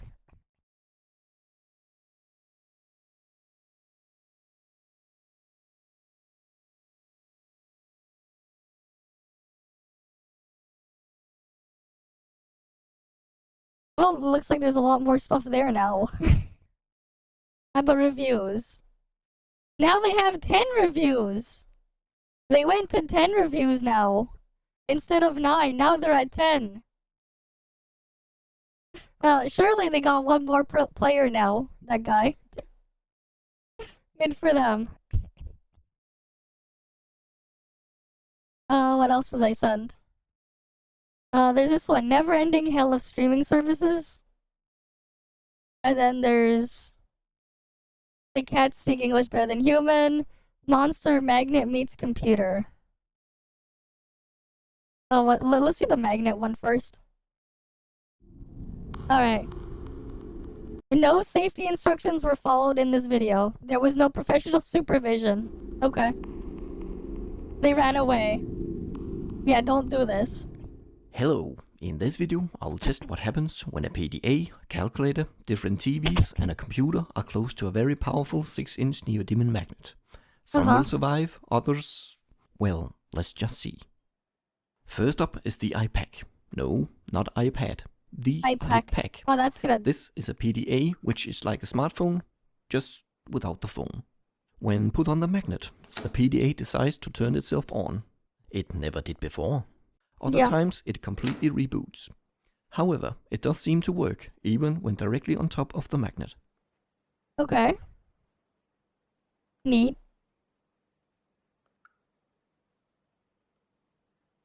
What about the drive inside? Because that's old enough where they had a hard drive, a really tiny one. The battery lit into pieces, but there was no instant electrical death. The PDA did refuse to turn on at some point, even though I held the battery in place. This was solved by taking the battery out and putting it back in. Okay. The lid, however, never worked again.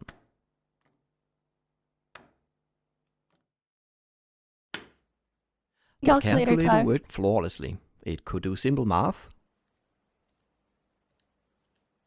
Okay.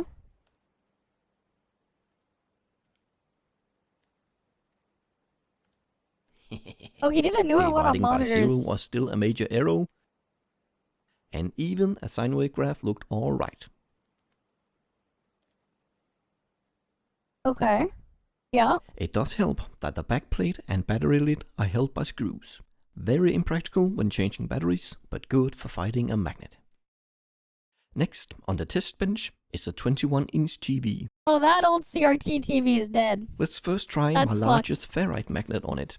It is much smaller, and ferrites are around 10 times weaker than neodymium magnets, Yep. so we should see a big difference in the effect on the TV. The 4-inch ferrite magnet has an effect at around 30 centimeters from the TV. Yep.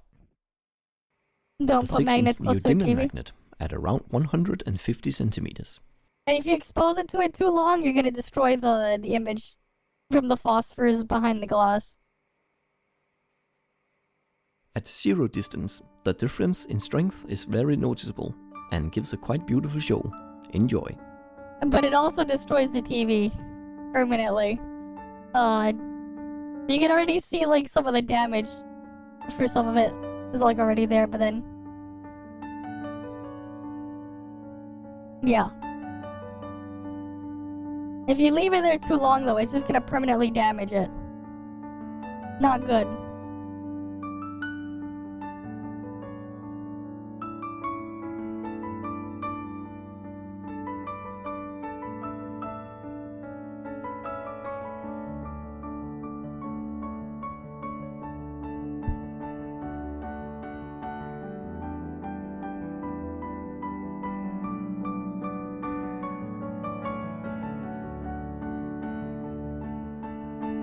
But like, it also makes sense that this does this because why? You have an electron gun at the back of the TV in there that's firing electrons at phosphors behind this piece of glass. And that's how you get the image out.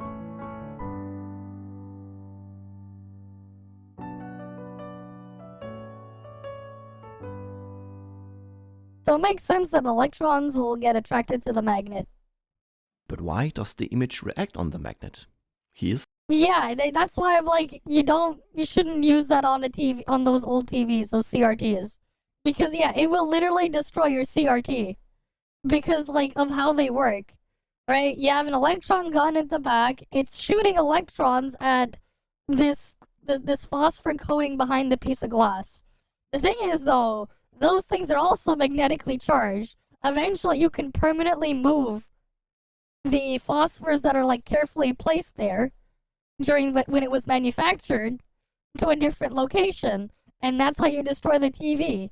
Because what's supposed to happen is the actual electron gun fires the beam when it's drawing the lines line by line, but it's done so in a controlled fashion so that it doesn't destroy what's behind it.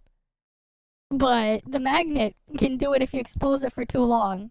the simplified explanation.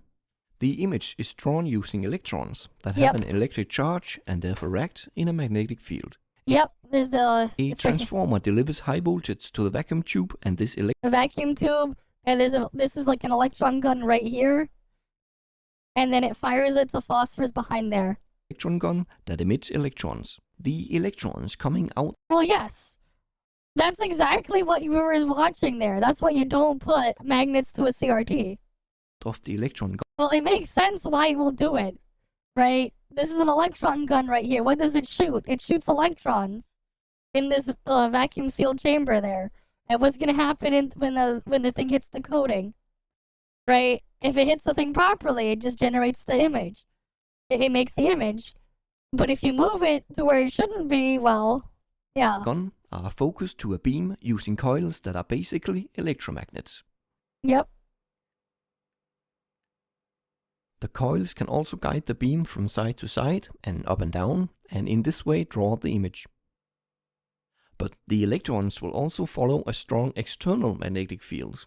Yep. This almost looks like a screensaver, although it is doing anything but saving the screen. It is destroying the screen. Doing this with the magnet. Flat screens don't use electron beams, so they are not affected in the same way. I did, however, manage to dim the background light on this LCD TV. I mean, I guess it makes sense for like these older ones. This type of screen on this one, they probably used an incandescent bulb of some sort to light this up instead of LEDs, considering how old this is.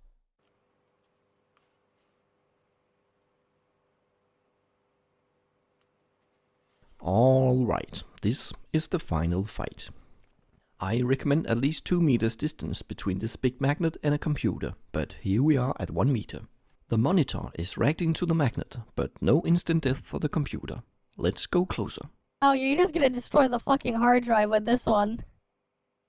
This is a mechanical drive.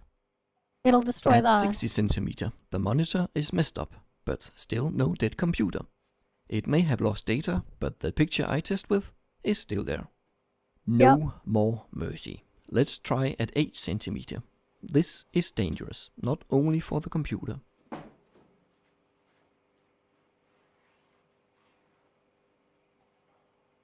The monitor is throwing up all over the place. The computer is still working. To avoid destroying myself, I wouldn't go closer than 4 centimeter, which is painful enough. Oh yeah, the power supply. Right. That's gonna be a lot more dangerous to deal with that too. Because you could get shocked from the AC power supply. After adjusting the screen, I open the picture again.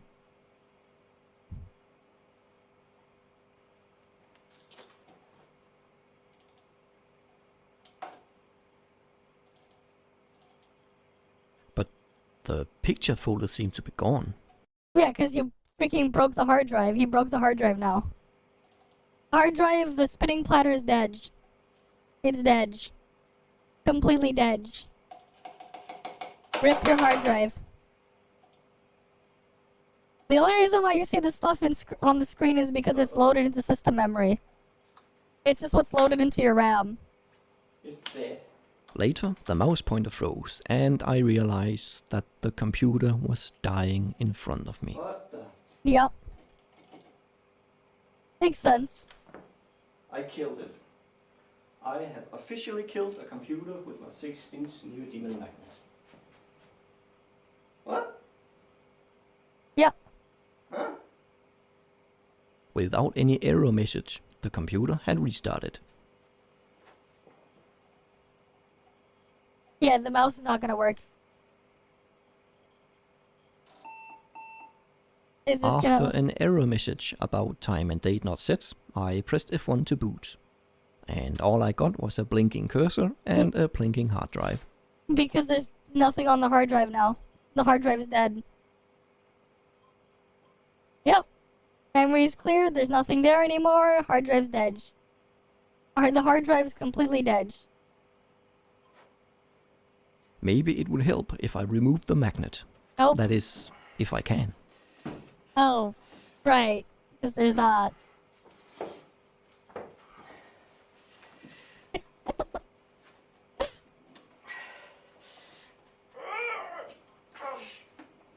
Damn it.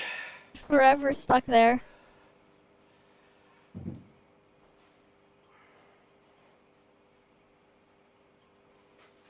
Oh, the poor thing. The mouse wouldn't work. Obviously.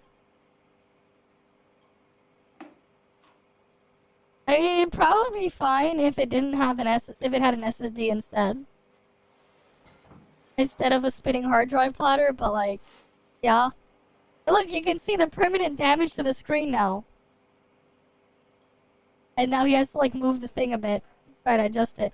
But you can see it's been permanently damaged. You can see the permanent effect from the magnet right there. Whoops. Disk controller failure. That's bad. Later I tried to restart it again and received different errors. It never recovered. No, the CPU is fine. Yeah. The conclusion of this video is that neodymium magnets must be kept away from things you don't want to destroy. But you can have a large neodymium magnet in your home without blowing all the electronics and having airplanes crashing into your backyard. At 2 meters distance from even a 6-inch magnet, the Earth's magnetic field is the strongest, so just keep a distance. Remember to subscribe, because But yeah, like the CPU will still be fine. That isn't the problem. What they destroyed is just the hard drive. in one of my upcoming videos, I will dissect the hard drive and see if there's any physical damage. I will also try to explain how they managed to put a neodymium magnet inside all hard drives. Thanks for watching. Here you go, here. Hi, in my previous video I destroyed a computer with a big magnet. All the errors were related to the hard disk drive, so in this video I'll dissect the drive and see if there's any visual damage. I will also explain how they managed to put a powerful neodymium magnet inside the hard disk drive without erasing all data. But first, let's pull the drive out.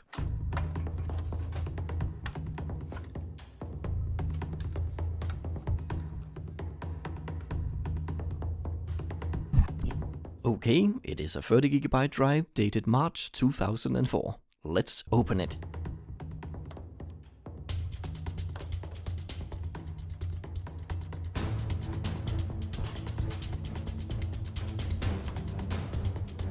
And keep in mind though, here's the thing, right? What they're doing here, you shouldn't do this to newer hard drives. Newer hard drives, they don't have air inside of these like these ones. Newer ones are filled with helium and other stuff instead. Inside of the hard drive, they're filled with helium and stuff. Because it lets the things spin faster with how densely they're packed. Compared to having air in there. These older hard drives, they had air inside. So, like, you could technically take it apart and put one together with an old hard drive without destroying it. The newer ones, though, that's its own other situation. But yeah. Yeah, very clean air. Yeah. Alright, this drive is kinda upside down. Yeah, I mean, it's not gonna spin properly. Because the data side of the platter and the read-write head are not visible. Time to remove the platter and see if it... What do you mean they don't have a sticker on the top of them? They do. They still do.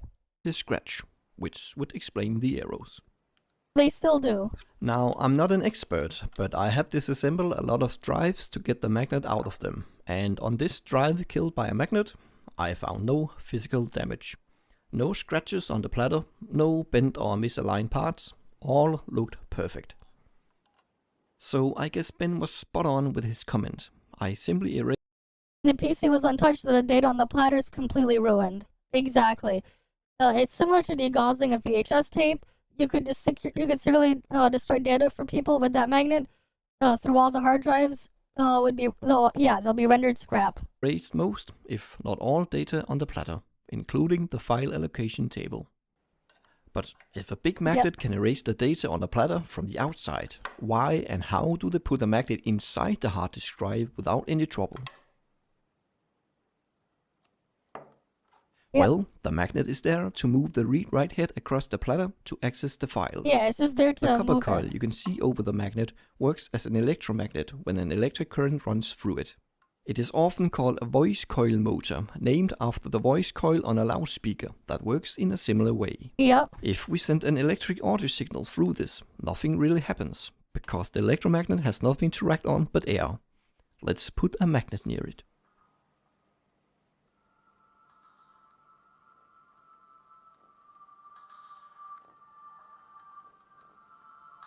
In the same way, the actuator in the hard disk drive would not react without the magnet.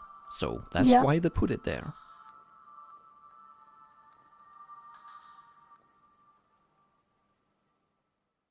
Okay, so why does the magnet not erase the data on the platter very near to it? I believe there are two reasons. The first is obvious. The magnet sits in a bracket of metal that shields the magnetic field coming from the magnet. Yep, there's a mini Faraday cage Let's test there. if this really works. First, with the magnet facing the paperclip. Not really shielded. Now, with the bracket between the magnet and the paperclip. Yep. Don't put a microphone next to your speaker unless you want to be deaf. It depends on your setup, man. For regular stuff, sure. Here's the thing. If you have stuff like a compressor set up and a bunch of gates and stuff, it won't pick it up. There are some microphones that won't pick up certain noises and stuff like that. Right? It depends on your setup. There are ways to do it without it causing problems. Yeah, there are ways though. Like, there are some systems in place that you can have to block out that noise automatically. But yeah, you're just looping back the signal. That's why you have that issue. That said, though, like if you plug in if your microphone, for example, is plugged into a mixer, and the mixer has something like a compressor, it's not going to amplify the sound coming through it. Once it hits a certain threshold, it'll actually just stay at a specific volume. It won't go higher. Some mixers can do this. There are ways to do it through software as well, but yeah.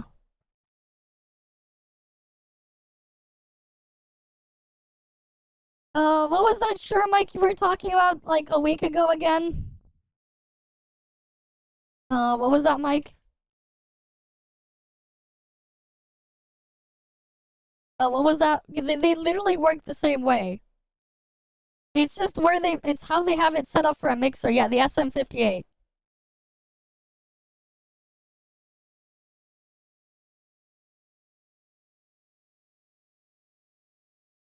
Doing this thing. Right? This is a professional mic. SM58. The XLR thing, obviously they're using an XLR connection. This thing. Like, this is what they're using here. Right? Then they have all the other shit that they need to plug into it.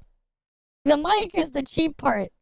The more expensive part comes with actually making it usable.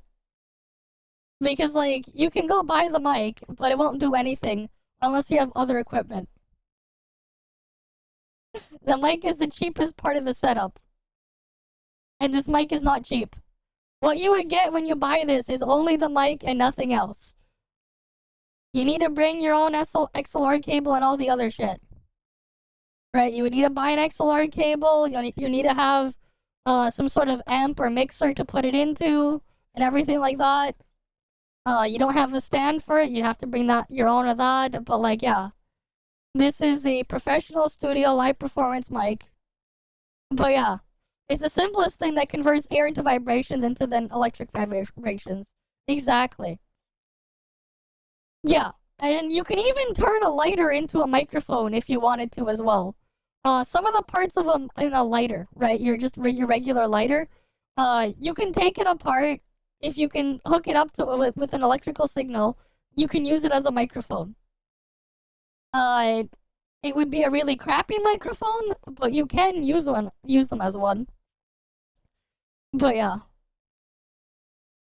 Like, this is the thing you're thinking of, Tara. This is just a microphone. All the other stuff is not in here that you need to actually use this thing. This is just the microphone. And this is typically what they would be using. Then they grab, like, a stage stand or something. Maybe, like, $50 there. Then they're gonna be spending, quite a bit on the cable for this. Especially with how long the run is. They're probably spending, $100, $200 at least on just the cable for this microphone. For, like, a concert, probably even more. They might need to have something in the chain as well to boost the signal because the cable's so long. Because the entire thing is analog. And then, like, they're probably connecting it to a mixer that probably cost them in the thousands. But like, yeah, there are ways to like mitigate that type of stuff.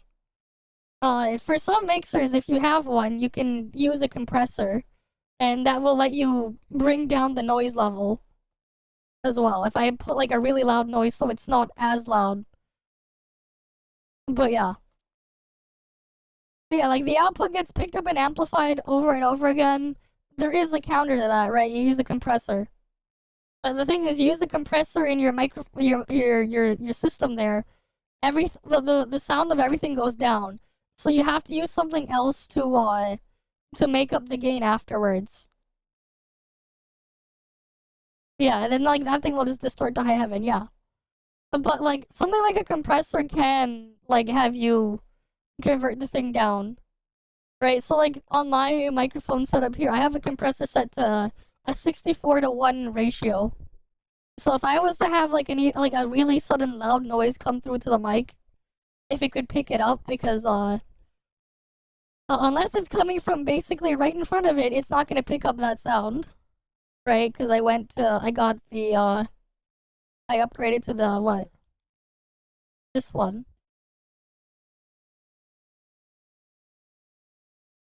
Very pricey. Right, this microphone. Right, the actual microphone thing inside is actually like a very small piece. That's just the windscreen covering the thing in there.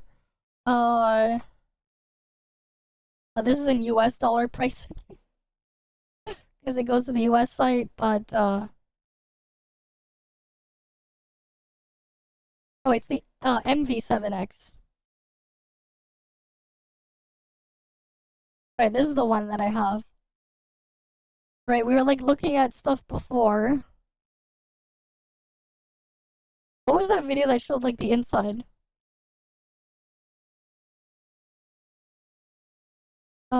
Images.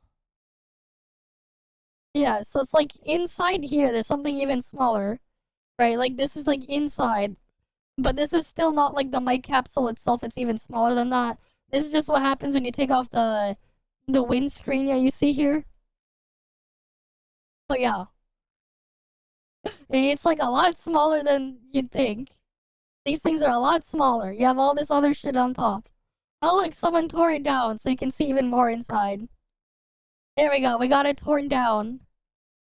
There's the actual mic capsule right here. Right, this is the actual mic.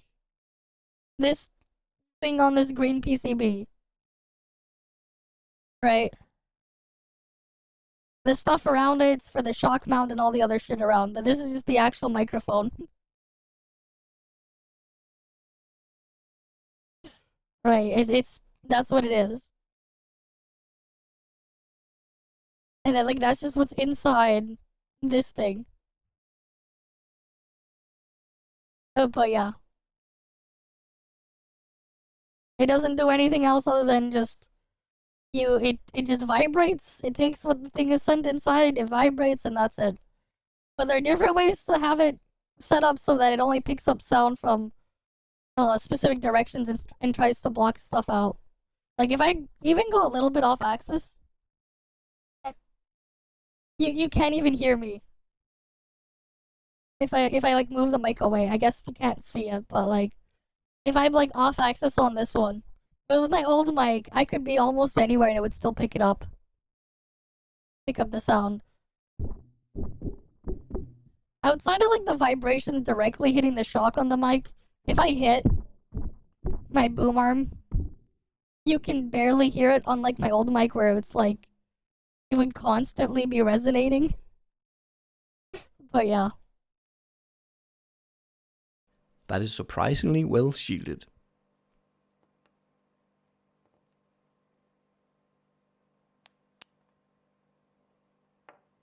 Other samples are less good, although they still clearly reduces the magnetic field.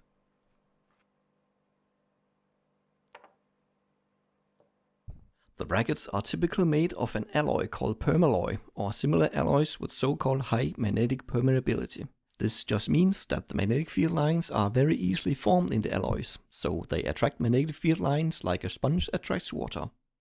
Sort of. The second reason is less obvious, but I think it also limits how far the magnet's field extends. Yeah, there's still some pitch distortion, but yeah. I mean, there's more stuff I can probably do. I still have to figure out exactly how I want to get the thing fully dialed in. I'm still messing around with how I'm having the EQ stuff set up and everything, but it's definitely a huge improvement over what I had before. But yeah. No, because, like, currently I have, like, some of the low parts, like, raised, within, like, the middle parts, like, toned down. But, like, you know, I can drag different parts of my EQ and it changes it a bit. But yeah.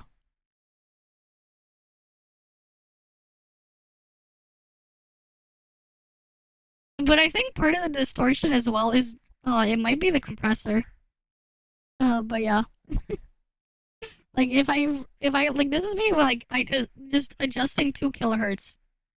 Right, if I max it out, it sounds like this. I drag it down, it sounds like that.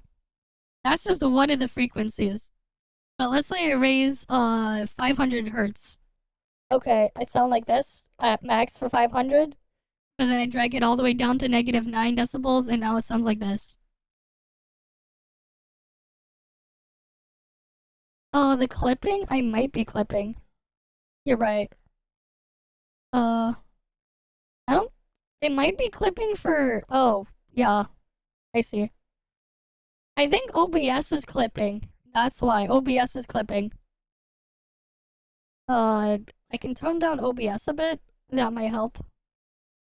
But, like, OBS was definitely clipping. It's, like, in the yellow indicator there. But, like, the actual mic itself is not clipping. I don't believe it's clipping into the mixer.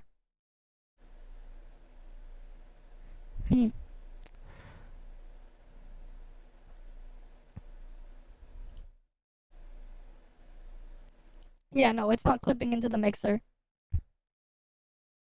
Yeah, don't hit until... No, what happens is sometimes it's hitting red on OBS.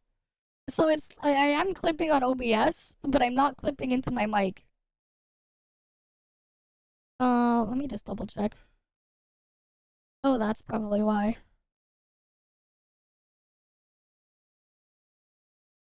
Oh, okay.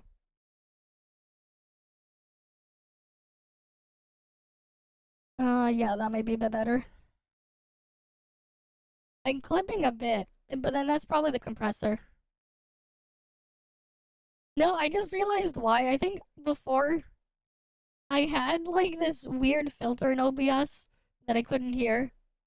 But there's still other clipping elsewhere. It's probably because the compressor. I probably have to reconfigure it. I didn't change my compressor settings from before.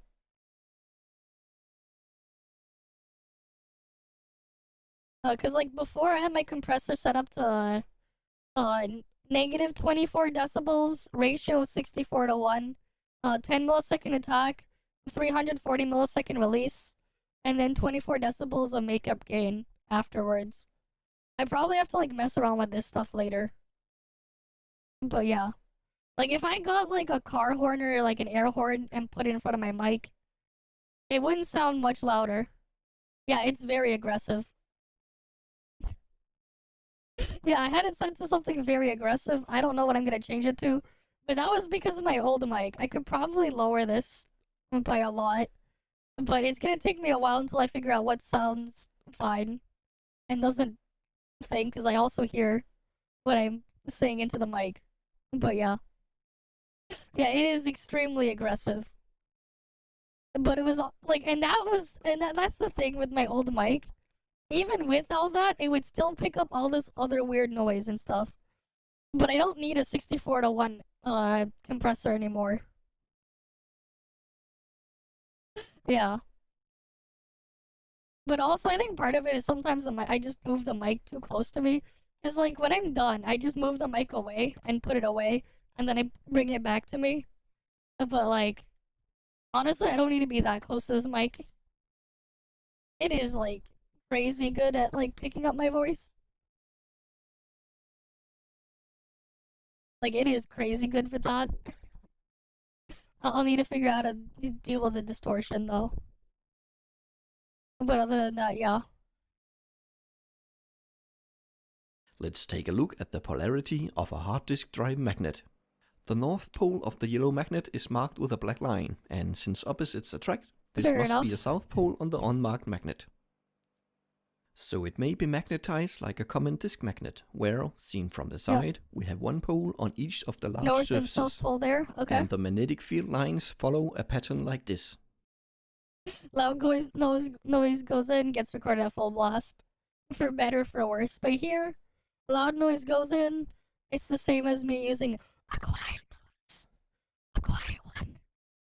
Well, assuming I'm pushing enough air into the mic anyways.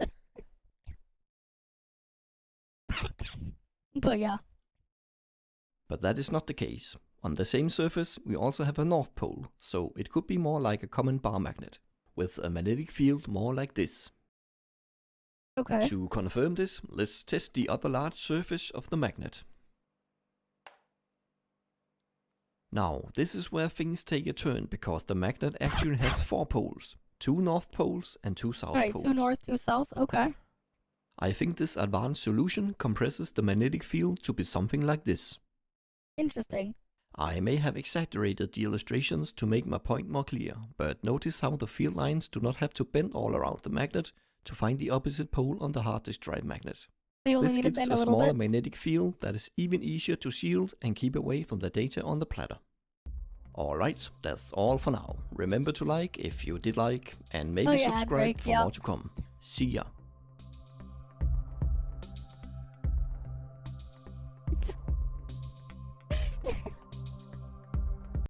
Oh yeah, there goes that one.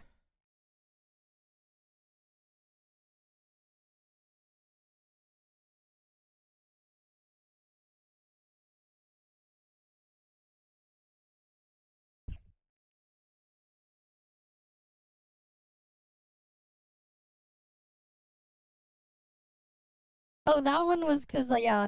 No, I still not fully recovered from the thing, but yeah. It is what it is. Still haven't fully recovered. Right, I'm still coughing a bit. But yeah. Like, the whisper is super pronounced. Yeah, compressor, man. It still gets super pronounced. Everything gets equalized a bit. Right, from the mic signal in. So, like, there's the benefit with that. Right, if I was to put this up to a loudspeaker playing sound, and the feedback loop, it's not gonna make it louder. No, the artifacting, yeah. So part of it, though, is like, yeah, there's some warble. Yeah, fair enough. But also, I'm still coughing quite a bit. So, there's that. Okay, what was the other one I was sent? Pretty sure nothing's really gonna happen to, like, newer monitors, though. A vocoder? What? What's that?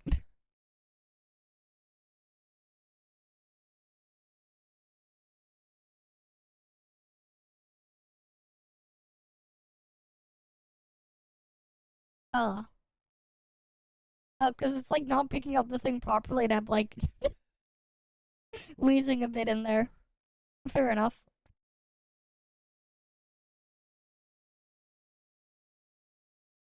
Well, yeah, you saturate the transformer coils in a power supply, you get a really strong magnet. Yeah, because you have a big, strong magnetic field. I mean, it makes sense. You have a big magnetic field inside of a power supply, right? Converting AC into DC. Or, like, well, not even that, just a transformer in general. You're producing a huge magnetic field. Because it's just a coil. Right? Even, like, the element symbol for a transformer, it's just 2 coils. And the element symbol, the schematic symbol. It's literally just 2 coils. And there's, like, a different set of windings between them. So you can convert it up and down, step it up and down.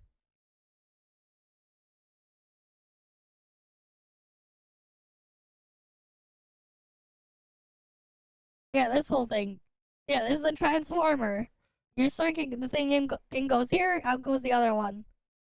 Right? You can have more or less depending on how you want to step it up or step it down. Your input and then your output. Yeah. This is why you have the magnetic field there. Alright, you can add a ferrite core, iron core if you want to, like, isolate the stuff, but yeah. Well, yeah, yeah. Because what you're doing is you're stepping up the voltage from the field or stepping it down. By changing the things there. That's how you get different AC voltages. It also makes it really easy to change your voltage in an AC circuit from, like, let's say, like, one of the other things you can do, right? So let's say you have, your source is this side. The right side, V source, is your input, let's say, right? Let's say this is 240 volts. This is what your sockets do, your electrical sockets. So, like, in North America, we have 240 volts everywhere. or the plugs we plug into are 120. You know how would they do that? Well, basically what they do instead, is they just take half of this. Instead of taking this full 240 by connecting your circuit to both of these on the output side, they have a center tap here, and they only take half of it. Yeah, like they just take half of it, and then you can plug two in, and then you have two. Instead, you end up with two 120s from a 240 there. Of course, there's those weird, like dangerous, weird cables that people make by converting to 120 volts. But yeah, you have two phases of 120, 180 degrees out of phase. Yeah. The thing is, though, your stuff will still work when it's out of phase. Though it doesn't matter for regular home use. You're not if you're doing industrial stuff, you will get charged for these loads. But for like regular like residential electricity use, they're gonna charge for whatever you pull out without factoring all the other stuff going on. So it's perfectly fine, technically speaking, for a regular person to plug stuff in out of phase because you're not going to be charged for the power factor.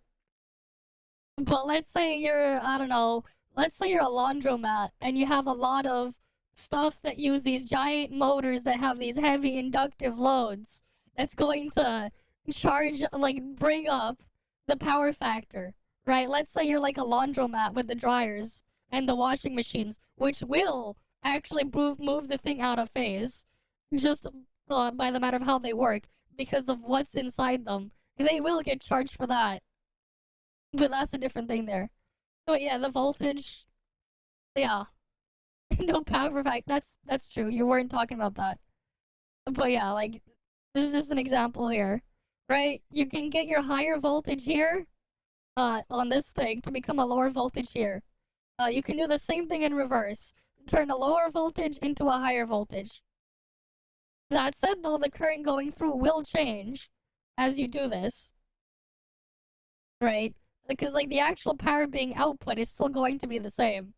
You're just going to have a higher or lower voltage and a higher or lower current to match that. But that's basically what these do. That's all it is. But, of course, this produces a magnetic field. That's just what a transformer is. Alright, what's this one? The cats speak English better than human. Sure.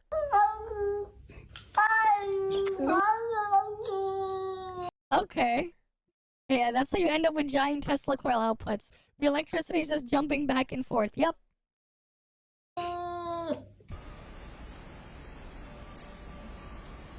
That's how you end up with those.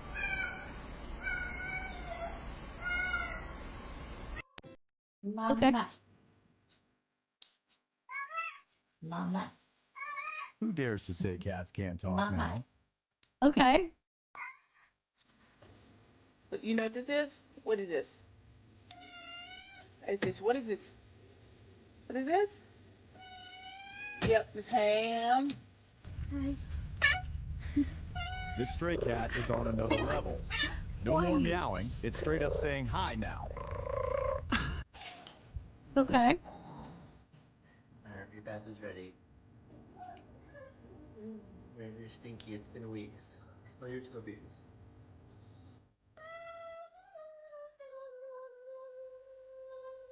I think this orange cat really doesn't like that hair clip at all. Doesn't want the hair clip? Okay.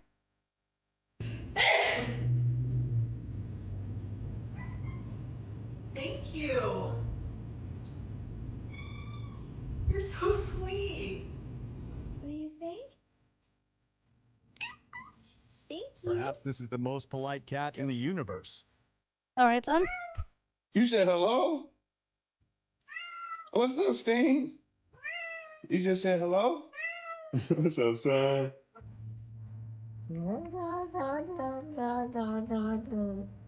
Cat, listen carefully. I said no. Thank you. Can you see it? Thank you. Hold in. And look who's waiting for me. Stay tuned to see what word we'll hear Hey next. there, big guy. Man, he's big. Yep. Yeah, that's a big cat. Say hi. Hello? Hello? Hello? Are you okay? No. Perhaps the cat is seeing some kind of creature on the wall.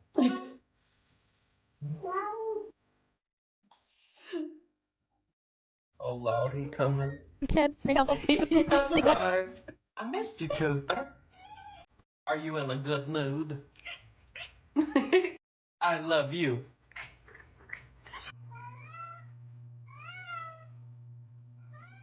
Where's the You fur on adopt a that cat? but accidentally It's bring all home a talking skin. companion. That cat is all skin, no fur.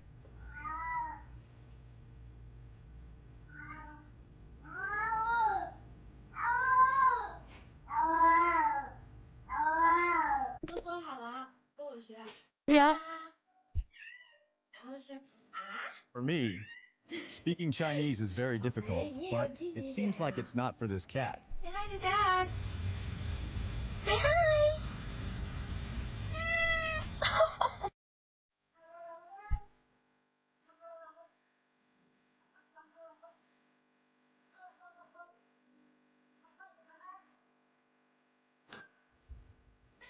The kitten is very happy when its mother comes home.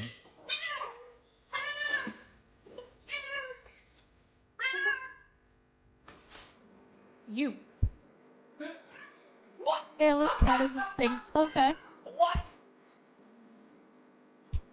What are you doing?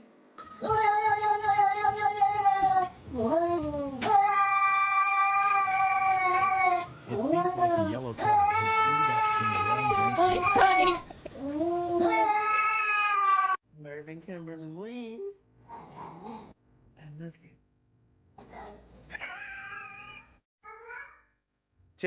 This cat must know 오늘 at least 했으면 3 languages, including cat Weź language. wersji singular.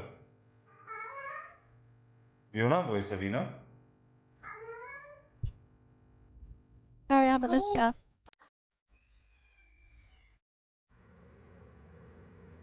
Are you hungry? Cat. Yes, I'm really hungry now. Nervous you. Come here a sec. You feeling bad about TikTok? Did you sleep well? Good girl. Having a You cat okay? that understands you and can talk is truly a birds to dream chase. come true. Yeah? Hi. Good girl. Can anyone translate what this cat is saying for me?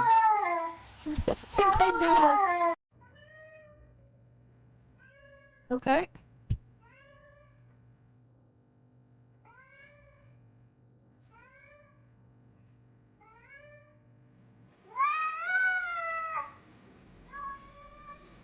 The 2 cats must be arguing over their morning pate.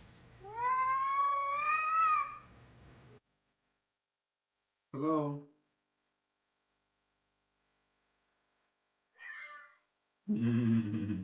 Hello. Yep. The cat is calling its mom to open the door.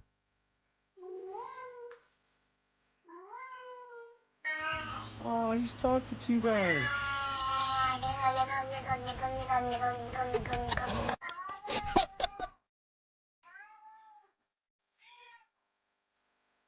This cat changes its voice in a flash. That is quite the cat, though.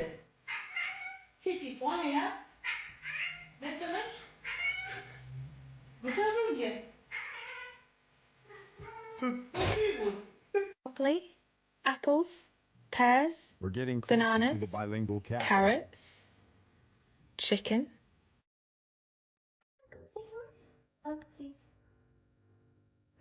You. Oh.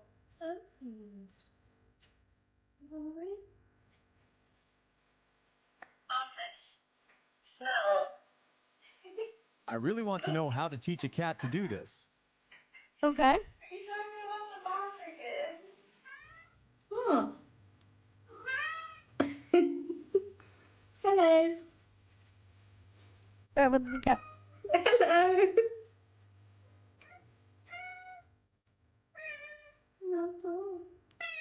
The cat looks worried when it sees its owner taking a bath.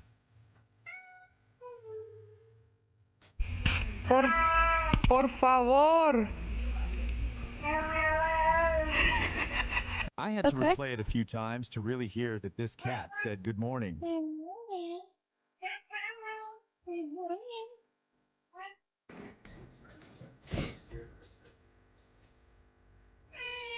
That's right.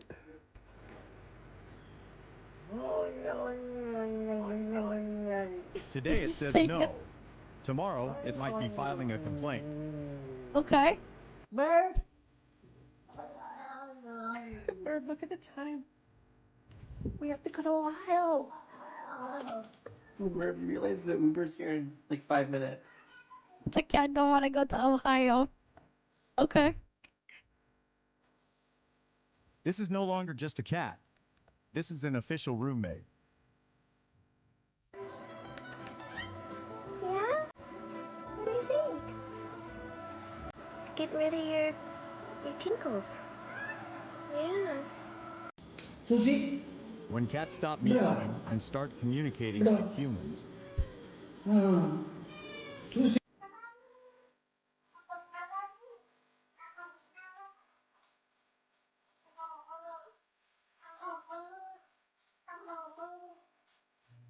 Do you want pets?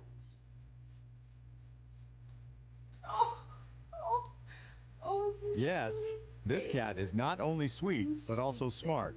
Oh no. Yep. This is. Oh. I just want to make sure you're okay. You're not plotting anything, are you? Okay, I love It you. should not be resting there though. This time it's just the tone. Next time it might be reciting poetry.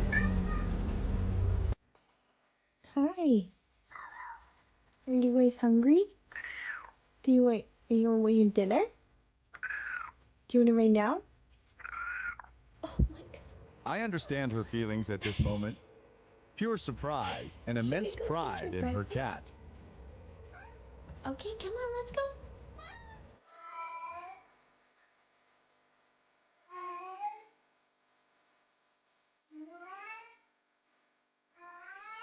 Thank you. The cat is waiting for its mom to go to sleep together. So adorable. They got this guy here. What? Chunk, what do you want? Today it understands What do you want? English. Show me. Tomorrow Okay. Where is be it? attending an international. Oh yeah? Is that what you want? Yeah? That's what you want? He wants Oh. the food. Halo, are you ugly on purpose? If this cat could place an order over the phone, I wouldn't even be surprised anymore. Okay.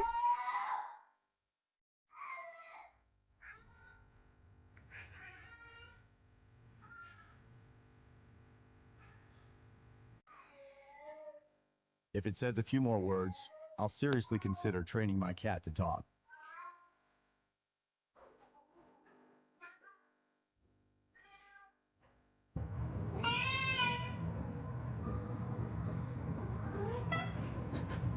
Okay. I waited until the end to find out what the cat wanted, and honestly, wow. What does the cat want? Is your food bowl empty? Oh, it wants food. Yeah. That is not what you were just doing.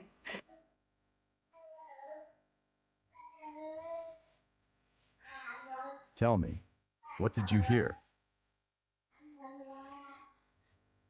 Mamma mia, here I go again. My, how can I resist blank? I think I was supposed to sing that, but what can you not resist? Okay, yeah. Validation from internet strangers. I think that explains a lot. Gordon, you know Sure. you're not on the table.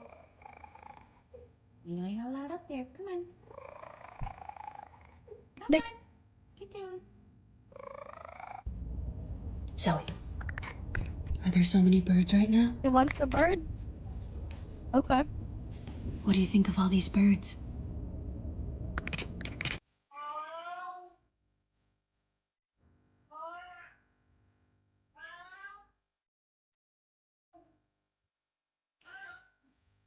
Kona, why are you turning away from me?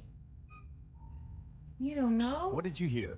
Leave a comment below. Thank you for watching. Have a wonderful day. See you in the next video. Alright.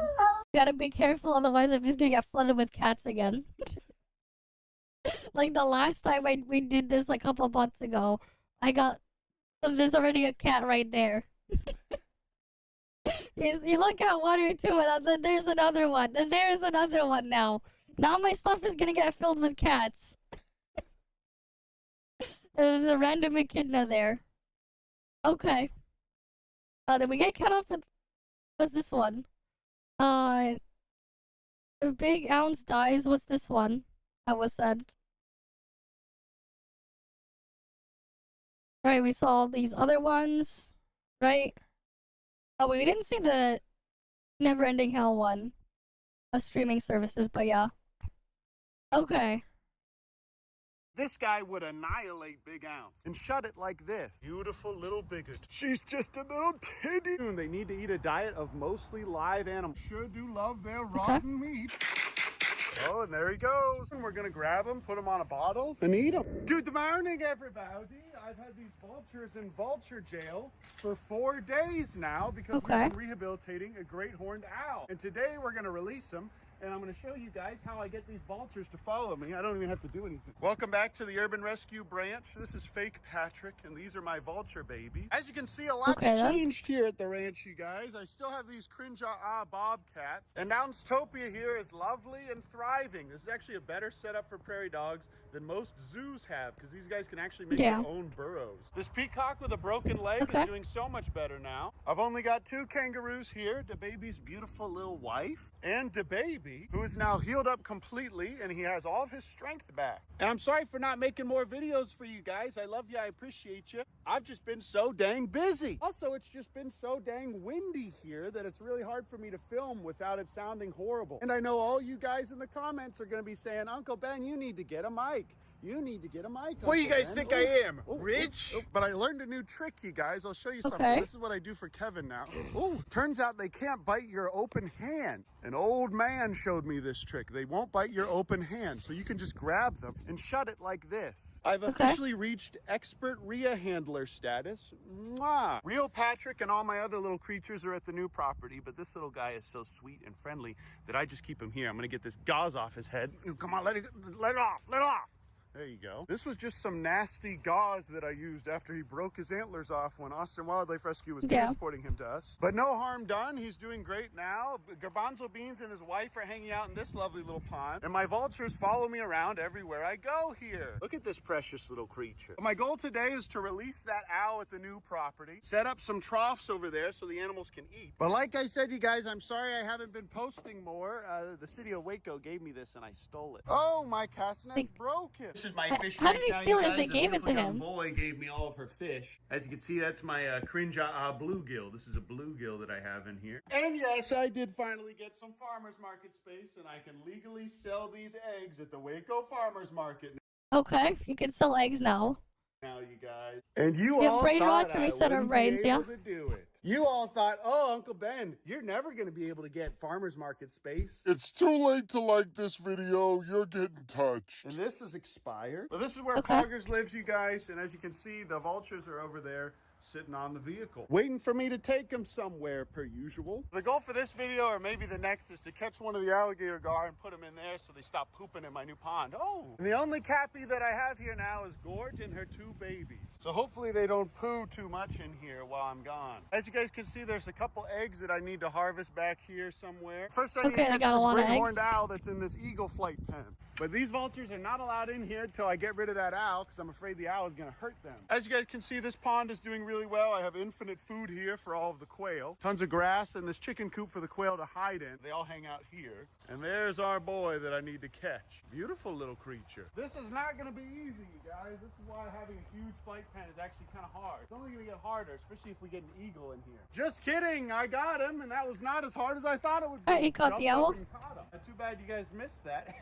Now, we still have all these quail in here. For this guy, I did see him eat quail, but I wasn't able to get it on film. As you can see, he is very, very healthy. But here he is, you guys. Now I can finally let these vultures back in their flight pen where they live. As you can see, they are very happy and excited to get back in there. Look how good fake Patrick looks now that he doesn't have that gauze on his head.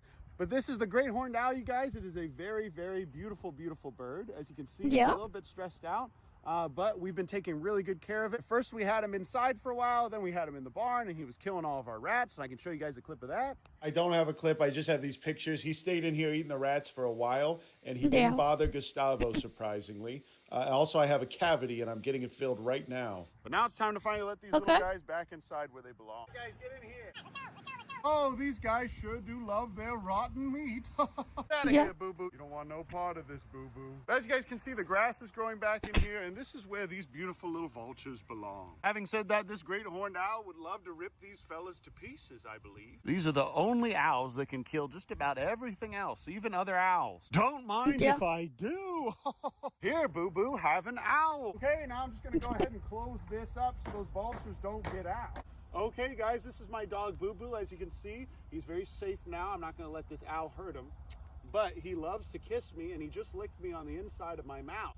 I would release this owl here, you guys, but he would destroy garbanzo beans, and we love garbanzo beans. Oh, boy, yeah. But okay, we're going to go ahead and release this guy at the new property. As you can see, he's calmed down quite a bit now. And this is also the only owl that can and has killed baby cappies at my friend's ranch. So that's another reason to not release her here. Look at this, you guys. Everything is just perfect here. And these little guys are growing up real fast. Pretty soon, we're going to grab them, put them on a bottle, and eat them. Fake boo-boo moment. I thought about putting this guy in this flight pen, which is 4 great horned owls, and we had 4 of them in here last year. But as you can see, he would just annihilate Big Ounce 2 in there. But as you guys can see, this is what Ouncetopia looks like now. Beautiful and perfect for these little fellas. As you can see, this, oh, he just yahooed. This little guy is barking because he doesn't want us to come any closer to his hole, especially when we're holding one of their only predators. This is a lovely little space for these little guys to grow up. Having said that, we are going to have to use this for all the hawks and owls that we're about to get this year, and we already have one baby one. I'll show you guys in a minute. But as you guys can see, this guy would annihilate Big Ounce. This little fella is just a snack for this great horned owl. This is what prairie dogs do when they feel threatened, you guys. They'll sit at the base of their hole and just bark like this. You guys probably remember when Big Ounce would make those little frustrated noise whenever I'd steal his apple, and it sounded just like that. But this little fella pays no mind to the large, dangerous predator right in front of him. He only cares about this infinite food source of hay. Beautiful little bigoted. These guys live in perfect harmony over here because they have complete protection from predators and the sun and the rain. Even though this is a wild owl, you guys, they still love to be scratched on the head. It calms them down a little bit. Never do what I'm doing, you guys. Never hold these guys without gloves. I've been a rehabber for multiple years now. I'm incurring a risk that you guys should not incur. Oh, looks like we're trapped in here because Soldier Boy is trying to attack us. Oh, he did bite the open hand. Never mind. Okay, check this out, guys. Come on out. I want to show you something. You do the same thing for any other male rhea.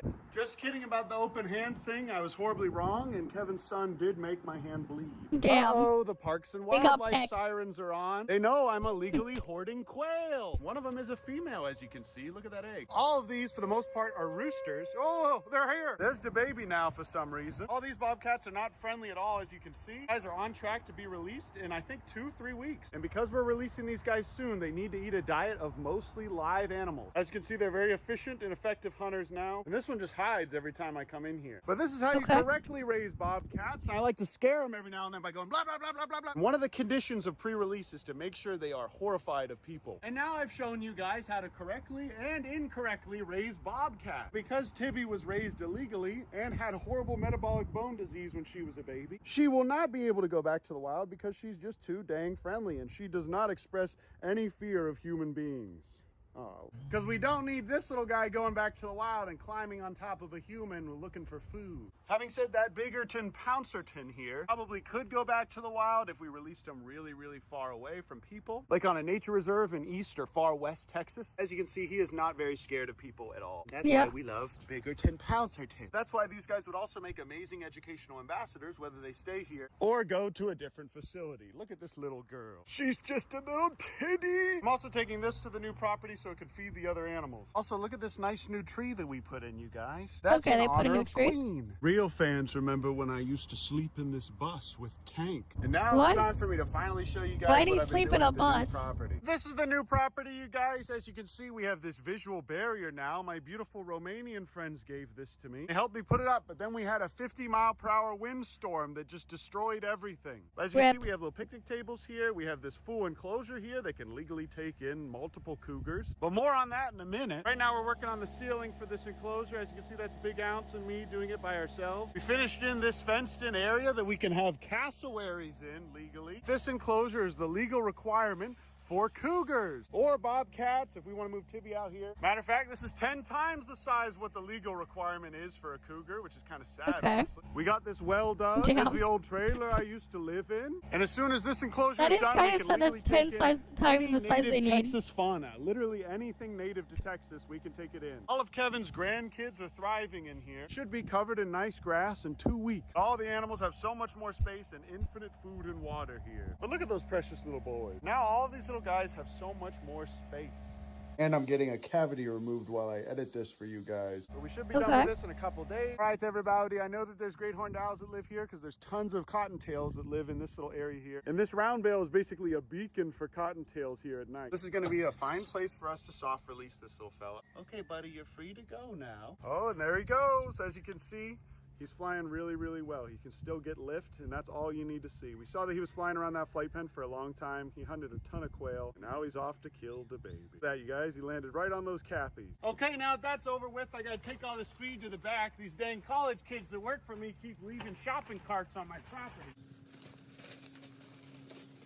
Okay. Cart narc. Hey, that's not where you put the shopping cart. Hey, that's not where you're supposed to put that. That's not where you're supposed to put that shopping cart. As you guys can see, Patrick is doing very well here. These guys love eating all this food. I'm at the dentist for the first time in 2 years, but as soon as these guys are done, we're gonna let these animals back out to the whole property. And there's this little great horned owl that just came in the other day. And while some of you may find him eating a deceased squirrel's sack, that squirrel came in paralyzed and it had to be euthanized.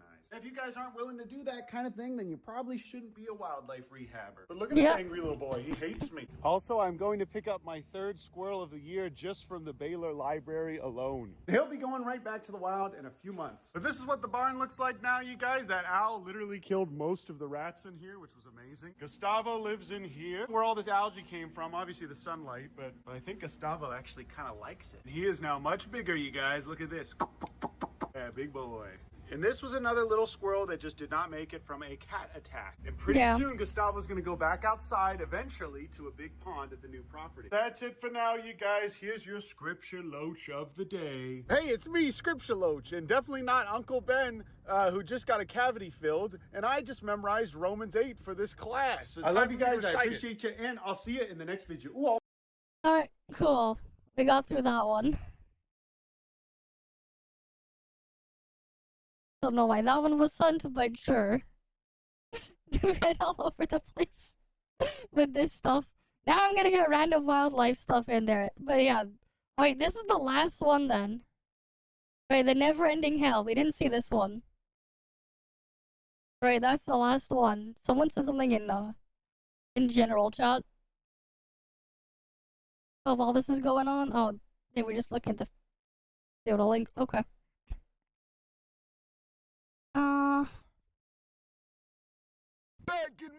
Alright, never-ending hell of streaming services. Yeah, it's a mess. There's too many of them and everything. And it's like, not everything is in one place. And then some of them are putting ads in the ad-free tier now. I think this is outdated though, because this is 2 years ago. It's a lot worse than what it was 2 years ago. Hard day. If you wanted to watch the TV shows and movies you liked, you'd have to wait for it to come on TV. And if you were to miss it, you better hope you recorded it. Outside of recording it and watching it on air, the only other way to watch it was watching it on demand if it was free, or buying it off of iTunes or something. I mean, Netflix was a thing, but they had nothing on there. They only had Sitting Ducks Season 1 on there. Like, where's Season 2? Oh, they had Season 2? Never mind, they had everything. We just didn't know it. Then Netflix started getting more buzz, fast forward a bit, and now streaming is the future. I definitely fast forward more than a bit, but I don't care about the history. Streaming services. They used to be a very convenient solution to watching TV They and used movies, to be. but now has become an annoying hassle for companies Not and anymore, us, the yeah. customers. Streaming was made because we hated the slowness of cable TV and buying individual seasons of shows on iTunes. We wanted to watch our shows whenever and wherever we wanted with no interruptions. And Netflix had all of that for only $8 a month, while cable was $50 or something. This was insane. If you were to tell someone this 200 years ago, they'll think you're crazy. Maybe because they didn't have TV back then. They didn't have I think TV, they're still yeah. drawing in caves. But nowadays, that doesn't exist anymore. Since cable is dying and people only watch it for sports and news, everybody has a streaming service now. Like every single individual There's so channel. many of them. Why is this annoying? It's because everything is now split. Nothing is no longer on one single service or even two single services. There's like 40 different Gotta love services, Pornhub. and one of them might have what you're looking for. No guarantee. Like I remember back when you wanted to watch Barney's Big World Adventure. It would have been just right there to watch. Nowadays, if you were to do it, it would be like, oh, that's only on Barney Plus, and you gotta have a premium version.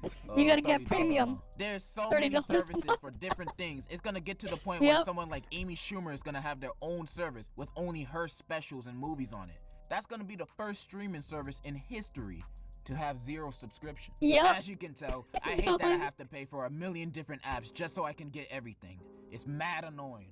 I mean, I don't pay, I pirate, but like, let's just get to the point. I wish there was a world where everything was on one service, but I can live with and understand why that world doesn't exist.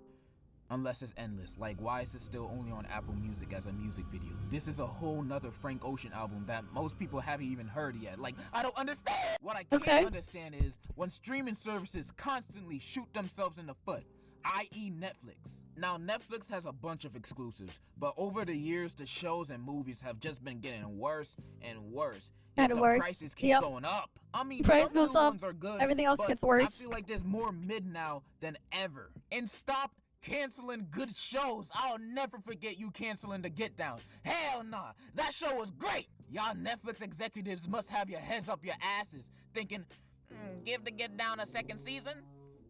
Nah. What the people really want is 7 more seasons of Big Mouth. Yeah, that's what the people want. Yeah. I don't know any of these shows though.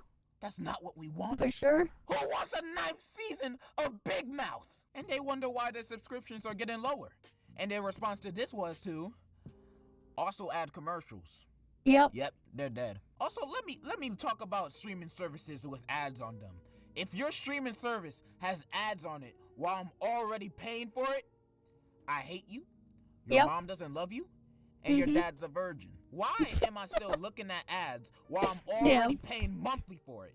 And I'm looking at you, Hulu! Hulu is easily the worst streaming service that I have ever had to experience in my 50 years of life. Not only is there ads when paying monthly for it, but there's so many. The other day, I was trying to watch Atlanta's new season, one of my favorite shows ever, and I only could get through the first episode because Hulu hit me with an ad every scene transition. I swear, every single camera angle change, it went to commercial. Damn. Camera changes commercial time. And this is the most annoying thing about Hulu. You see, Hulu has a big catalog of shows and movies. So when you search for anything, it's likely to be there. Then, oh, wait, what's this? They trolled you. You have to buy another Hulu channel to actually watch. You have to buy more, and the channels are separate. So you have to buy each channel to watch the certain movie/show you want to watch. The fuck? 65 a month? What the fuck? Hi, Kamaki. The president of Hulu, Joe Mama, I'ma beat your ass. The only good thing Hulu has ever done was we're just doing not some put reacts ads right for now. Regular Show and Adventure Time. That's a W. And Remy. Okay. This show is great. Makes me want to convert to Islam. But other than that, what else does Hulu have to offer? The Kardashians, How I Met Your Father, Judge Steve Harvey. What? I ain't watching any of that. I just have a burning hatred for Hulu. It makes me there's look too many towards pirating, and I hate pirating. Unless it's anime. I know some good sites, but I'm gatekeeping Yeah. that, so don't ask me. But I hate pirating because there's a million ads. If you click anywhere on the screen, an ad is gonna pop up. You have to click on the play button 3 times for it to actually play. Pirating is mad annoying because of the ads. But what Yeah, and this is why you instead don't use an ad blocker and get private trackers and stuff instead. these streaming services like But, Netflix having commercials you in know. it makes you wonder, why not pirate instead? You're still gonna be hit with a million ads anyway, so, but you get it for free. And Yep. there ain't no mid-roll ads either. Unless you try to hit the pause button. Like, just get a jailbreak Fire Stick and you legit don't need to pay for a streaming service. Yeah, you shouldn't get a jailbreak Fire Stick though. You should not get one of these. You really should not get one of these because of the massive security risk, and who else knows whatever other payloads they have on this thing. You should not get one of these. Ever. The only streaming service I like and have is HBO Max. Like, they legit have almost everything on it. You just gotta look through A to Z to find it. But do I like the price? Not at all. $15 a month? That's basically an arm and a leg. Now, I don't mind spending $30 a week on DoorDash, but $15 a month on HBO Max? What are you trying to do? Make me bankrupt? And also what I said before, how streaming is bad for companies too. I mean that compared to cable and buying seasons off of iTunes. Like, it's obvious that buying a season of a show on DVD is way more profitable than streaming a season. Like, I don't know how many times you have to stream a season of a show to equal a sale, but for music, 1,500 streams equals 1 sale. So I can't imagine it being that much more different. So with that being the case, companies need more money, therefore they make their own service and put ads on it that mess us over. So how can we get to a compromise to where the companies still make a big profit, while there also not be a million services with ads riddled all over them for us to enjoy too? Now, I don't know. I ain't no god. Plus the video's about to end. I just wanted to complain because I like complaining. Streaming services just get on my nerves sometimes. Still cheaper than some battle passes, doing right now. And that's kind of all I wanted to say. I'm leaving now. In conclusion, fuck Hulu. We are the world. Yep, fuck Hulu. Okay then. But yeah. And that's our conclusion there. Fuck Hulu. Got it. Alright, I think we got through all the reacts though now. Right, I think we got through them all. Right, we got through them all. Oh yeah. You missed this earlier, but Azure Premilia showed how you're gonna catch the thingies.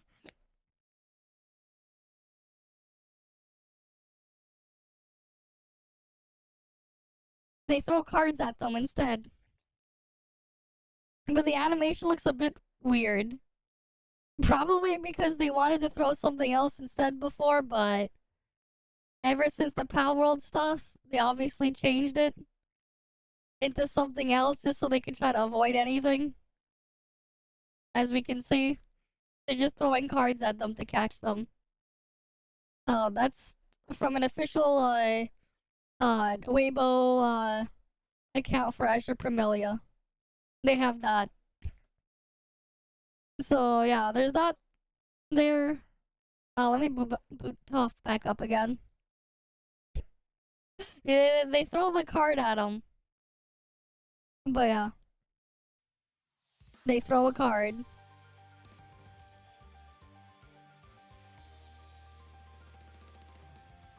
Alright, let me get Toph booted back up and go spend her vitality.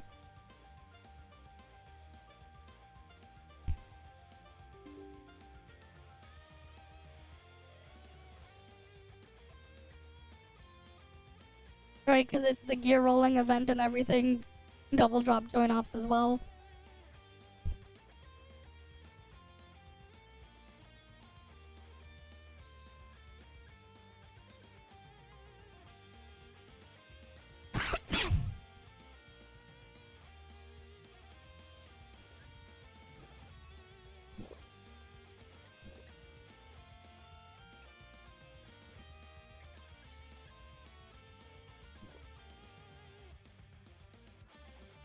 Oh, you don't say. They probably are.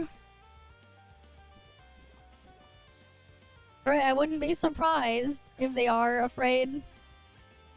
Nintendo big powerful, you know? Nintendo can out-lawyer them and everything. No problem.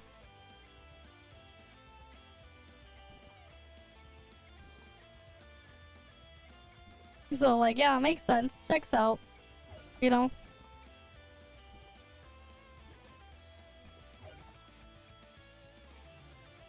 I mean, you just do your 2 joint ops a day or whatever.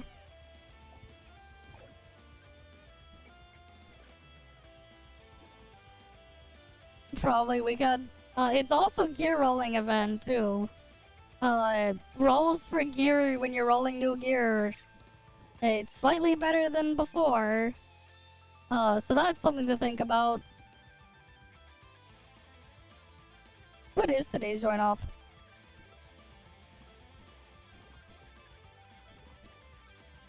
Sadness Valley, that's another fast one.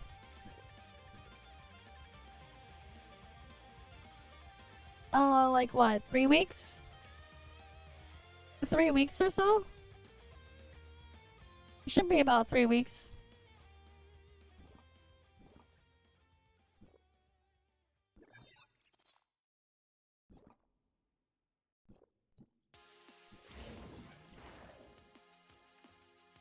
Rip.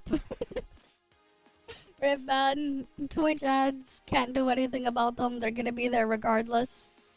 Ad is gonna end soon though, don't worry.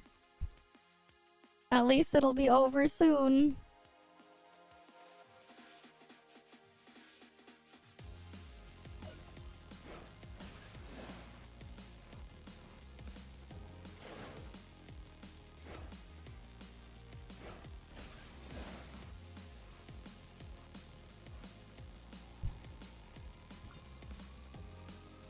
Right, we want to go there.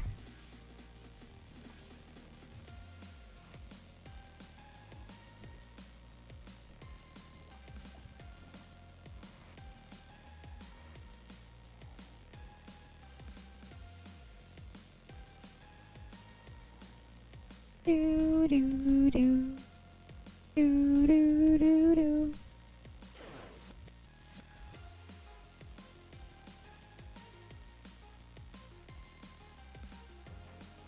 Alright, let's fill up our vitality. Not vitality, our endurance.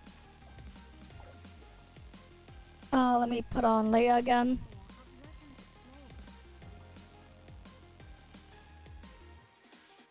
Yeah, it's about 3 weeks. Just about 19 days, I think. It's like in 19 days, so 3 weeks. 3 weeks, and then carrot stuff and whatever. I wonder when the test server stuff is gonna start though for carrot. And I wonder if we're gonna be allowed to share it or not. Right, because we're gonna have different things under Perfect World. Right, because Perfect World now has it. No more Tencent. Okay. Let me get my ult over here.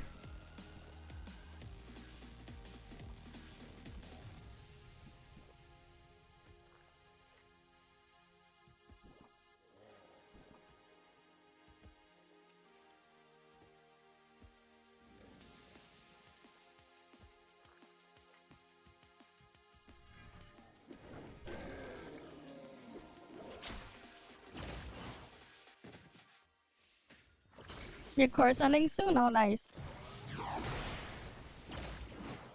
Nice, nice, nice.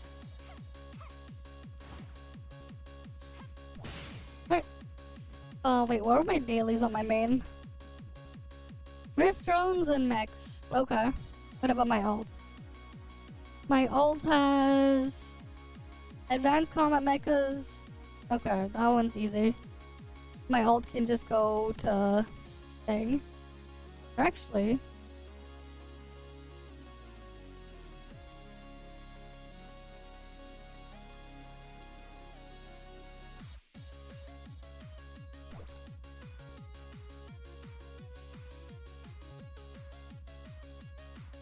my ult's dailies are done.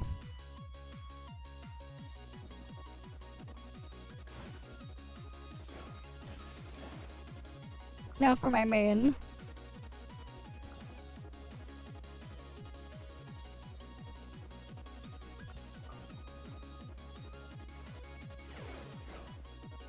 Oh yeah, I can just go there. I don't need to be in the indoor zone.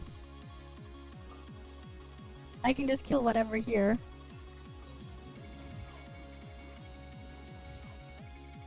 I don't need to do the other crazy thing.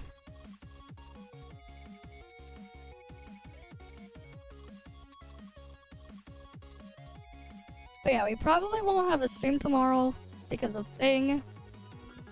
But then, the day after tomorrow, we probably will be playing something else on stream. I think then we can go play. We can do the parody game in Yasuke Simulator, and then there's the other thing that I also wanna try as well this week.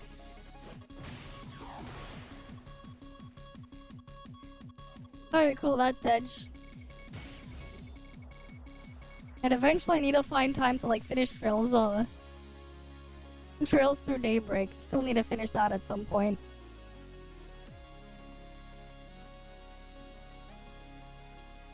Okay, I got the dailies done. I guess I used some vitality. Some of my vitality.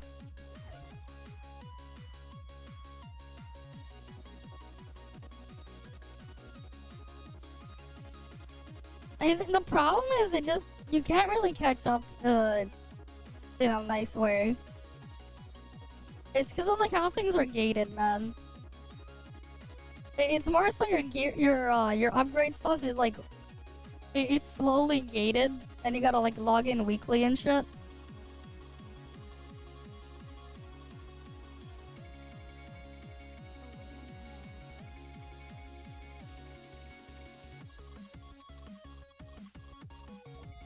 But yeah. Yeah, you get fucked every turn, man. You don't need to you don't need to have 6, you're ready to get fucked every turn. Right? That's why. You don't even need to do dailies in ToF though. It's more of like, oh, I just want to I want to collect everything as a bonus.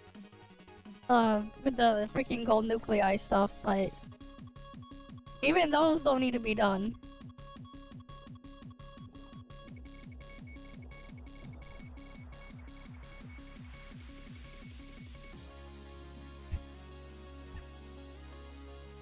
Right. Alright, let's get loaded in.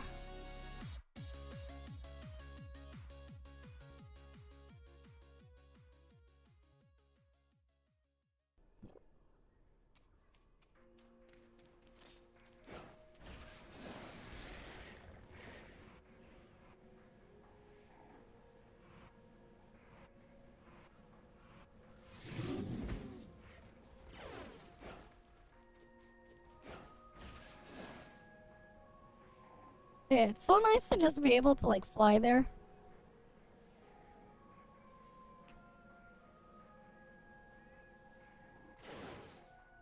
Let me get my ult to fall down.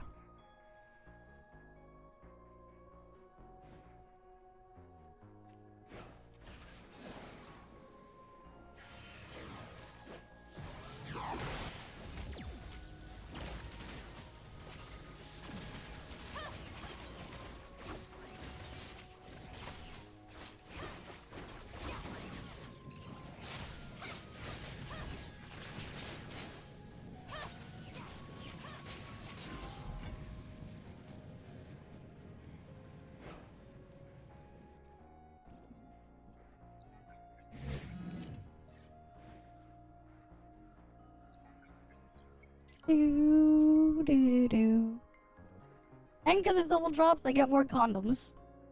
Which is nice. I get to have more condoms. More condoms, more good.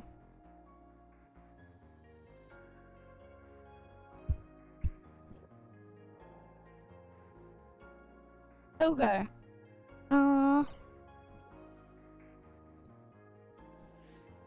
We also don't have copies or chip, but Lyra's okay. And it boosts energy. Uh-huh.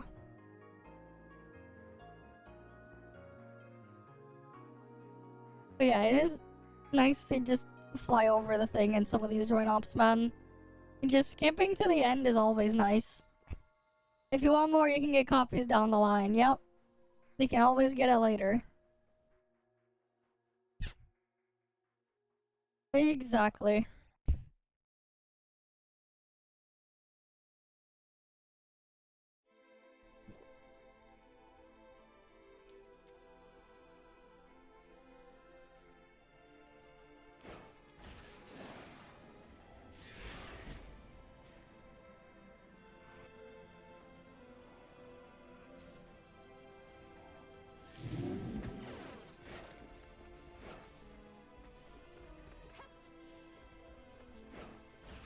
Free volt attack buff. It was right there. I might as well grab it. Another one. Right, it's right there in front of me. So like, hey, why not?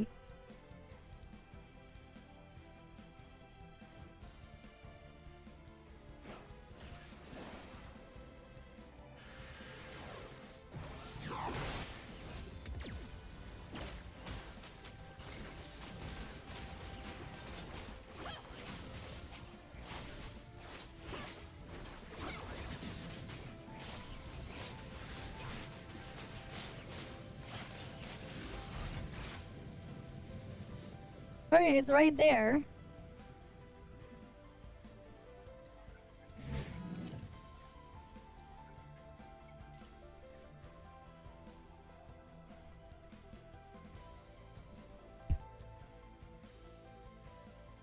Do do do do do do do do do do do.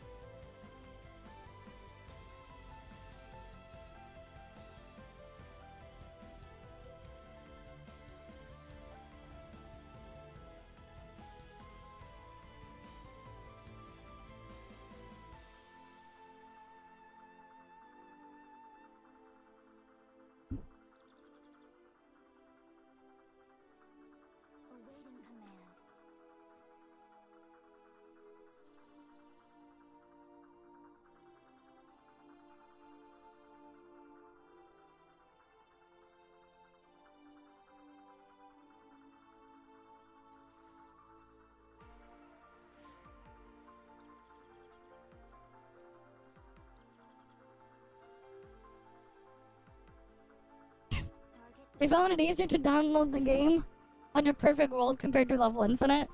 Level Infinite, that was a pain. They were a mess, man. At least they're gone now. No more. Your download was shit, rarely even hit one. Oh, because you play on iOS. I see. I never seen how shit plays on mobile, man. Outside of an emulator, because I don't play shit on my phone.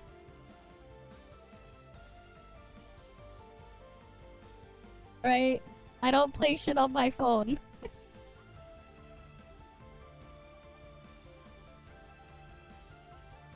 And even then, like, honestly, if I really wanted to play some heavier stuff on my phone, I would just probably use a cloud service anyways for some of these. Because it's like, if I'm gonna need to play a game online anyways, I would rather use that and not have my phone's battery drain in like 2 seconds. Right?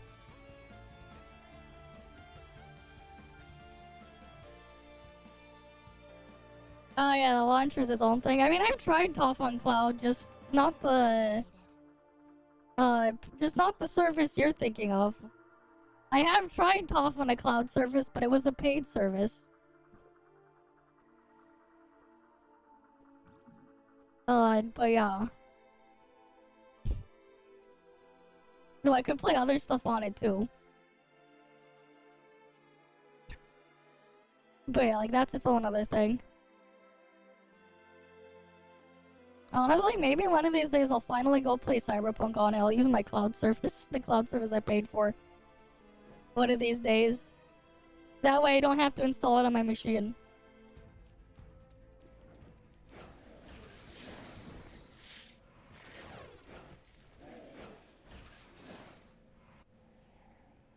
Look, free buff.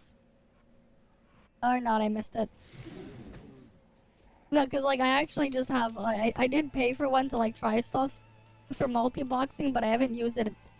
I haven't used it in like 2 weeks. After they fixed the thing on, after they fixed the multi-boxing thing. I don't know if I'll get rid of it or not, though.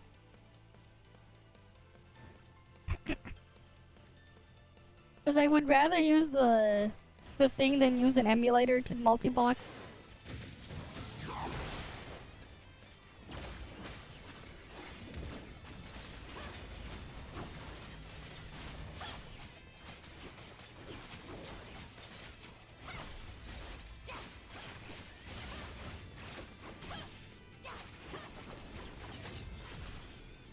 God damn it.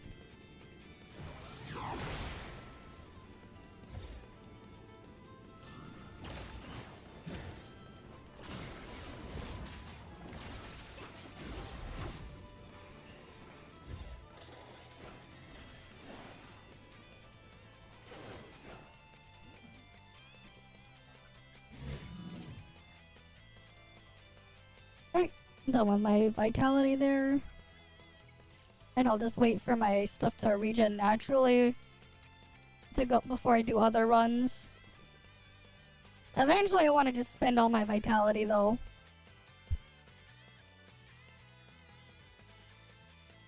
Eventually.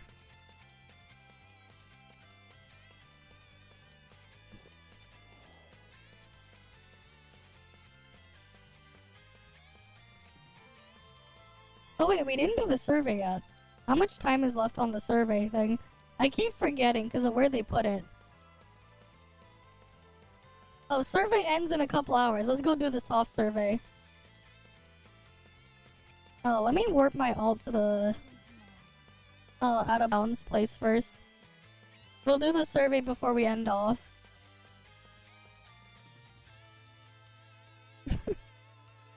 We weren't on top for 5 hours though.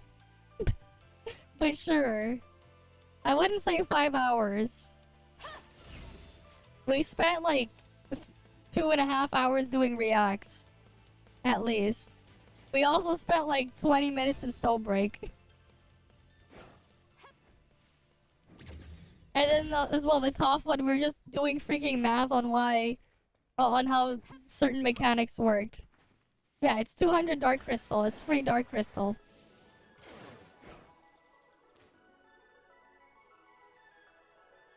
Right, free is free. Let me just summon myself back over to the AFK spot.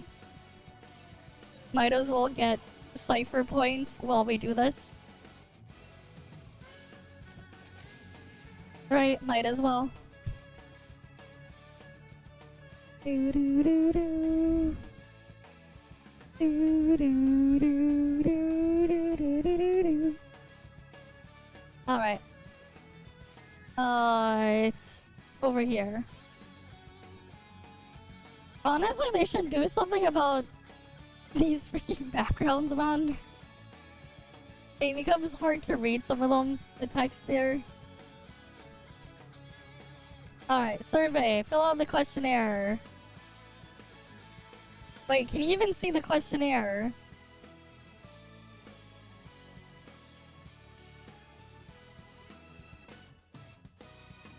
No, you cannot see the questionnaire. God damn it. Let me see if I can get the thing to capture.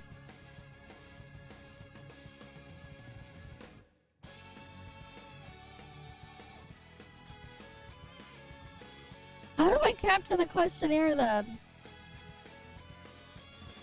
Yeah, I'm trying to see how to... They changed how the thing shows up the survey now. It's not the same as it was under Tencent, where it would actually show it up like the thing. Okay. Let me try... Let me change how it's captured then. Let me see.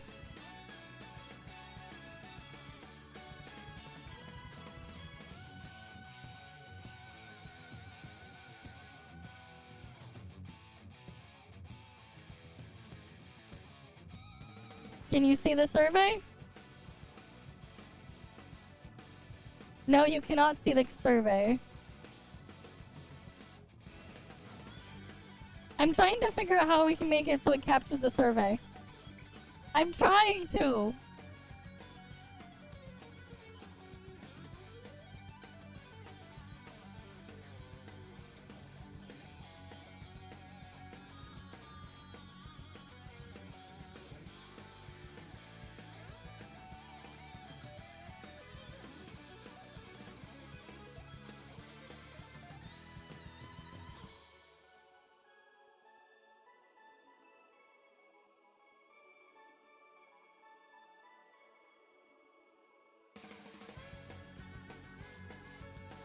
I'm trying to see it, wait. I can't even get, like, regular game capture to pick it up, what the fuck?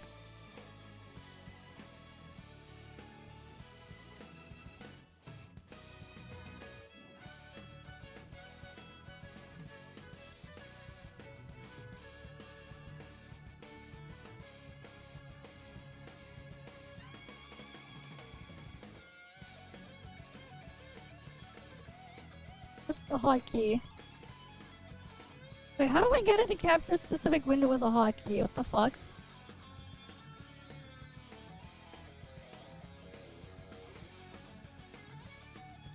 Oh, let me check.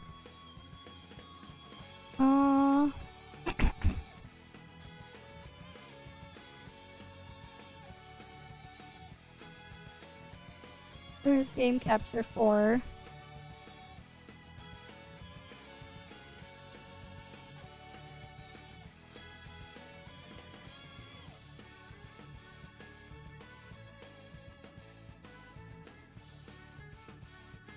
Oh, wait.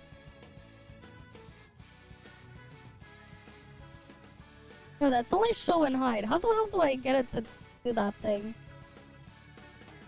I normally just make a new source and try to bring it in. I don't know how the thing works here. What is the hotkey to make it capture foreground window?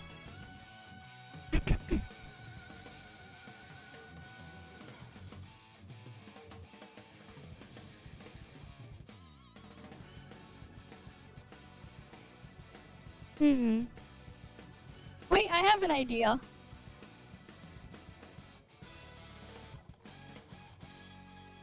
I have an idea. I'm trying to think. What if I open it on the cloud version? Will we then be able to see the survey? Alright, here's what I'll do. Let me open up the cloud version.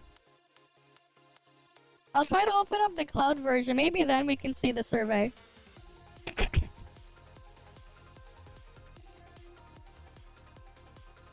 Alright, wants me to do the update.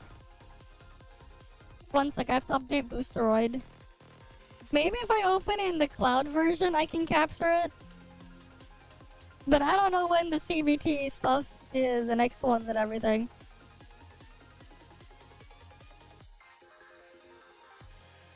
But yeah, let me open up the Cloud ToF. Surely I can do the survey in Cloud ToF, right?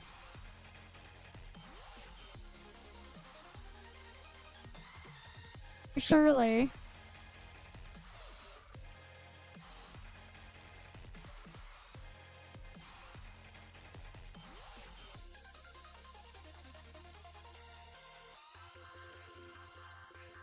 Yeah, let me just get the cloud one booted up.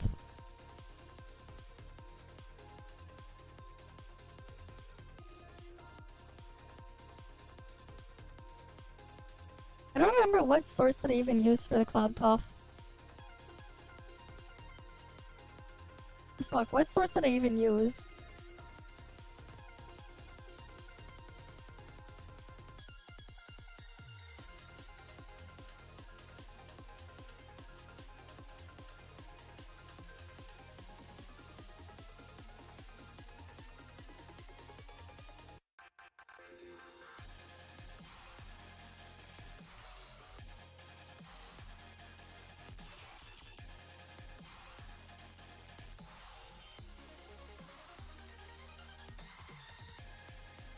I don't even remember what source I used. Because, like, I played it on the thing before on stream. I showed it to you.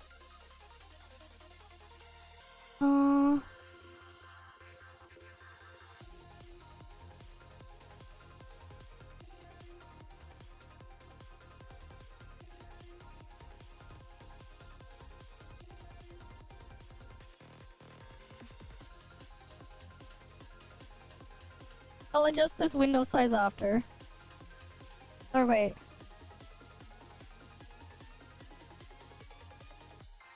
So we got my cloud application here. One sec. It loads a 4K display here. This is in 4K. This is the cloud machine.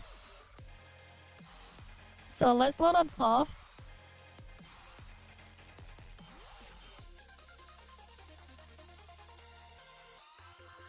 Right, we're gonna load up ToF Cloud.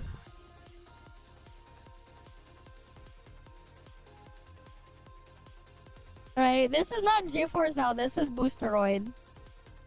This one's a paid one though. This is paid cloud.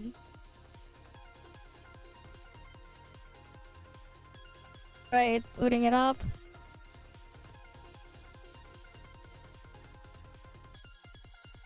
Right, we have ToF Cloud here.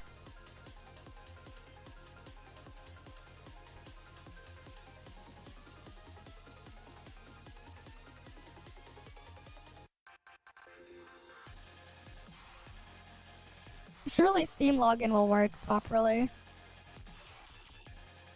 Sometimes, like, the Steam login doesn't work and I have to log in manually, which is annoying.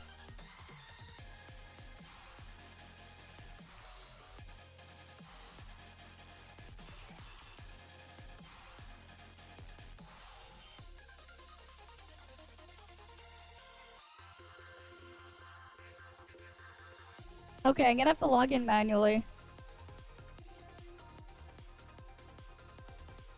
Okay, give me a sec. I'm not gonna dox myself.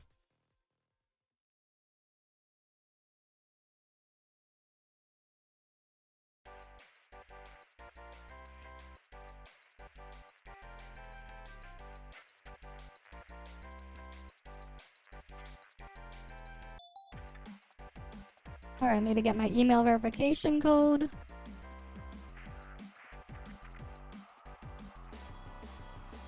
Okay.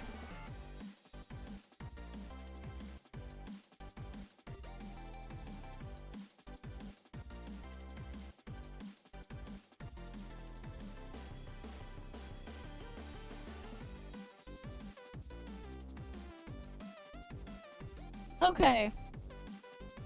It defaults here. Obviously we go here. Logging into ToF Cloud. But yeah. This is a nice... The cloud version here, though, is nice. Nah, this is Boosteroid. This is paid cloud. This is the paid cloud one. This is not GeForce Now. This one is Boosteroid.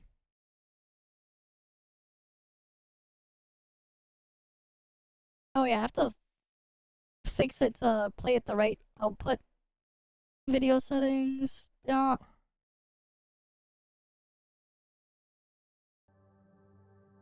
There we go. So if we go here, survey.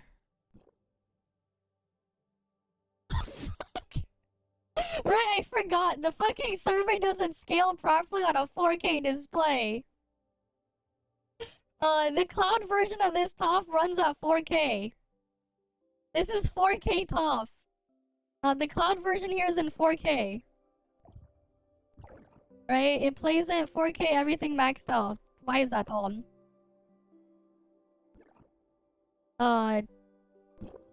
Fix it to original. We can do some ray tracing. But yeah, there's no DLSS because this is an AMD card. Right? You can, like, probably get away with, like, this. 4K. This is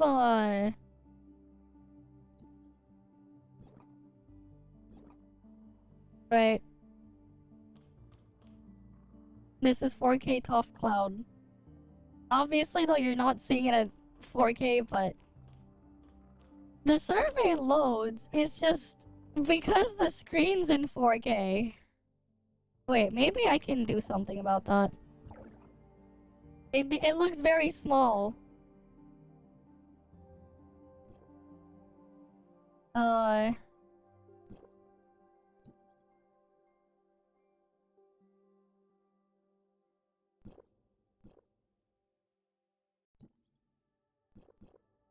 No, it just does this.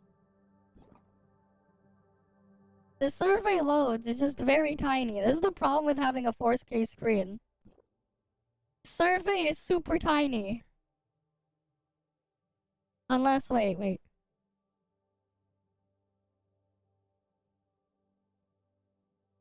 I have an idea.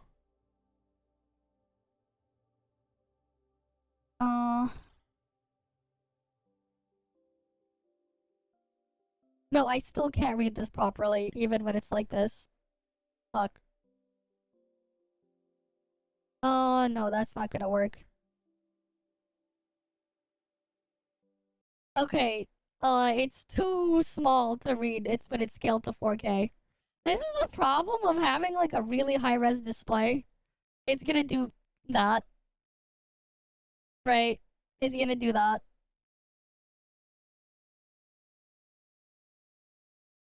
But yeah, here, let me boot up the client again so you can see it. So this is the cloud service here. It's called Boosteroid. This is what I was using here. There's just games and stuff. Right? I was playing I put ToF in there. It works. They have other stuff. This is one of the few cloud services that has GTA 5. I don't think GeForce now has GTA 5. It might not. There's like some of the other cloud ones don't have it. For example, like, yeah. This has its own set. Right? It just auto-detected some stuff, but, you know. This works. ToF runs decently nicely there, but like... the thing is, the cloud machine here... wait, no, connection test not gonna help. The screen is always 4K. Which is great. When you're just playing the game, but when you have to do the surveys, if the surveys don't scale properly for that, well, you can't read the fucking survey. Let me try opening regular ToF again, and then we'll see what we can do. I need to figure out a way to capture the survey properly. They changed how the thing gets captured, so now the survey don't work properly. And that's kind of the problem we're running into. I need to somehow capture the survey window in the game. Task manager, let me see.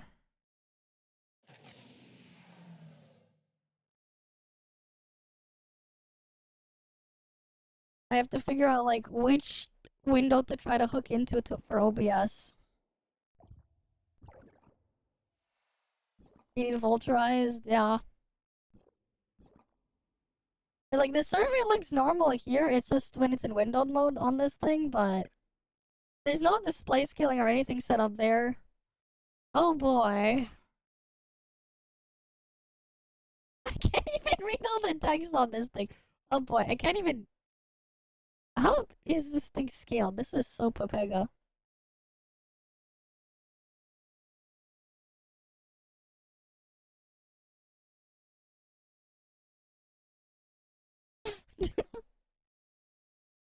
Alright, let me try to see if I can capture it. What's...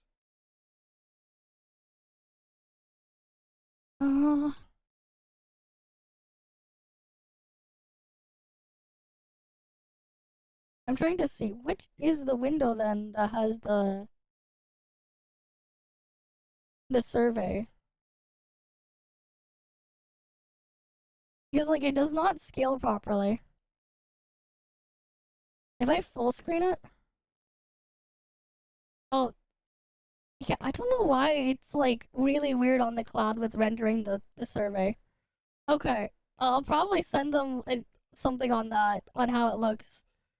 Let me try this. Let me add a game capture. Where is game capture?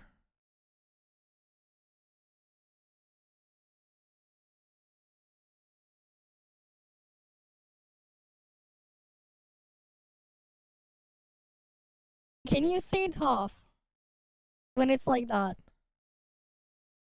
No, it does not pick it up. Fucking hell. It does not pick it up when I do that. Great. And if I change the hook rate? Nope.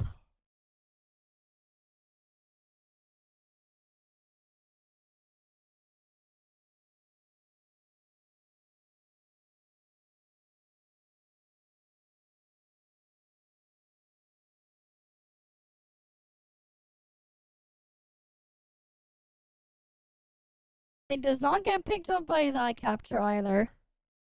Man, this is a pain. I'm trying to figure out how you can capture the survey, man. Because the cloud version, it's not... The problem is it's just so hard to read. I can't even read on it properly. I'm trying to get it picked up because the cloud version doesn't have display scaling.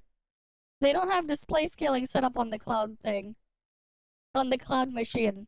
So the text is unreadable when it pops up.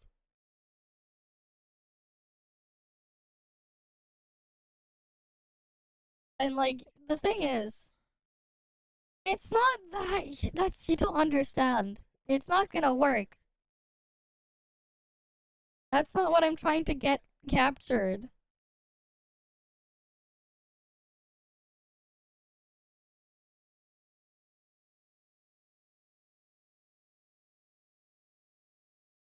Oh, and then you see this. If I change it to automatic, you get something white. Does the survey even show up when I do that? No, you can't even see that. Never mind. So that's useless.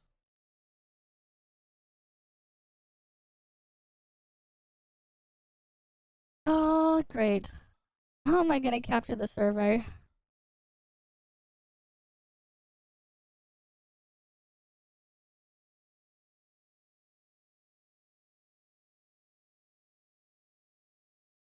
It's not that one. That's my browser. That's Snowbrick launcher. Yeah, it's like not even picking up the window to capture. OBS can't even pick it up.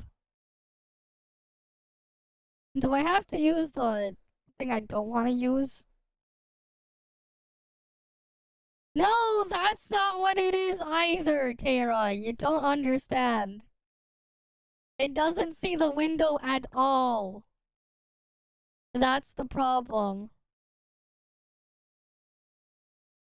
I'm trying to get it to capture a specific window.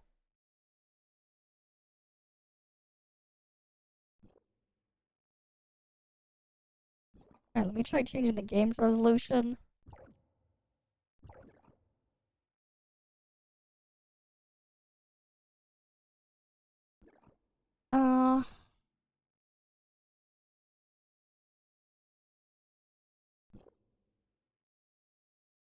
No, I would have to literally cut the stream to do that, and also it doesn't need to be as an administrator. Because if I use window capture, it doesn't have that problem. It's just the other capture mode, for some reason, doesn't pick up ToF. But I always use window capture sources. Okay, I can read the survey more easily with the game at 1440p, but...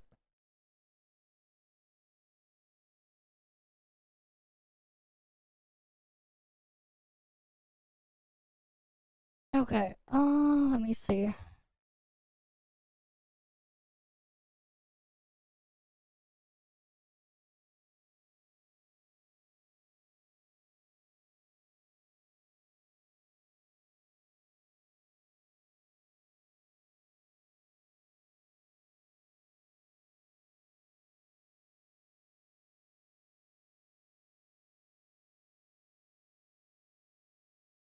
Alright, do that. And then from here.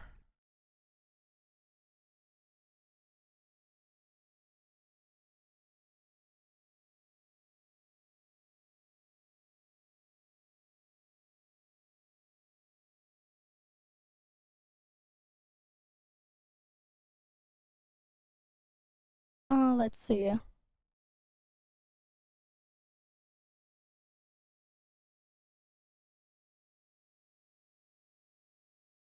We'll just do 560 crop there, and we'll crop 560 there.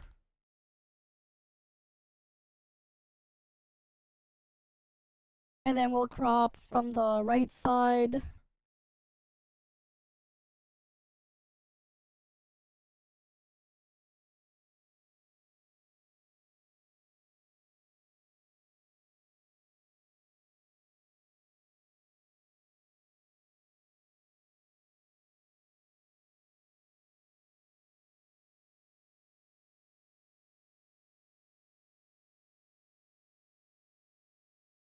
Okay.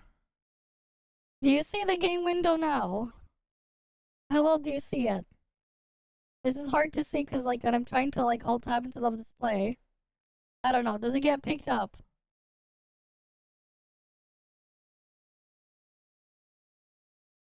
How well does it look? Do I need to crop it more or less? Like, this is just a pain, man. I guess this is good enough. Wait.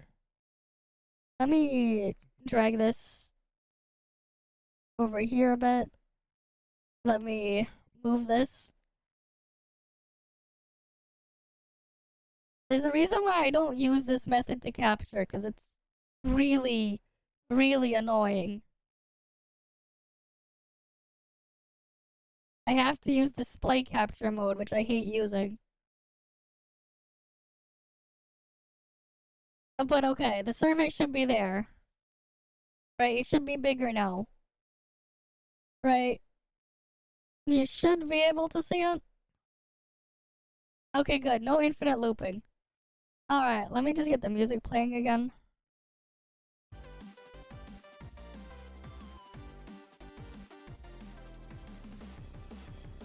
Okay, here we go. Survey. The text is still cut off here.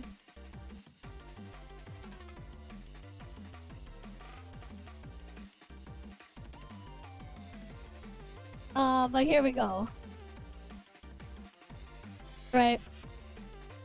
Alright, here. Dear authorizers, Tower of Fantasy 4.7 Starfall Radiance launched on February 25th.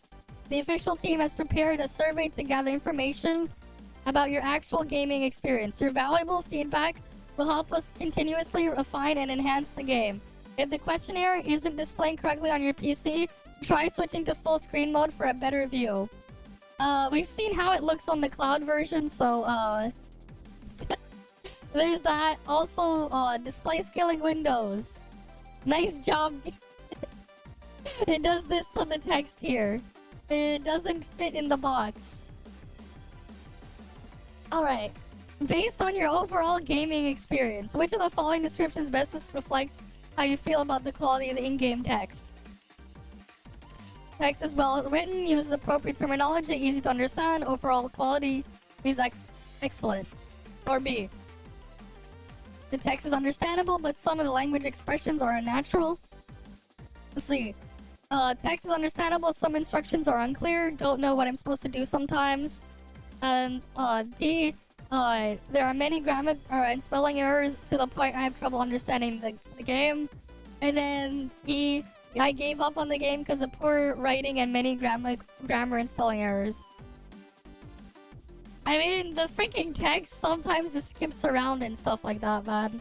I'm just gonna put this one, but like... it skips around when there's missing stuff there. Sure. But yeah. What I actually have to say is not an option here, but it's... I guess I'll just put it there. I'll just select this one. Language quality is... there. It skips around still. We've seen the chat stuff and everything. We're gonna go with neither satisfied or dissatisfied. Neither. Alright, next page. Alright, let's see. They launched the preparedness. Oh, wait, no, here. Please evaluate the clarity and comprehension of the following features. Use the scroll bar to see the options. Oh, there's a scroll bar here. Newcomer features a new guide.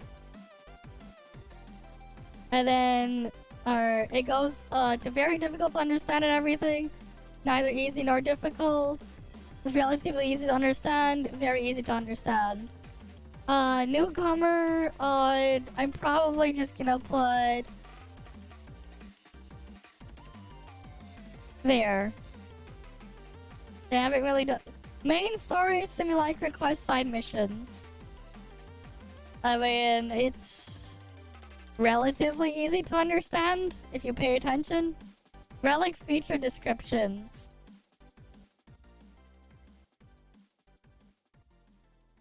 Because I know about all the mechanics on how the game has weird multipliers, I'm gonna be honest, if I'm trying to explain it to people, they probably won't understand that no, final damage on one thing does not mean final damage.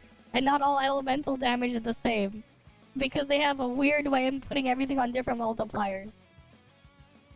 Alright, simulacra weapon, just, yeah, I'm gonna put that as well. I'm putting it difficult to understand because they don't actually they're not actually clear about which multiplier is which. Just because it says final damage doesn't mean final damage. It's weird like that. Not all of them is the same. Alright. Solo instances, challenges, bygone, evolution, frontier mode. Oh, that's easy. Alright. That's easy to— well, wait, no, people don't understand how to keep out of the fire. Let's be real. Though, you can even tell it to gacha gamers, but they still won't have a fucking brain. We'll just put it there, but— no, I'll put it there. Casual mode. People literally get stuck figuring out how to use the fishing thing. I'll put it there. Story descriptions.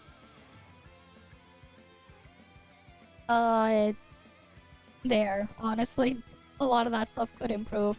Next page. Alright, let's see. What are the main reasons dissatisfaction with the following? Text not fully displayed. Does not match actual situations sometimes.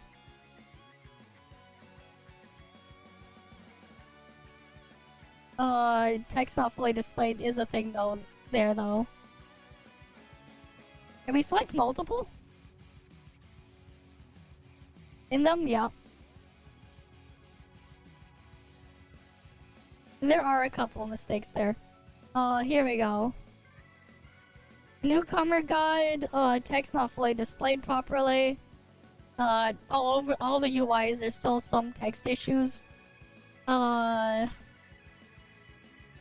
are some mistakes there. Casual mode.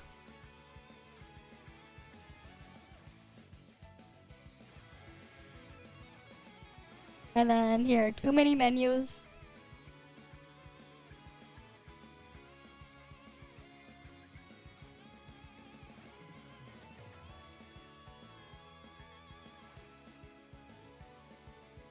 Right. And for some people, fishing is too confusing. Story descriptions. There's just too many currencies. For like all the side modes. Alright, relic feature descriptions. Here.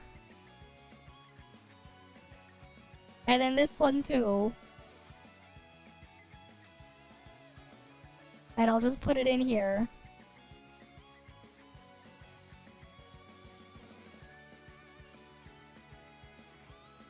Modifiers are inconsistent. Not all final damage is the same. Neither is all of the each of in the elemental damage modifiers. Some are additive to each other. Some are completely different multipliers entirely that are additive to a different set of multipliers. Overall description of these damage boosting effects are inconsistent and misleading. And I'm just gonna copy paste that to the weapon skill descriptions as well. I know what the multipliers are, but unless you know what they are, they actually are, you don't know. The game's is still a nightmare with that thing. It does not match the actual situation.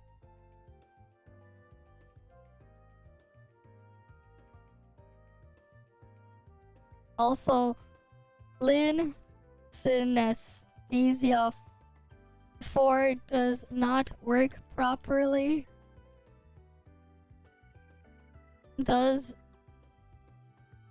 It does not use the attack stat at all if active weapon is not altered. Right? I might as well put that in there too. Alright, next thing here. In the current version, how many times have I encountered the following? Incorrect line breaks. I even see in the survey. More than 10 times. I see it daily. Presence of other languages not including voiceover. Not including that one. I didn't encounter this. Text overflow goes beyond the border of the UI. I literally see this in this own survey. That is a problem. They need to figure out how to like get display scaling fixed for each of the supported resolutions. Text is not displayed or not displayed in full. Again, I see this all the fucking time. Okay. Hopefully they can fix that. The storyline, I better tomorrow. I mean, it's fine when it doesn't skip. Because they're missing voiceover. I use English.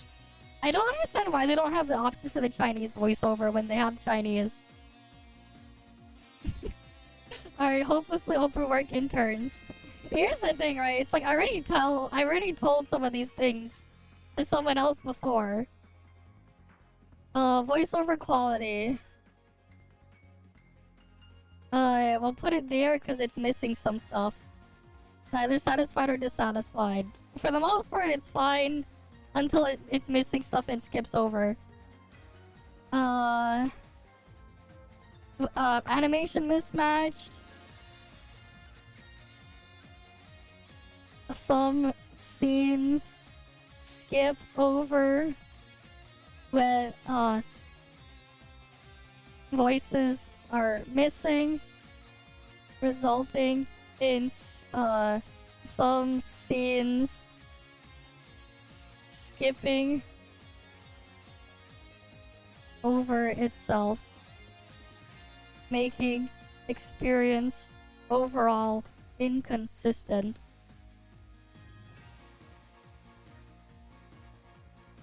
Alright, next page. Overall language quality of the new version has improved. Slightly better, I'll just say that.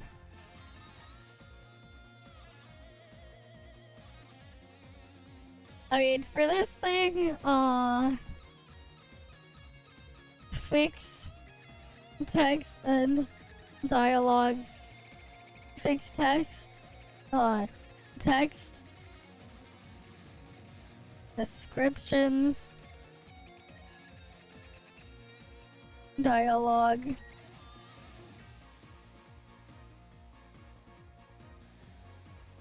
issues, make it more clear how each skill, how each weapon, skill, relic, and matrix works for boosting damage types, as it's very confusing to calculate properly, as not all final damage is the same. Like, if they want to put them in group categories to indicate what type of buff they are in, that would be fine. That would honestly, like, be fine. If they want to put, like, final damage group 1, final damage group 2, final damage group 3, or whatever. That would honestly help a lot in fixing that problem. Okay, there we go. That's the survey.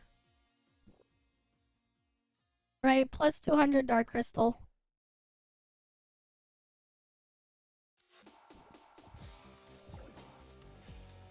But yeah, it's like, the damage modifiers and stuff, very inconsistent.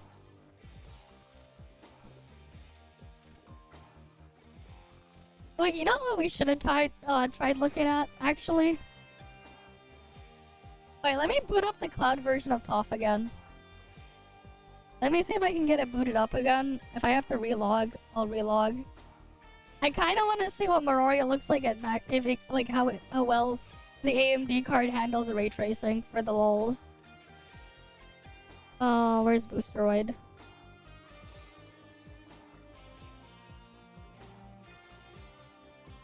Oh, I accidentally closed the wrong thing. Oops.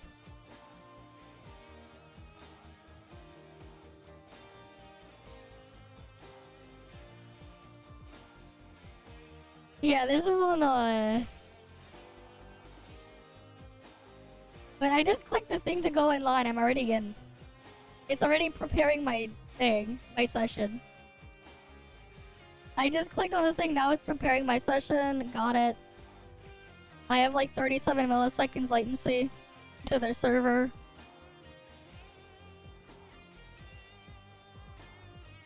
Yeah, you have no frame generation. Not frame generation. You have no upscaling. What resolution though? 4K or what? I'm just curious. I've never tried it. But yeah, they honestly need to implement display scaling here on their VMs here. Because, like, it's a pain in the ass to, like, see stuff on the screen sometimes. Maybe force Steam to open in big picture mode. I'll probably tell that to, like, the thing there. For feedback for the guys who run Boosteroid. Because it's so hard to read text sometimes. Yeah, I'm not the biggest fan of that stuff, but it is what it is. Here we go. We're gonna go boot it up. This is on the cloud version now. The cloud system here. We already know the specs, but like...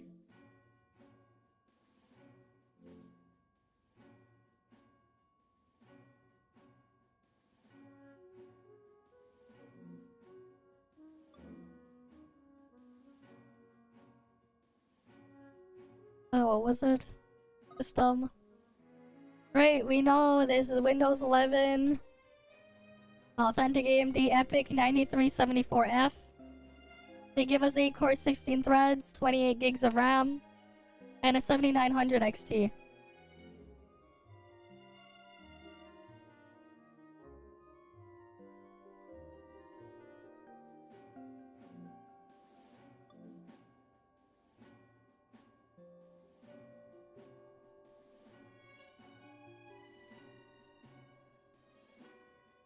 Alright, I think I'm gonna have to log in again.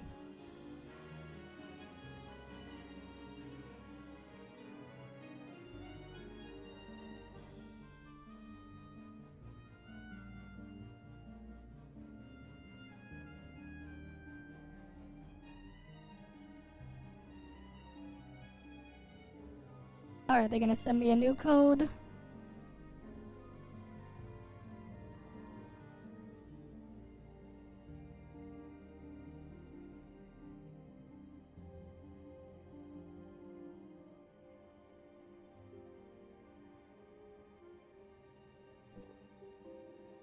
Alright, so we can go change our settings. Why is hit pause turned on? Why is this turned on? Whoever else plays ToFCloud, they're fucking stupid, man, using this service. They freaking had those turned on. No. What kind of weird Pepega stuff there were they also using? You don't need anti-aliasing at all. Interesting how you can have the TA thing there, but whatever. Anything else I want to disable here? The buff barb mode on. Put that at fixed, please. Keep it classic. Want list. Right. Okay. Yeah, that was the top survey. Anyways, let's go see. Wait, did we turn on those graphic settings? We'll try medium and then high. For foresight boost. Alright, let's see. Oh, I should turn on show FPS. But yeah, like there's no display scaling on, so like you can see the text is super tiny there. Because the window is in 4K here. The cloud machine is in 4K. Let's turn on FPS tracker. Where's show FPS?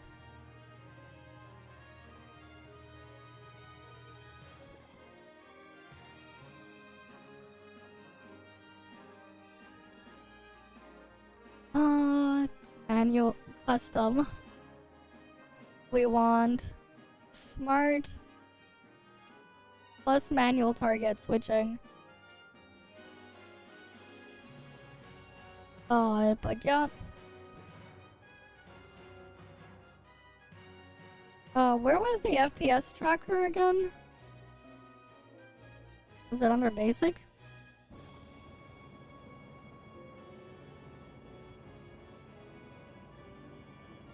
Here it is, show FPS. Okay, let's go to Meroria then. Alright, we can fly around with this.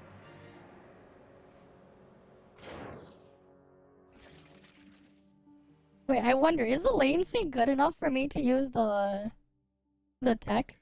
The old Claudia tech?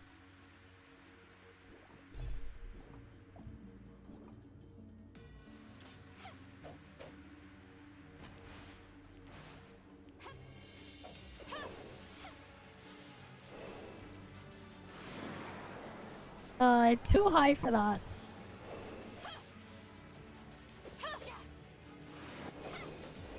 Yeah, latency too high for the macro. No Claudia macro, got it. Latency too high for Claudia macro. Alright,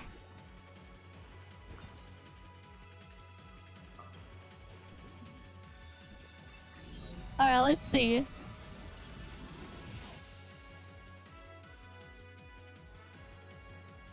If you're talking about the stuff you sent for reacting, we already saw that earlier. We saw that like 2 hours ago. Everything you sent there. We already saw everything. Okay, let's see. Frame rate, we'll let it load first.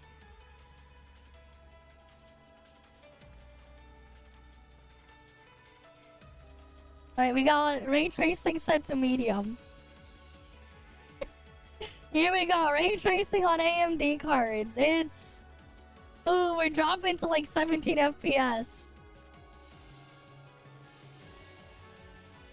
We're not even getting a stable 30 FPS, guys. And this is on medium.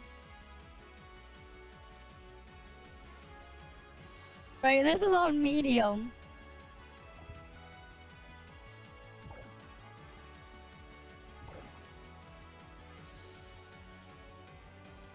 What happens if we crank it to the max?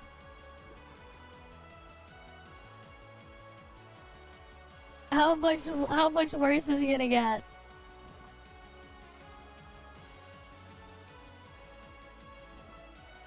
They can't even make an actual regular game, man. With a lot of these gotchas, man. They're missing the actual game. They rely way too heavily on the freaking live service time gating stuff.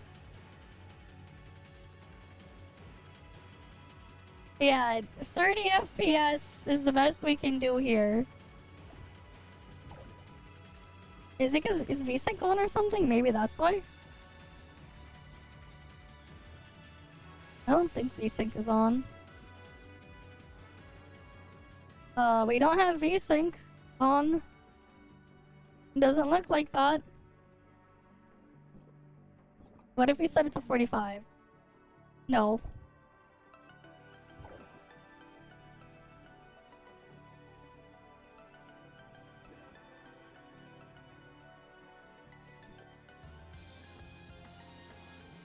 But yeah. Maybe, what if we turn off Farsight Boost?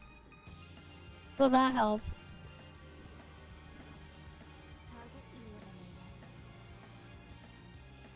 No, it will not. Yeah, AMD card not great at ray tracing. We're just in the lobby right here. And then if we actually go into the city, man. Alright, now we're like 25 FPS. Yeah, I don't think so, man. You're giving them way too much credit. You're giving them way too much credit.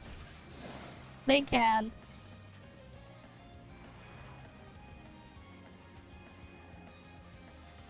You're giving them way too much credit. Oh, look, there's a player just AFK right there.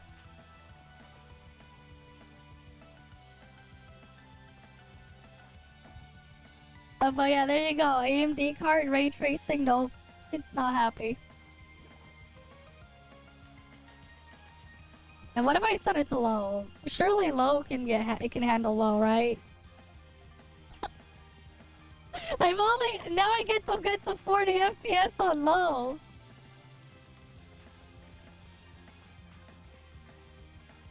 It's wait, maybe we get to 60. Nope. Oh, we finally hit. No, we're not gonna be able to keep 60.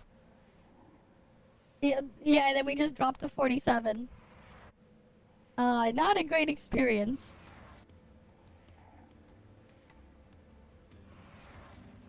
But yeah.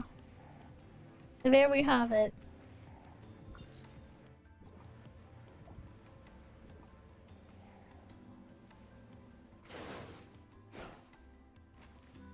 Oh, I can't lower the resolution though, because full screen forces 4K. I mean, I guess we can turn on TAA instead, and then like... Oh wait, I can't change that. The fuck? We can go to 0.6 render accuracy. Well, if we render it at 60% render accuracy and use TAA, surely now we can actually use ray tracing, right? We just added Vaseline smearing.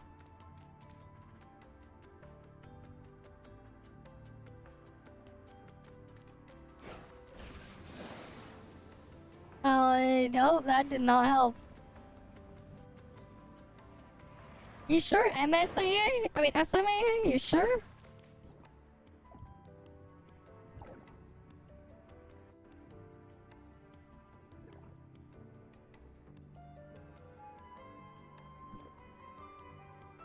I can't change the render accuracy.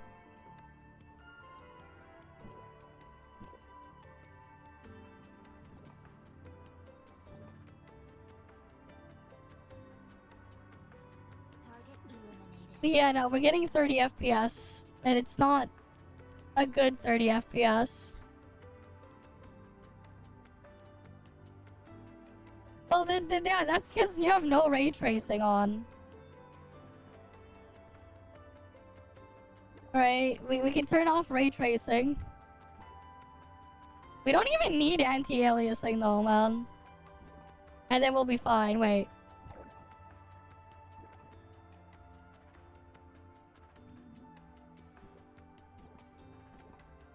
Yeah, we can hit 100 plus FPS with drip.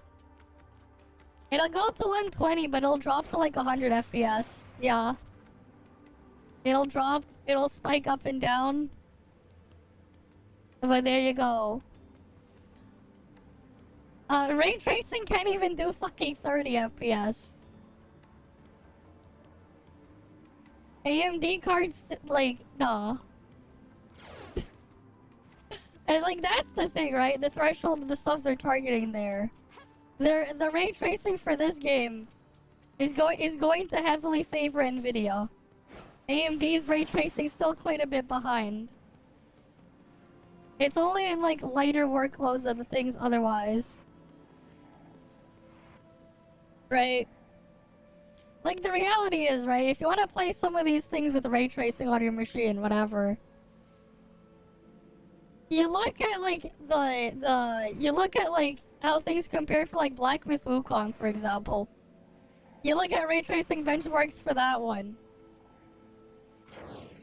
And like, maybe not as intensive, but like, that'll give you an idea of just how the ray tracing is, yeah. Like, the thing is, I don't even think you're gonna get a good experience with it on the 9070 XT.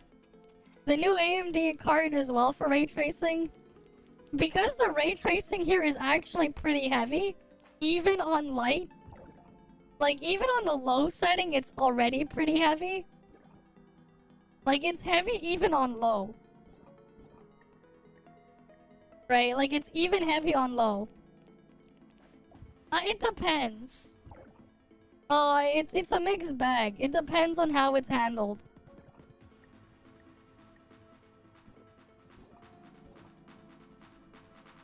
Right, it's not like, it's not really light when they had, the way they have the ray tracing turned on. Obviously though, it still looks really good with just the pre-baked stuff. But yeah.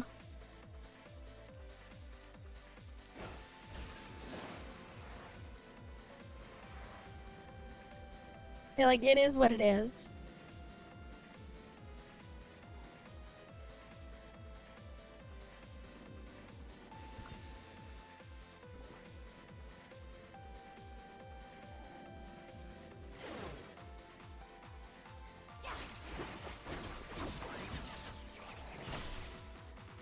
You can see what the thing looks here.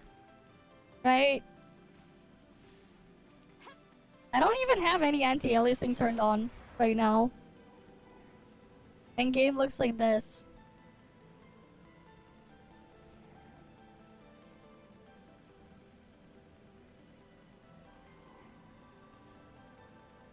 You know, there's like no ray tracing on the regular PS5 version though. Yeah, we'll be ending soon anyways.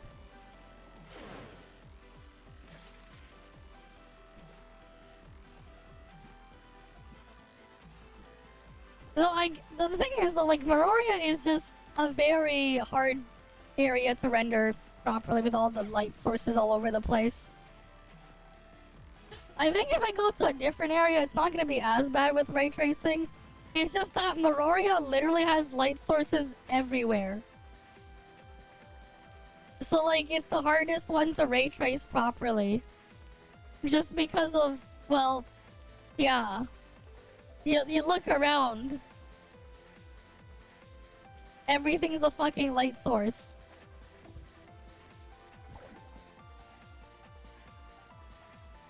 So it's like no wonder ray tracing like is like super brutal.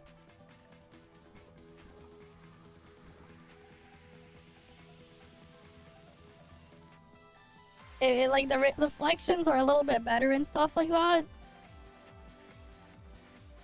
The lighting's slightly different, but it's just so much going on.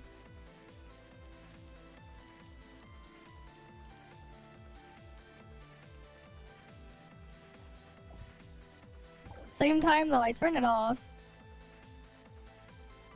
Well, there is some difference. It's not as drastic.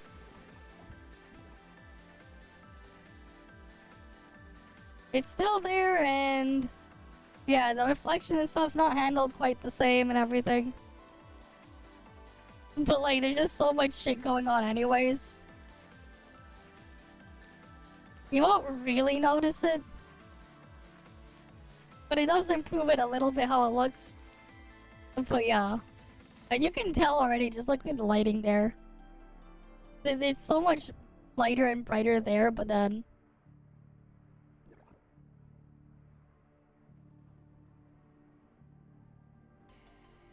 because of the pre-baked stuff, but then I turn it on. Like, slightly different. Target eliminated.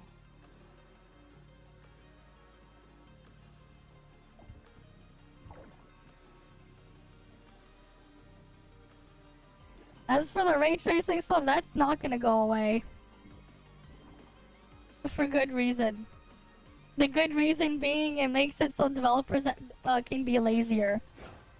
And they won't have to do pre-baked stuff as much. If anything, a lot of game developers and studios want ray tracing to really take off. Because it means they can be even lazier.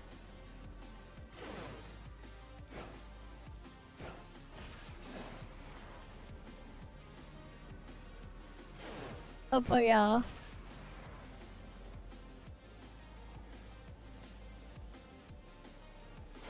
You get your PS6 to have what, no games again? Like the PS5?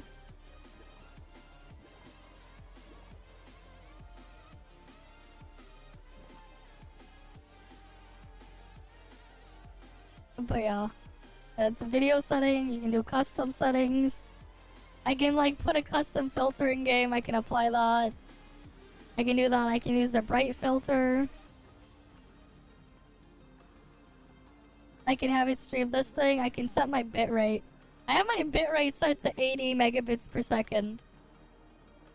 For the cloud thing here. You can adjust mouse acceleration there. You can have it lock your cursor into this thing here.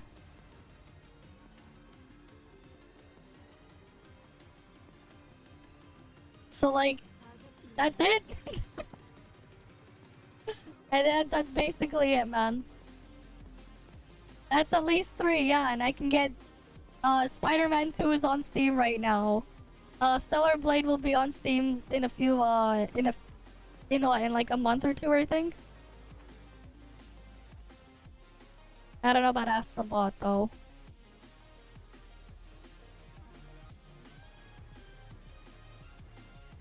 Oh, that's the server I'm connected to, that's my session ID, whatever. Oh, look at that. I can hide this thing. I can see the bitrate from the stream right here. It says it goes up to 80, but it's not giving me 80 megabits per second. Interesting. I'm only getting like 66. 60 FPS there, decoded FPS there, and there's my latency.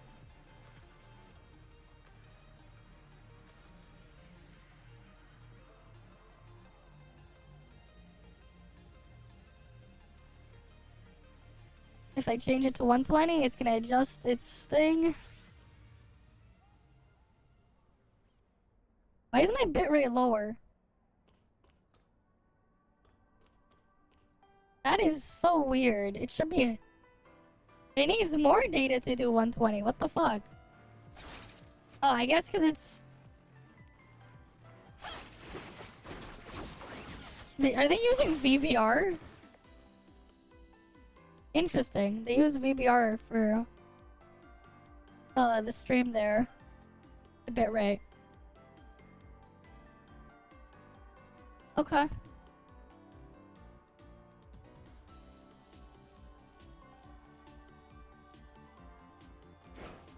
Yeah. Silent Hill 2 though, that's what, you can get that on PC, I think. As for Demon Soul, I don't know about that one. Though I think people have already played that on emulators or something by now.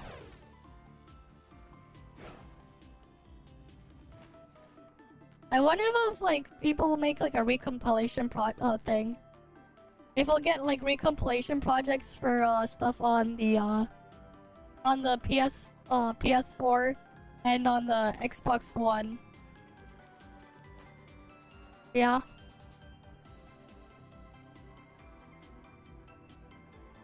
And it'll just get released on PC later. For people who can wait. Why the fuck would I get a console when I can get a better version later?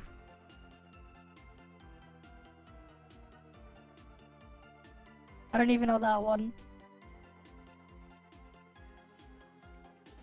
But again, like, that's assuming I care. Right, like, that's assuming I care.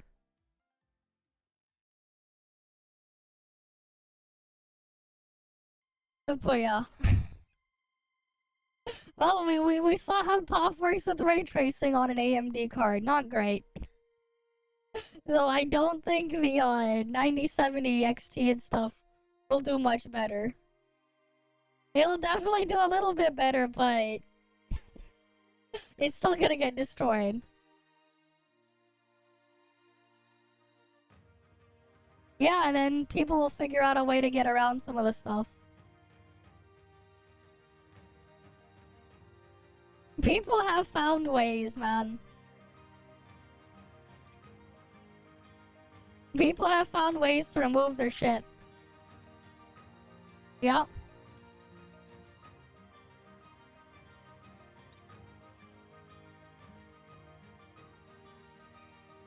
But yeah, I think this is just where we end off then for the night. Not like there's anything else to do. We already did our dailies and stuff as well after the reset. We spent our stuff. Probably won't be a stream tonight. And then the day after, we'll probably play, what's it called again? Yasuke Simulator. We'll try this out on the 20th or whatever. When I come back. Probably this one. They got 40k wishlist down. For the lulz, we'll probably give it a try. At least a demo. And then there was that other game as well I wanted to see. I'll probably look at this one. But yeah. Oh, like, Hyperion Orbit and demos, what? But yeah. We'll probably try this one as well later this week. Desmos. Okay. But yeah, the graphing calculator. Well, we'll see how Atelier Yumi is. Oh, it's playing the trailer now. Okay. But yeah, that's just kind of it for now then. Right. As usual though, guys, thank you all for stopping by. Hopefully I can see you guys again next time. I'm gonna go get some sleep. It's 6:30 in the morning. Right, you guys have a good day or night or whatever. But yeah. See you guys. See ya.